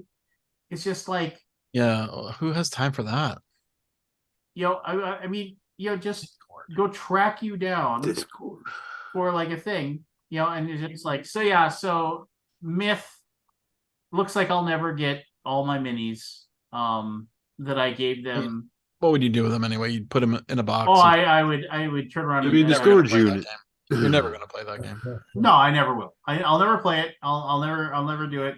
I would, at this point, what I would probably do is I would take the boxes that I have, I would open them up, I would take all the minis out of it, and I would like throw them in a bucket, and I would just put them with the rest of my unpainted minis. And then I take all the cardboard and take everything else and just throw it away, throw it in the recycle bin, and just say goodbye. Moving on. But so that's done. I think that they last updated on May 25th. And they actually posted pictures of the minis. So everybody was just like, oh my God, they're actually going to do this. But then we haven't heard anything since May. Oof. And they're directing people to go to the Discord if they want to have hear about anything. So that was the Lazy Gamer. But but You want a we finger? all I'll hit know you a finger. we all know that's never gonna happen. But I look at that every once in a while and go, the Lazy Gamer, and just sit there and what a Just neat lazy idea. now. It was a great idea. Maybe we should go back and rewatch that old episode of the Alaboom, because that was like in what, 2000. That's how old this is. I mean, it's forever ago. Lazy Gamer was 2016. So just think about that. We've been doing this stupid show at least since 2016. Just before that. But I mean, yeah, we had the Lazy Gamer on, and we talked to what was that guy's name? Was like Jordan or something? I don't know. I can't remember his name. Jordan the Nine Fingered. Yeah. Gosh, remember he had pictures of all that material. Oh yeah, I wonder if he still has all that stuff. No, I'm sure it's all thrown away. Just I mean, who knows? He probably just took a picture of some other shit somewhere else for them. So something that I was supposed to get in 2019, a role-playing book called Rain, which I remember I just saw this and I was like, this looks neat. It was supposed to get in 2019. It looks like it might finally happen. It's just like, as of 9 days ago, like they said that shipping should be on schedule, but I'm following up with the printer this week to be sure. He's saying he's waiting to get the advanced copies of the books to show them to us. I mean, until I have those in my hand, I won't believe that those will. Did you And the guys thing ever is- ship your RPG? Oh yeah, Wanderer's Guide. Yeah, Wanderer's Guide, yeah. it shipped out. You never Alright. got it, Scott. I mean, I probably did. I just don't. It was more of a support project. Like, I don't care about the book. Well, I appreciate And I it. care, but I don't. I mean, I'm not. You don't care. It went in the trash. Don't lie. So, No, so an RPG Around here book somewhere. called Gods that I backed. They said, they finally said, we're gonna update your shipping address on November 7th. They sent that out. So a month ago, They said, and this was one that was due in May of 2020, but Yep. so that's still. Yeah, and a lot of these got marked off. There was a book called It's good to see Rat- that Kickstarter hasn't updated their UI anymore. I've got 2,800 projects. Still gotta do it. That's a lot. At a time, I got to push the button. So there was a book called Iskloft, which was a Viking RPG that like I'd given up on. It showed up in the mail out of nowhere. Like Wow. I couldn't believe it showed up. There's Madeira Collector's Oh, you're Edition. never getting that. That was due in March of 2020. That's The most recent update was July of 2023. And yeah, it's gone. It's you're never getting that. people still posting most recent posts on the comments in this. This is really shit, and Kickstarter doesn't care at all. For those of you that haven't done so already, I would really appreciate y'all going to the main campaign page, scroll to the bottom, and click the button report the campaign to Kickstarter. If that Thanks does for your anything? cooperation. Think that does anything? Yeah, I mean, just the only thing it does is that if they tried to launch another one, they'd stop them from doing that. Would they? Would they stop them? I think so. Man, I don't even like looking at this. There's like basically 1 out of 3 not shipping. Oof. Really? 1 out of Somebody 7 days ago, Ken, who has been the most vociferous backer of this and the most angry. Mariano, I just want to let you know you suck and you are a horrible person. Just like, just some people, and then a lot of people +1, +2, +3. Yeah. Then somebody tried to say, Yeah, I'm learning my lesson this year. I am not backing anything. If the game is good, I'll buy it after the facts. I'll be That's able to how find I am, Scott. Yeah. I mean, I'll save money by not backing so much of garbage. Like the good games will appear, and then I'll find them, even though they might cost more to buy them because after the fact. So It'll weed out the garbage. The thing that made people realize that like nothing is ever going to happen is that one of the designers of Madeira, Paulo Soledad, posted on October 3rd. I didn't participate in the debate so far because there was not much I could say or do. I couldn't also say my mind when I was at What's Your Game because I was an employee and that's how things work.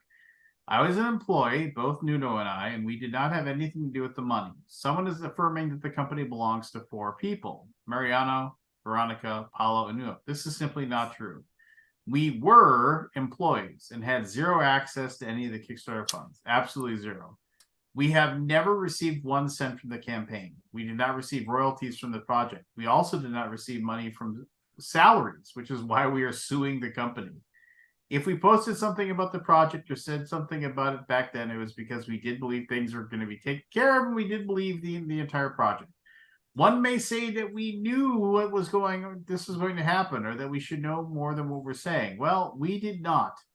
I remember vividly when the campaign was live and the success it was. I was very proud of my work, and my work was not only doing the game, but also dealing with some aspects of the campaign itself. And this included talking to you and saying nice, positive things about the game, the campaign, and all of us involved.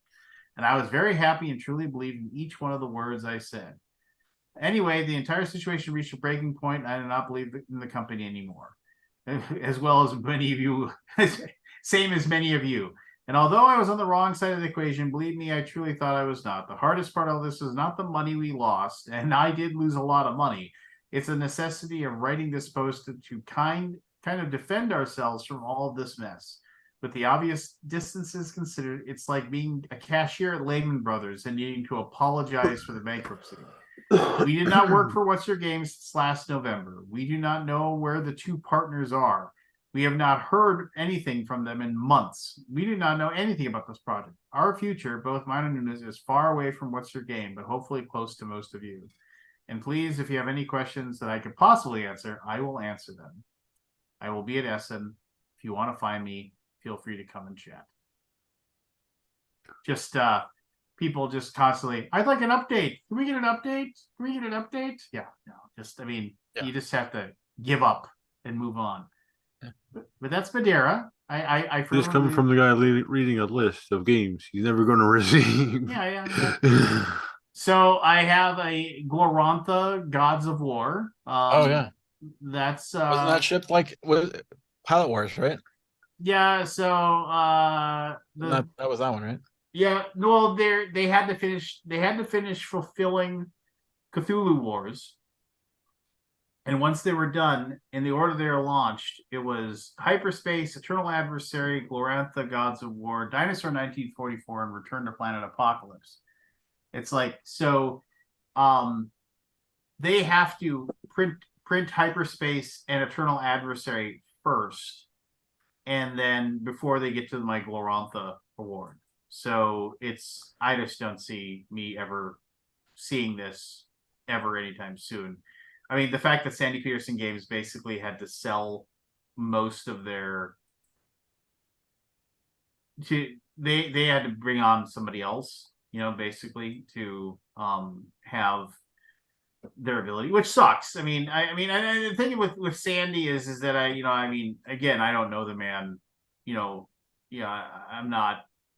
My personal belief is that Sandy went into things trying to do the best he possibly could, and he unfortunately it was one of those things where it was things got out of hand. I mean, the biggest thing that that they screwed up was their whole thing was it was like, oh well, we could either A, fulfill the campaigns, or B, we could print off a bunch of minis trying to like just have a bunch of extra stuff to be able to sell them, and so we could be more solvent or whatever, just basically like, but and then they kind of then pandemic and so on and so forth, and whatever. I mean, it's just I forget what company came in and like their partner. Is that ever public? What? Was that ever made public? Yeah, games partners, Catalyst Games. That's right. So, Peterson Games will turn into a design house. So Sandy Peterson doing what he does best, designing board games. Catalyst will then take over and handle all the actual publishing duties. So, Catalyst, right? Yeah. And Catalyst, I mean, they got. Have you heard of Anasteer? No. I've looked how much money I put into that thing, and What's Anasteer? Yeah, Anastyr, Mythic Games. Mythic is a Oh, is that the one? That's one of those ones that's totally on the back burner, isn't it? yeah. It's There's like 3 games in front of it, like never gonna get yeah, made type I'm never stuff. gonna see that. That I can kiss that money goodbye. I remember covering that one. $1 million. Yeah, that's a lot of money. Yeah. Nah, that's one of their small potato games. They don't give a shit about those ones. They don't care about the million. Nah, they go for the big ones. Remember back in the day when like someone fucked over their backers, they got a call from a district attorney. Ooh. Yeah. Remember that guy? Yeah. What happened to those people? What happened to all that? Mm-hmm. I guess that's sort of stopped now. Like crowdfunding is just like you're fucked. You're too bad. What was it? Too bad if you're fucked. Yeah. We don't. You remember that? That was it the Doom came to Atlantic City guy? Or remember there was a guy that they were like they went after him. Yeah. It was 2 of them, wasn't it? Was that and I think it was one of the early ones. I just don't remember. No, I think you're right, Scott. It was the Doom that came to Atlantic City, and that other one with the Night of the Living Dead, or I cannot remember. My memory is not as good as. can't I mean, I remember. remember there was a district attorney making a knock on the door kind of thing of the state that the guy was in. Yeah, that was kind of precedent for it. It was precedent. I'm like, yeah. oh, I yeah, you guess better keep your fucking I's dotted and your T's crossed. Like that's out the window. I don't think anybody's been prosecuted in any way for any of these frauds. I don't I mean, know. Disappearing and just saying nothing is fraud, in my opinion. Like give some bullshit excuse. Well, what drives me, I mean, and again, I feel for every single one of these companies that like is having these problems, because I mean it's got to suck, and I'm not trying to shovel another load of dirt on their grave, and so I hesitate in saying anything. But I mean, the fact that they basically that Anasteer game Yeah, is like they haven't had an update since January, and they said 2023. 2023, Yeah. yeah. So 2024 will have come in. I mean, So they it's they almost basically January. said we have to make Six Siege the board game, Well, and Six Siege? and then get that delivered before we can move on to the next game. Wasn't that the Well, Rainbow Six game? Yeah, Yeah. and Six Siege is currently they haven't first of all, the injection molding of the plastic miniatures is now complete, and then they are, it's like paper printing is expected to be done at the end of December and beginning of January, and then they're trying to basically say, okay, well, that's our focus right now, is to get Six Siege out the door. Anasteer is after their game Hell, which Yeah. I mean, which Oh, that they one too. haven't- I've dumped almost like $1,000 into this company. Ooh, and they haven't even Ooh-wee. started. From what Yeah. you read, it's like Painful. they haven't even Yeah. started Hell the Lost Saga. We're never seeing them. And they sold off their Monster Apocalypse game. They sold it off. I did. So it's kind of like, I mean, I can't even imagine. I can't even imagine, like, just staring at this insurmountable wall of, Then give the money back. but they don't have the money. You know that. Well, then they can't do anything. Yeah, I agree. Yeah, So But- what's the, just come out and they say it. just shut down the company, so at least we don't have Well, but false that's hope. just it. I think they think that they can dig themselves out of this hole, and maybe they can. Maybe they can. Bazaars of Ubar delivered. You can check that off the Yeah. list. Yeah, I mean, so it's one of those things where it's like maybe they can, maybe they can, process it. But I mean, it's also like, every day they have these, all these people popping in and saying, like, saying, where, can you just post something? Can you say anything? Can you do anything? And I always wonder, I understand when you post something when people are mad, that you're just basically getting up in the seat of the dunk tank and just begging people to throw at the target, but I think it's like one of those things where you'd have to, I don't know, it's one of those things where you'd hope that they would just post something, I mean, it's just like, say something, I mean, if you, at least if you post something every month, then like you have a connection, you have people that actually seem to care, and I don't know, but again, I mean, I'm not trying to pass judgment. I'm not, I mean, because I don't know, I mean, maybe it's just one of those things where it's like their focus is so much on trying to get, we want to focus on Six Siege and get it out and do what we have to do. I mean, the thing about that Anasteer that makes me like go, oh my god, is the fact that they're like, where are we with the development of the game? What, I mean, the game wasn't even developed. You went and, Or it's a smoke and mirrors, man.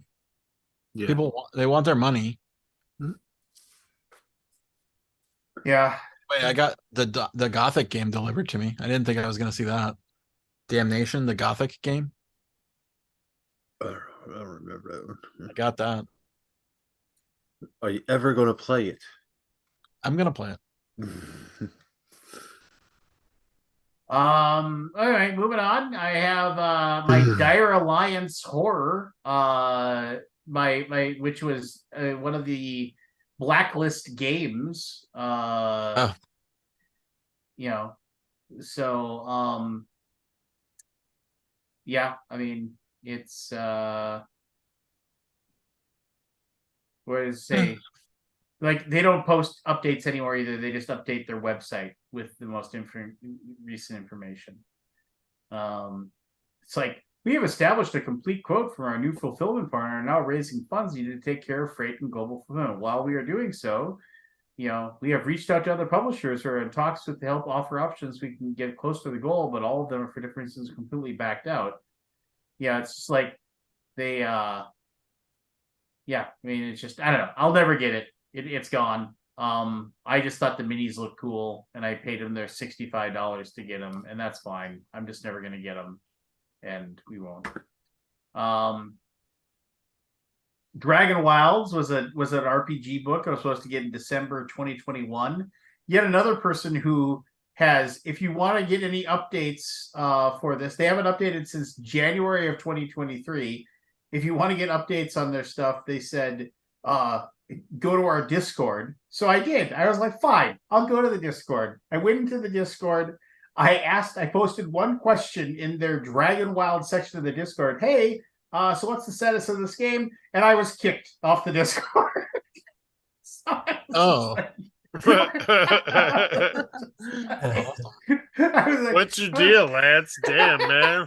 Yeah, Lance, why you going to shit all over their parade? I wonder what the status of this is. Get out of here. You're out of here, stirring shit up, man. Yeah, what's wrong with you? Makes perfect sense. I guess I can kiss that like $60 goodbye. So Stellaris Infinite Legacy, that was supposed to be delivered in April of 2022. Yeah, what's up with that one? I should get a check from those guys. For what? I did a preview video. It was the worst video I've ever done in my life. I hated it. They were supposed to teach me and my buddy Adam the game on Tabletop Simulator. Like we carved out the time and we were like, all right, we got our computers up to snuff, ready to play. And they didn't teach us the game. He just talked to us about the game for hours. And so we did a preview video about it. But there was a link down below. If you clicked on the link, then I got like a cutback of whatever it was. So I'm curious to see, because it was like, 5-10% of a pledge, but the pledge is like $300 or something. It could add up. Who knows? You're not getting that money. Hey, you never know. Pyramid game. You never know. You never know. That's true. So I got the emails. Reach out to Uwe. I mean, who knows? I will. I'm gonna wait till the game's out too, because he's still got because I'm also getting a copy of the game when it comes out. So it's like I'll be patient. Oh, is this a game that is which game is going this? to come out? Stellaris. Yeah. Oh, Stellaris, yeah. Were you talking to Gunther? Yeah, Gunther and Uwe Gunther's were his on the son. call. Yeah. Oh yeah, this game is just Uwe's so a good guy, incredibly. so he will, he'll get that game out. Okay. With how popular he the will. video He game will. is. When I saw him at Gen Con, he was by himself setting up his booth. So I took some time and I just helped him set up his booth for a little while, and I was just BSing with Origins. It was at Origins. And I asked him, so I said, with it being as late as it is, I said, how do you deal with people that are negative? He's like, if somebody comes in there and says something negative, I just ignore them. I was like, yeah, but I mean, people are kind of upset that it's being late. Yeah, well, I just don't care. Yeah. It's just he's like, I'm going to make that game as good as possible and I'm going to deliver it. And that's what's going to happen, And I was like, oh, all right. Well, but Uwe's a stand-up guy. He'll deliver it. And they make quality games. And he does not suffer fools. So, yeah. Lucky Duck saved some Kickstarter, the Tranquility, the game. Tranquility, the Ascent. Lucky Duck is jumping in to finish that one. That was a 43,000 euro pound. Never heard of it. Yeah, I remember. I'm just going through and looking at stuff. Just so many games that I'm never gonna see. Yeah. So I remember some of them shouldn't. Another RPG book called Stone Top that is it was like basically this campaign source book. Super late, supposed to be delivered in 2021, but they post regular updates, and they're like, this, we bit off more than we can chew. I had no idea I'd have to write this much, that kind of thing. Another RPG book called Seas of Sand, but the books are like in the process of being delivered. That was only May of 2022, so there you go. The one that really bothers me is that the Mothership RPG, which is basically sci-fi horror, Mothership's a Yes, I know fantastic that one. system, but they had a box set that I backed it. yeah, and it was supposed to be delivered a year ago, and they raised like $1.5 million, and they're still going through production right now. And I'm just like, which, whatever, stuff happens. But I mean, that's a game that was pretty much all written already. Yeah, this makes so sense. it's kind of weird that it's taken that long. Then I get into stuff that like here's like Cthulhu Awakens from I think it's Chaosium. No, Green Ronin, which is just, it sounded like a cool little RPG about Cthulhu. That's actually due next month, so I can't really complain about that. Some other books that are due in 2023, but I don't really consider anything late until you get to a year. There's a game called Undead Awakening that was supposed to be delivered last year, and the guy posted an update. When did he post his update? April of 2023, and he said, "Hey, here's the picture of the game." Like they're all like the proof copies and stuff like that, so it was obvious that it was done and it was ready to go. And he was just like, but Fun Again was supposed to handle their fulfillment, and he had to like get out of their contract, and then he was like, so the last thing he said was, "Oh, it looks like Q4 of 2023 I'll deliver those things." And it's just kind of like, and then he vanished. He fell off the face of the earth. And then the writer of the like one of the people that worked with him basically says, like the artist, he said that he hasn't been able to get a hold of the designer or the person who's running the campaign in months. Like the guy just fell off the face of the earth. So I don't have a lot of faith that I'll get that either. Other than that, I mean, either stuff has been delivered to me, or it seems like I'm gonna get it, or I've just written it off, which is fine. I like writing stuff off. It makes when you click the button, you just say, "Fine, I got it," and you just you put the frowny face feedback on it. That doesn't matter at all, I'll say this: it's like you put that frowny face feedback on something. Since I run campaigns and I know people put feedback on our stuff as well, and I'm sure there's people that put frowny face feedback, I don't know what that does, because I've never got. You don't ever get notified of it, do you? I've never got a notification that said you've got 7 frowny faces. I don't know what it does. I have no clue. I think it's just there to make people feel good about the fact that they can say, "I don't like you," because I think that's all it does. I think that's all it does. It's a Steam release, Steam pressure valve. Yeah, I mean, unless I mean, perhaps somebody at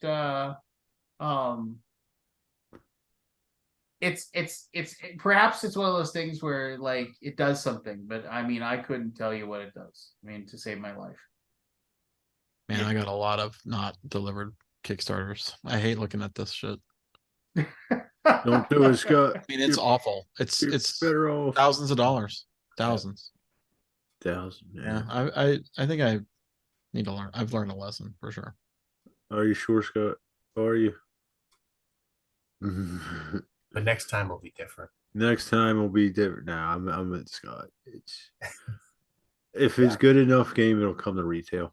Yeah, if it's good enough game, it'll come to retail, or it'll come out, and I'll get a copy that I need if I need to get it. Just it feels so. Yeah, there's so many hoops you gotta jump through. Crapshoot now. Like there's so much bad Kickstarters now. It's awful. Well, and it's just if I start going back into 2021, I'm starting to see I got some stuff. So it's mostly all 2022 that I'm missing. Right. So you might actually get us. So maybe I'll get it next year.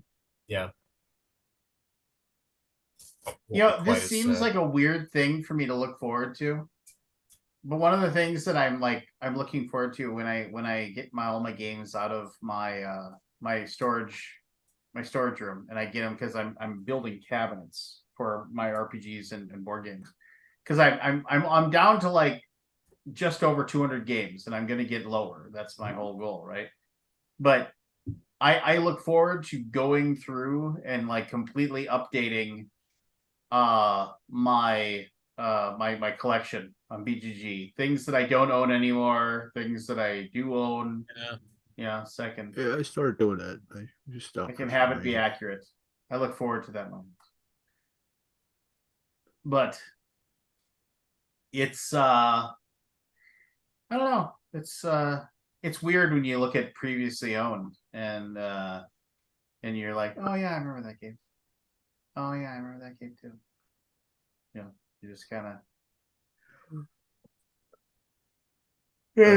Feel like if it's going for a reason. yeah, no, because it didn't get played, and somebody probably offered me a $20 bill for it, so I was like, fine, take it. I'm gonna go buy myself I'll do it. a Big Mac. See you later. Yeah. I don't know. You know. Okay, I make myself upset enough now. Thanks, Lance.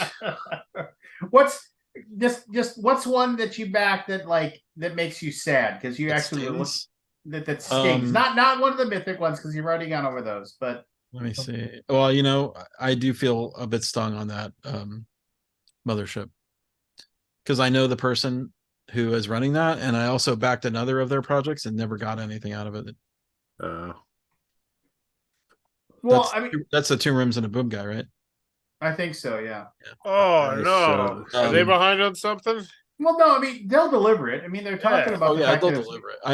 I think he will deliver it, but they're I backed a documentary with them. Never Oh got yeah, that one.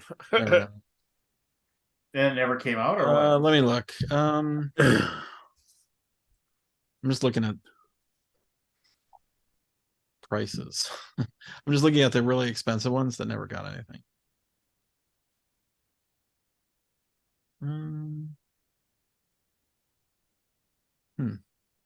Well, now you got pinball money, Scott.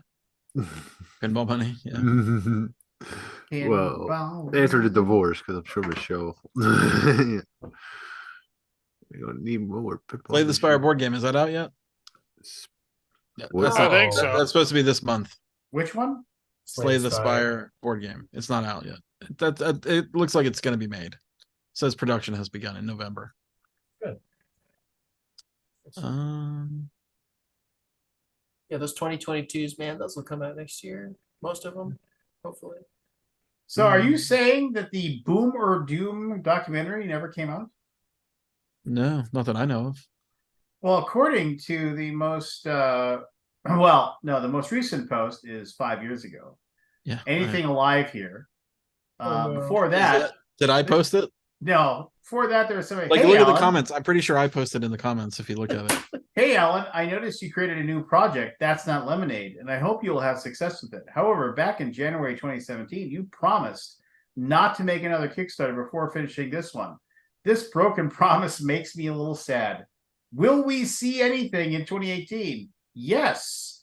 Sean is finalizing editing and will be releasing a video regularly starting in October. I don't think that's true. Yeah, I don't Bummer. believe that's true. That's Not Lemonade is great though. I will say that's a fantastic game. What's Yeah, that? he said 7 years ago, this project is not dead in the world. There are 1,000 excuses, none of which would make us look any better. You will not see another Kickstarter from us after Necroboomicon until BOD is done. I mean, maybe they will.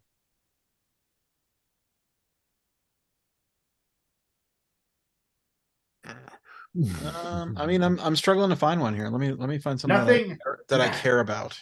Nothing says it's bad news when you see an update for backers only. Yep. Yeah, just Tebaru. Oh. That's the system. Oh man, that one's Tebaru was supposed to come out in April 2023. how's that one doing? Not only is it not out, they basically ran another Kickstarter with another big giant. Yeah, they went over to GameFound. Yeah. It's That's what's the a word on that one? That's always a red flag. I'm afraid to look. Because I think they were showcasing that at a Gen Con though. I so- guess they were. Their name With- is with Bad Simon. Karma. So With Simon. No, this past year. Oh, this year? They were Yeah, there? for the unicorn game and then the Vampire the Masquerade game. I'm pretty sure they had demos for both of them. So that one's coming along. I saw it. I didn't get a chance to play it.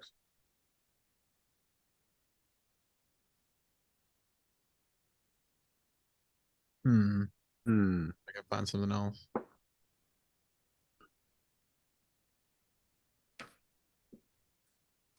there's a bunch So- of things saying so that wait a it's minute, the wait a board minute, game Supposed to come out. evolution. It was supposed to be Wait a minute. November 2022, so that's definitely disappointing. On March 29th, 2016, on the Boom or Doom Kickstarter Adventures in the Tabletop Industry, they said, several backers back for 15-second commercials. Here are a couple of those. One Night Ultimate Vampire, I never got mine. Booze Barons, and then after that they said, coming soon, a commercial for Steve Jackson Games, for Board Game Geek, Yeah. and more. Oh, That was their last update. never got it. By the way, actually, you know what? I'm not going to say anything. No, I'll tell you something out. No, I'm not saying it. I'm not going to say it on stream. Okay. Well, good night, folks. But there's more to the story. There's more to meets the eye, Scott. I don't want to. You must have paid $200. $200. 15-second Well, commercial. what's the Skype. name of that project? I can't remember the name of it. Boom or Doom. Sean and Alan will be your advertising creative team. We will make a 15-second commercial and inject it into our documentary. We will include your product, company's name, website, whatever you want us to advertise. This includes a Skype conference call Yeah, it with was Sean and Alan $200. for an official 1-hour think tank meeting and everything from the first 5 pledge levels. We will make your product look great. $200. Yeah, I paid the 200. That's long gone. Long gone. That's like $201 tacos. I'm kind of disappointed that Agamonia has not come out yet. You back the weirdest Came out- shit, dude. That came out in 2022. Supposed to be shipping in 2022. See that. Yeah, I did an all-in $250, €250. Agamonia, Agemonia. Oh, E. That's not lemonade. pretty sure, There it is, like, $16,000. Pretty sure Meeple, Man vs. Meeple did a preview of that thing. Yeah, there it is. Agamonia. Yeah, that's disappointing. I wanted that game pretty bad. Did it? I mean, Looks maybe cool. maybe it's still coming. Yeah. Could be.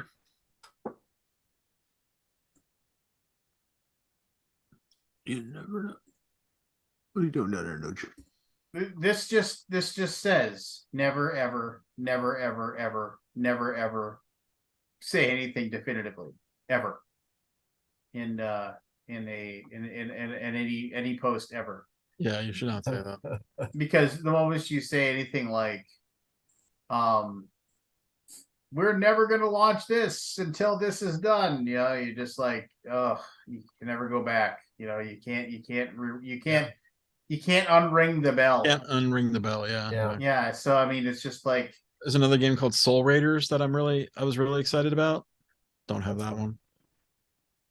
It says pledge banner closing on November 20th. Grimoire box tweaks mass production start November 10th, 2023. It could still be happening. It's only a Good. couple months ago. Good. But people say that shit and they disappear sometimes, you know. Right. Yeah, yeah. It's got a cool cover. Yeah, they all do. It's all bling. Oh yeah, they have to, right? Otherwise, no one's Yeah. gonna back it. It's not cool Yeah. looking. Yeah. The game's shitty, but it looks good. Yeah.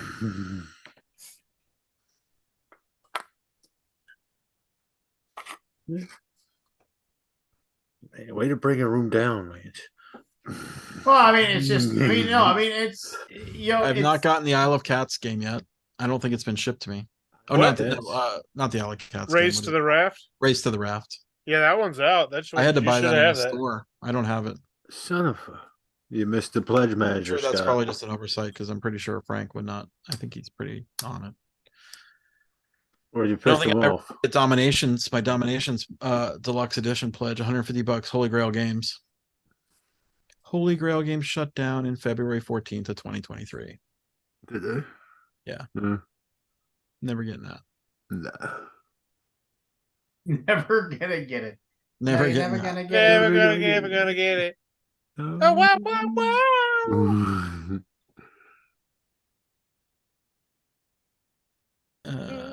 Yeah, let's see here what they said. On November 30th, they said that they're oh my god, they're going through quartermaster logistics for fulfillment, which cool, but they charge the most out of anybody to fulfill stuff. They do a good job. They do a very good job in shipping stuff. So, yeah. I'm missing a Ragnarok all in. Ragnaroks? Yep. Not Ragnaroks. Mythic Battle Ragnarok. Oh, I was gonna say if you need that, I'll freaking No, it's not that. one in the mail for you tomorrow. I got one. That's a monolith game. Ugh. Yeah, I know. It gets Game called Lasting Tales backed in gosh, when is the date of this one? Supposed to be delivered in May of 2022. Lasting Tales, a fantasy miniatures game. Never heard of this one. Me neither. No, you never seen it. I've never heard. Well, it's got an about update. November update. Digital prints approved. Who cares about digital prints? We want the product. They have to say stuff though. Lance was just talking about this. You got to say something. You got to you got to just say something. That's all you got to do. You just got to. Oh wait, this is Blacklist games. Just push the buck a month away. Lasting Tales, a cooperative tabletop miniatures game, 1 to 5 players. I guess that never came out. And I get it, right? I mean, it's one of those things where it's like like I said, you're climbing into, you're climbing into the frickin', just begging for somebody to like, punch you in the face because you're like, oh, it's like, yep, here I am, just like you go ahead, just like you get to tell me I suck and I can't do anything about it, and all you can do is just show up with your hat in hand and Stellaris is definitely one of the older ones. Which one? Stellaris? Stellaris. Oh yeah, that's because the table presence is insane. It's a massive chunks of plastic. I mean, it was a huge undertaking. No, you know what's gonna happen when I get that thing? You know what's gonna happen when I get that thing? I'm gonna look at it. I probably won't even take the shrink wrap off, and I'm gonna immediately call my friends to see who wants to buy it off of me for 60 cents on the dollar. But what if there's a how to play video? Will that change your mind? Like there's a well done one? Why are you gonna do it? No, hell no. I don't got the time for that. I got other stuff. I don't have the time to play a game like Stellaris. It's like, fair enough. when am I gonna play that fucking game? Never. Yeah, Primal the Awakening. 200. I'm back that for. What did I pay for that? Primal the Awakening. It's 249 euros. Gameplay all in. Estimated delivery March 2022. A fully cooperative deck crafting boss battler board game featuring card-driven tactical combat large-scale minis. Pledge manager closure November 23rd, 2023. I think I probably have my current address on that one for backer kit.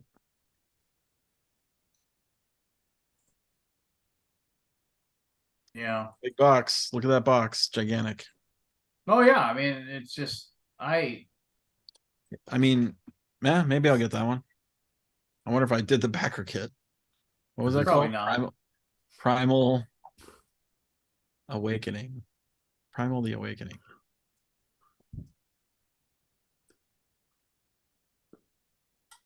Yeah, I reach a yeah, I don't get any of this stuff.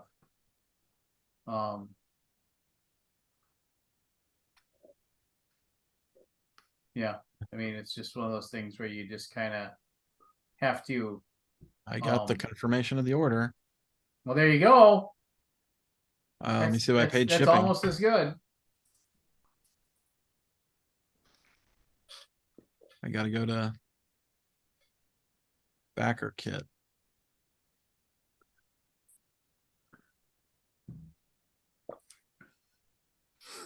You know, I mean, I don't know. By the way, the shipping is $189. Or no, $189. $89. I was Whoa. gonna say $89. that's a still tool, bad, Scott. but That's that a is big one. Yeah, it's a big whoa. one. You could deliver a bandsaw for that much. Anyway, there I just I reconfirmed it. Maybe I'll get that one. Anyway, yeah, it's ridiculous. It's so dumb. It's thousands of dollars. It's really frustrating. It is. I'm done. I'm done. I'm out. I'm out. I'm I'm gonna out. remind you every week, Scott. Please. Fuck Kickstarter. Fuck Kickstarter. I guess I reserve the right for one or two. No. It's all or nothing, Scott. Cold turkey. All or nothing. It's how they lure you in, Scott. It's a gateway said- drug. I mean, I do like large projects. I like seeing them come to fruition. Yeah, I get that. Exciting. See how they turn out. Yeah. It is I exciting. get it. So they turn out. But I mean, how many projects did I just name off there? That was like 102. I didn't do anything less than 100 there. It was like 200 or $200 all in, or even more. Yeah. I mean, that Hanasteer, I'm all in for like 500. I'm never seeing that. That's gone. You think Yeah. that? Do you think they're going to survive? There's no way. No. But man, they got $1 million project sitting there for how many years? And it's behind another one. I would not want to be in their shoes. Well, and It would just the make me thing feel is so that uncomfortable that I took $1 million and then I'm just like, oh, you're not going to get it for 5 years. How do you?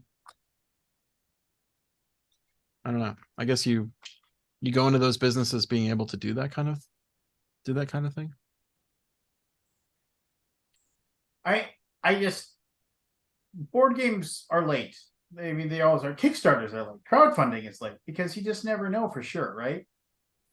But I mean, it's just like. But I always love people. I It's guess like, if oh, they still have if they're in their hearts, they're like, yeah, I'm going to ship this project. Right. Like then that's all. I mean, I had given up on that that Viking RPG book. I mean, like the guy hadn't updated in like 7 months, and all of a sudden this package showed up at my door, and I was like, what the hell?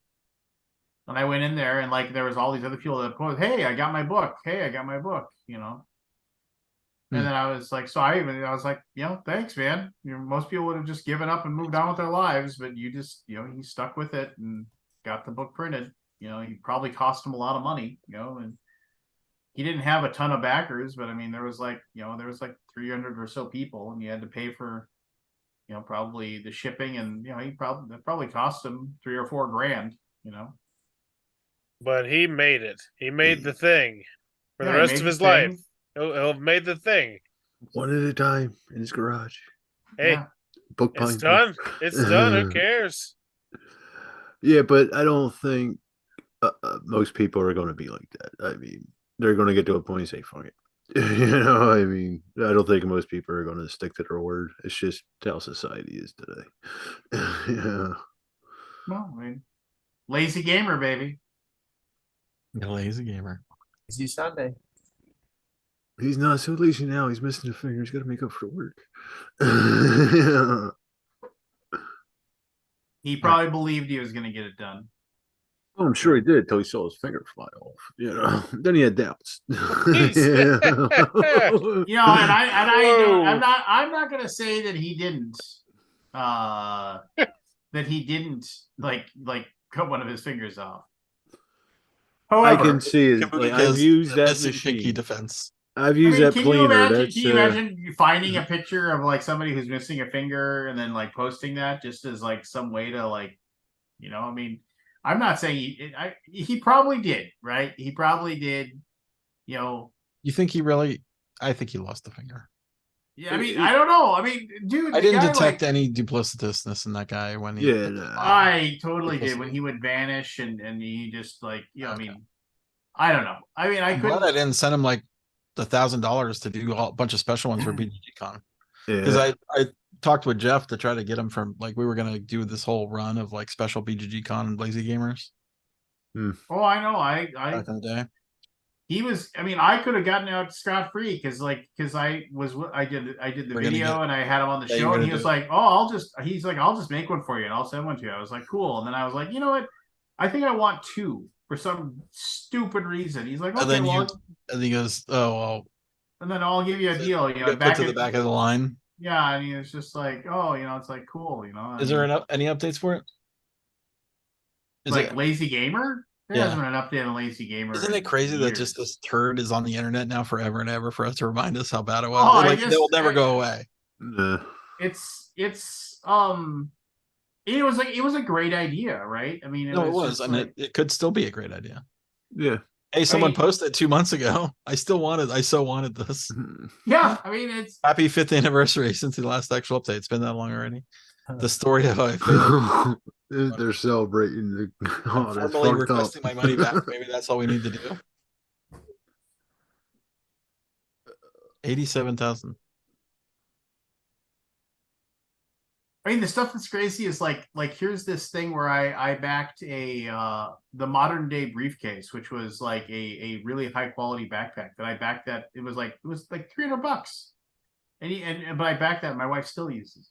So I mean I mean, so I can have a positive thing right there, and just it was one of those things where I was like, oh, this looks like really cool, like she works from home.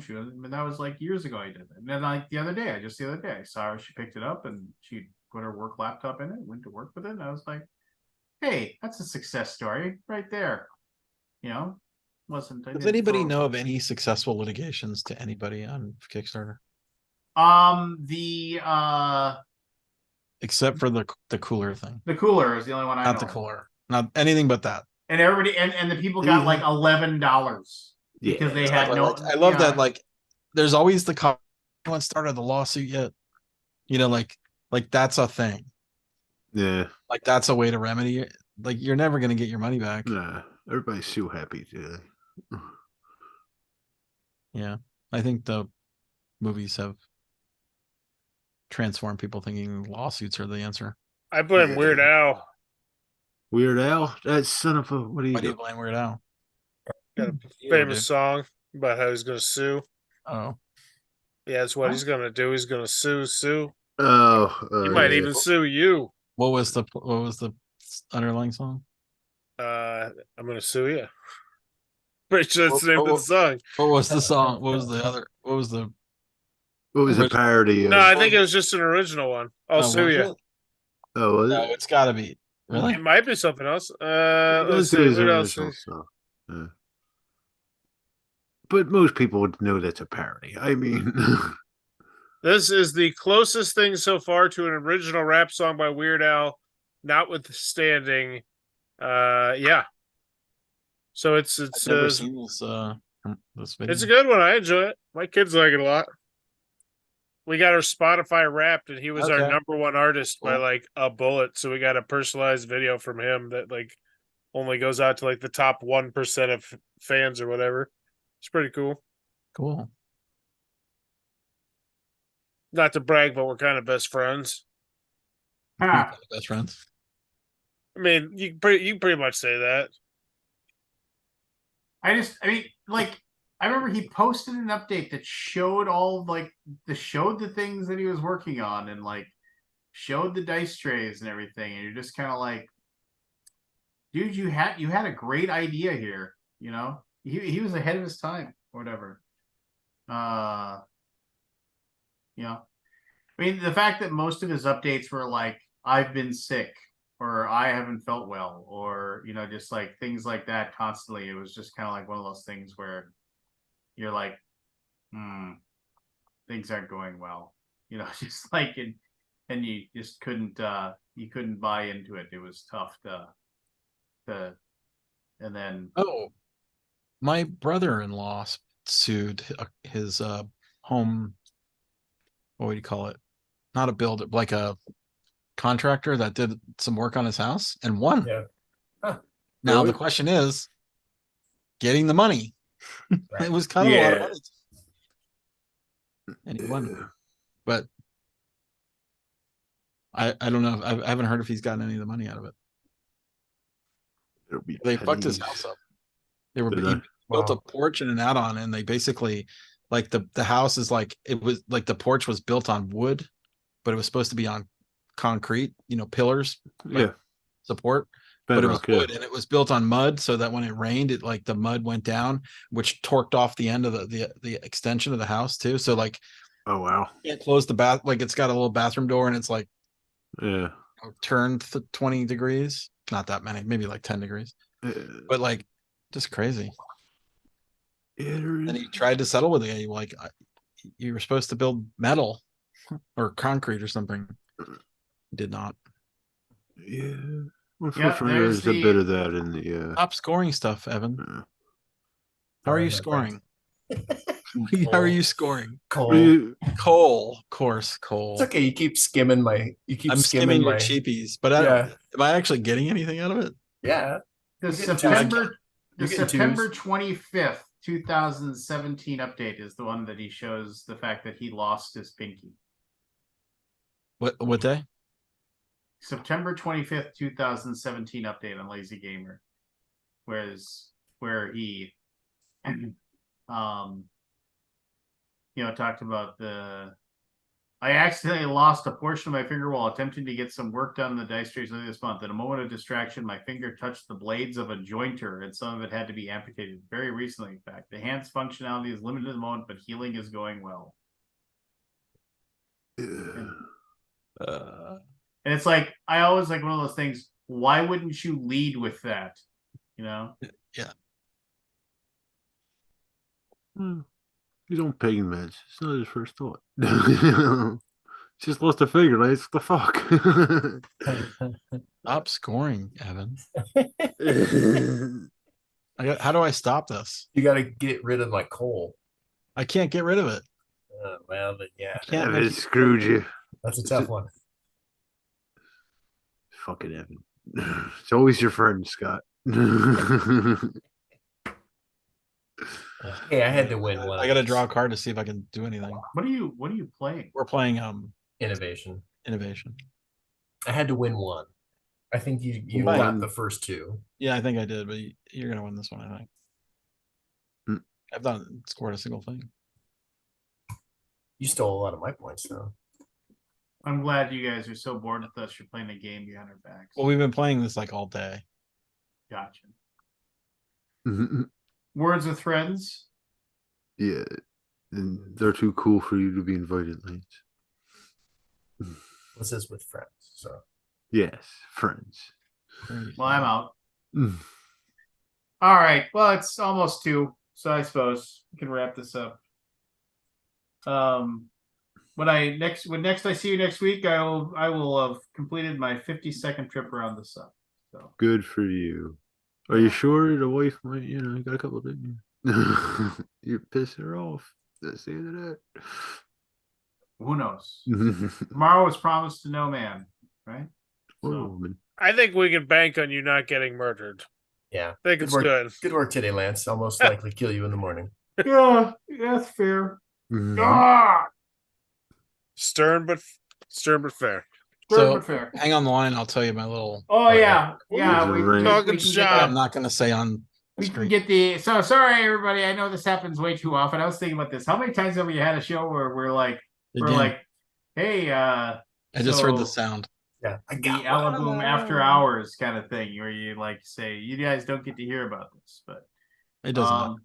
It wouldn't add anything to the conversation. It's just a bit of juicy gossip. all right, here we go. We're gonna close it up.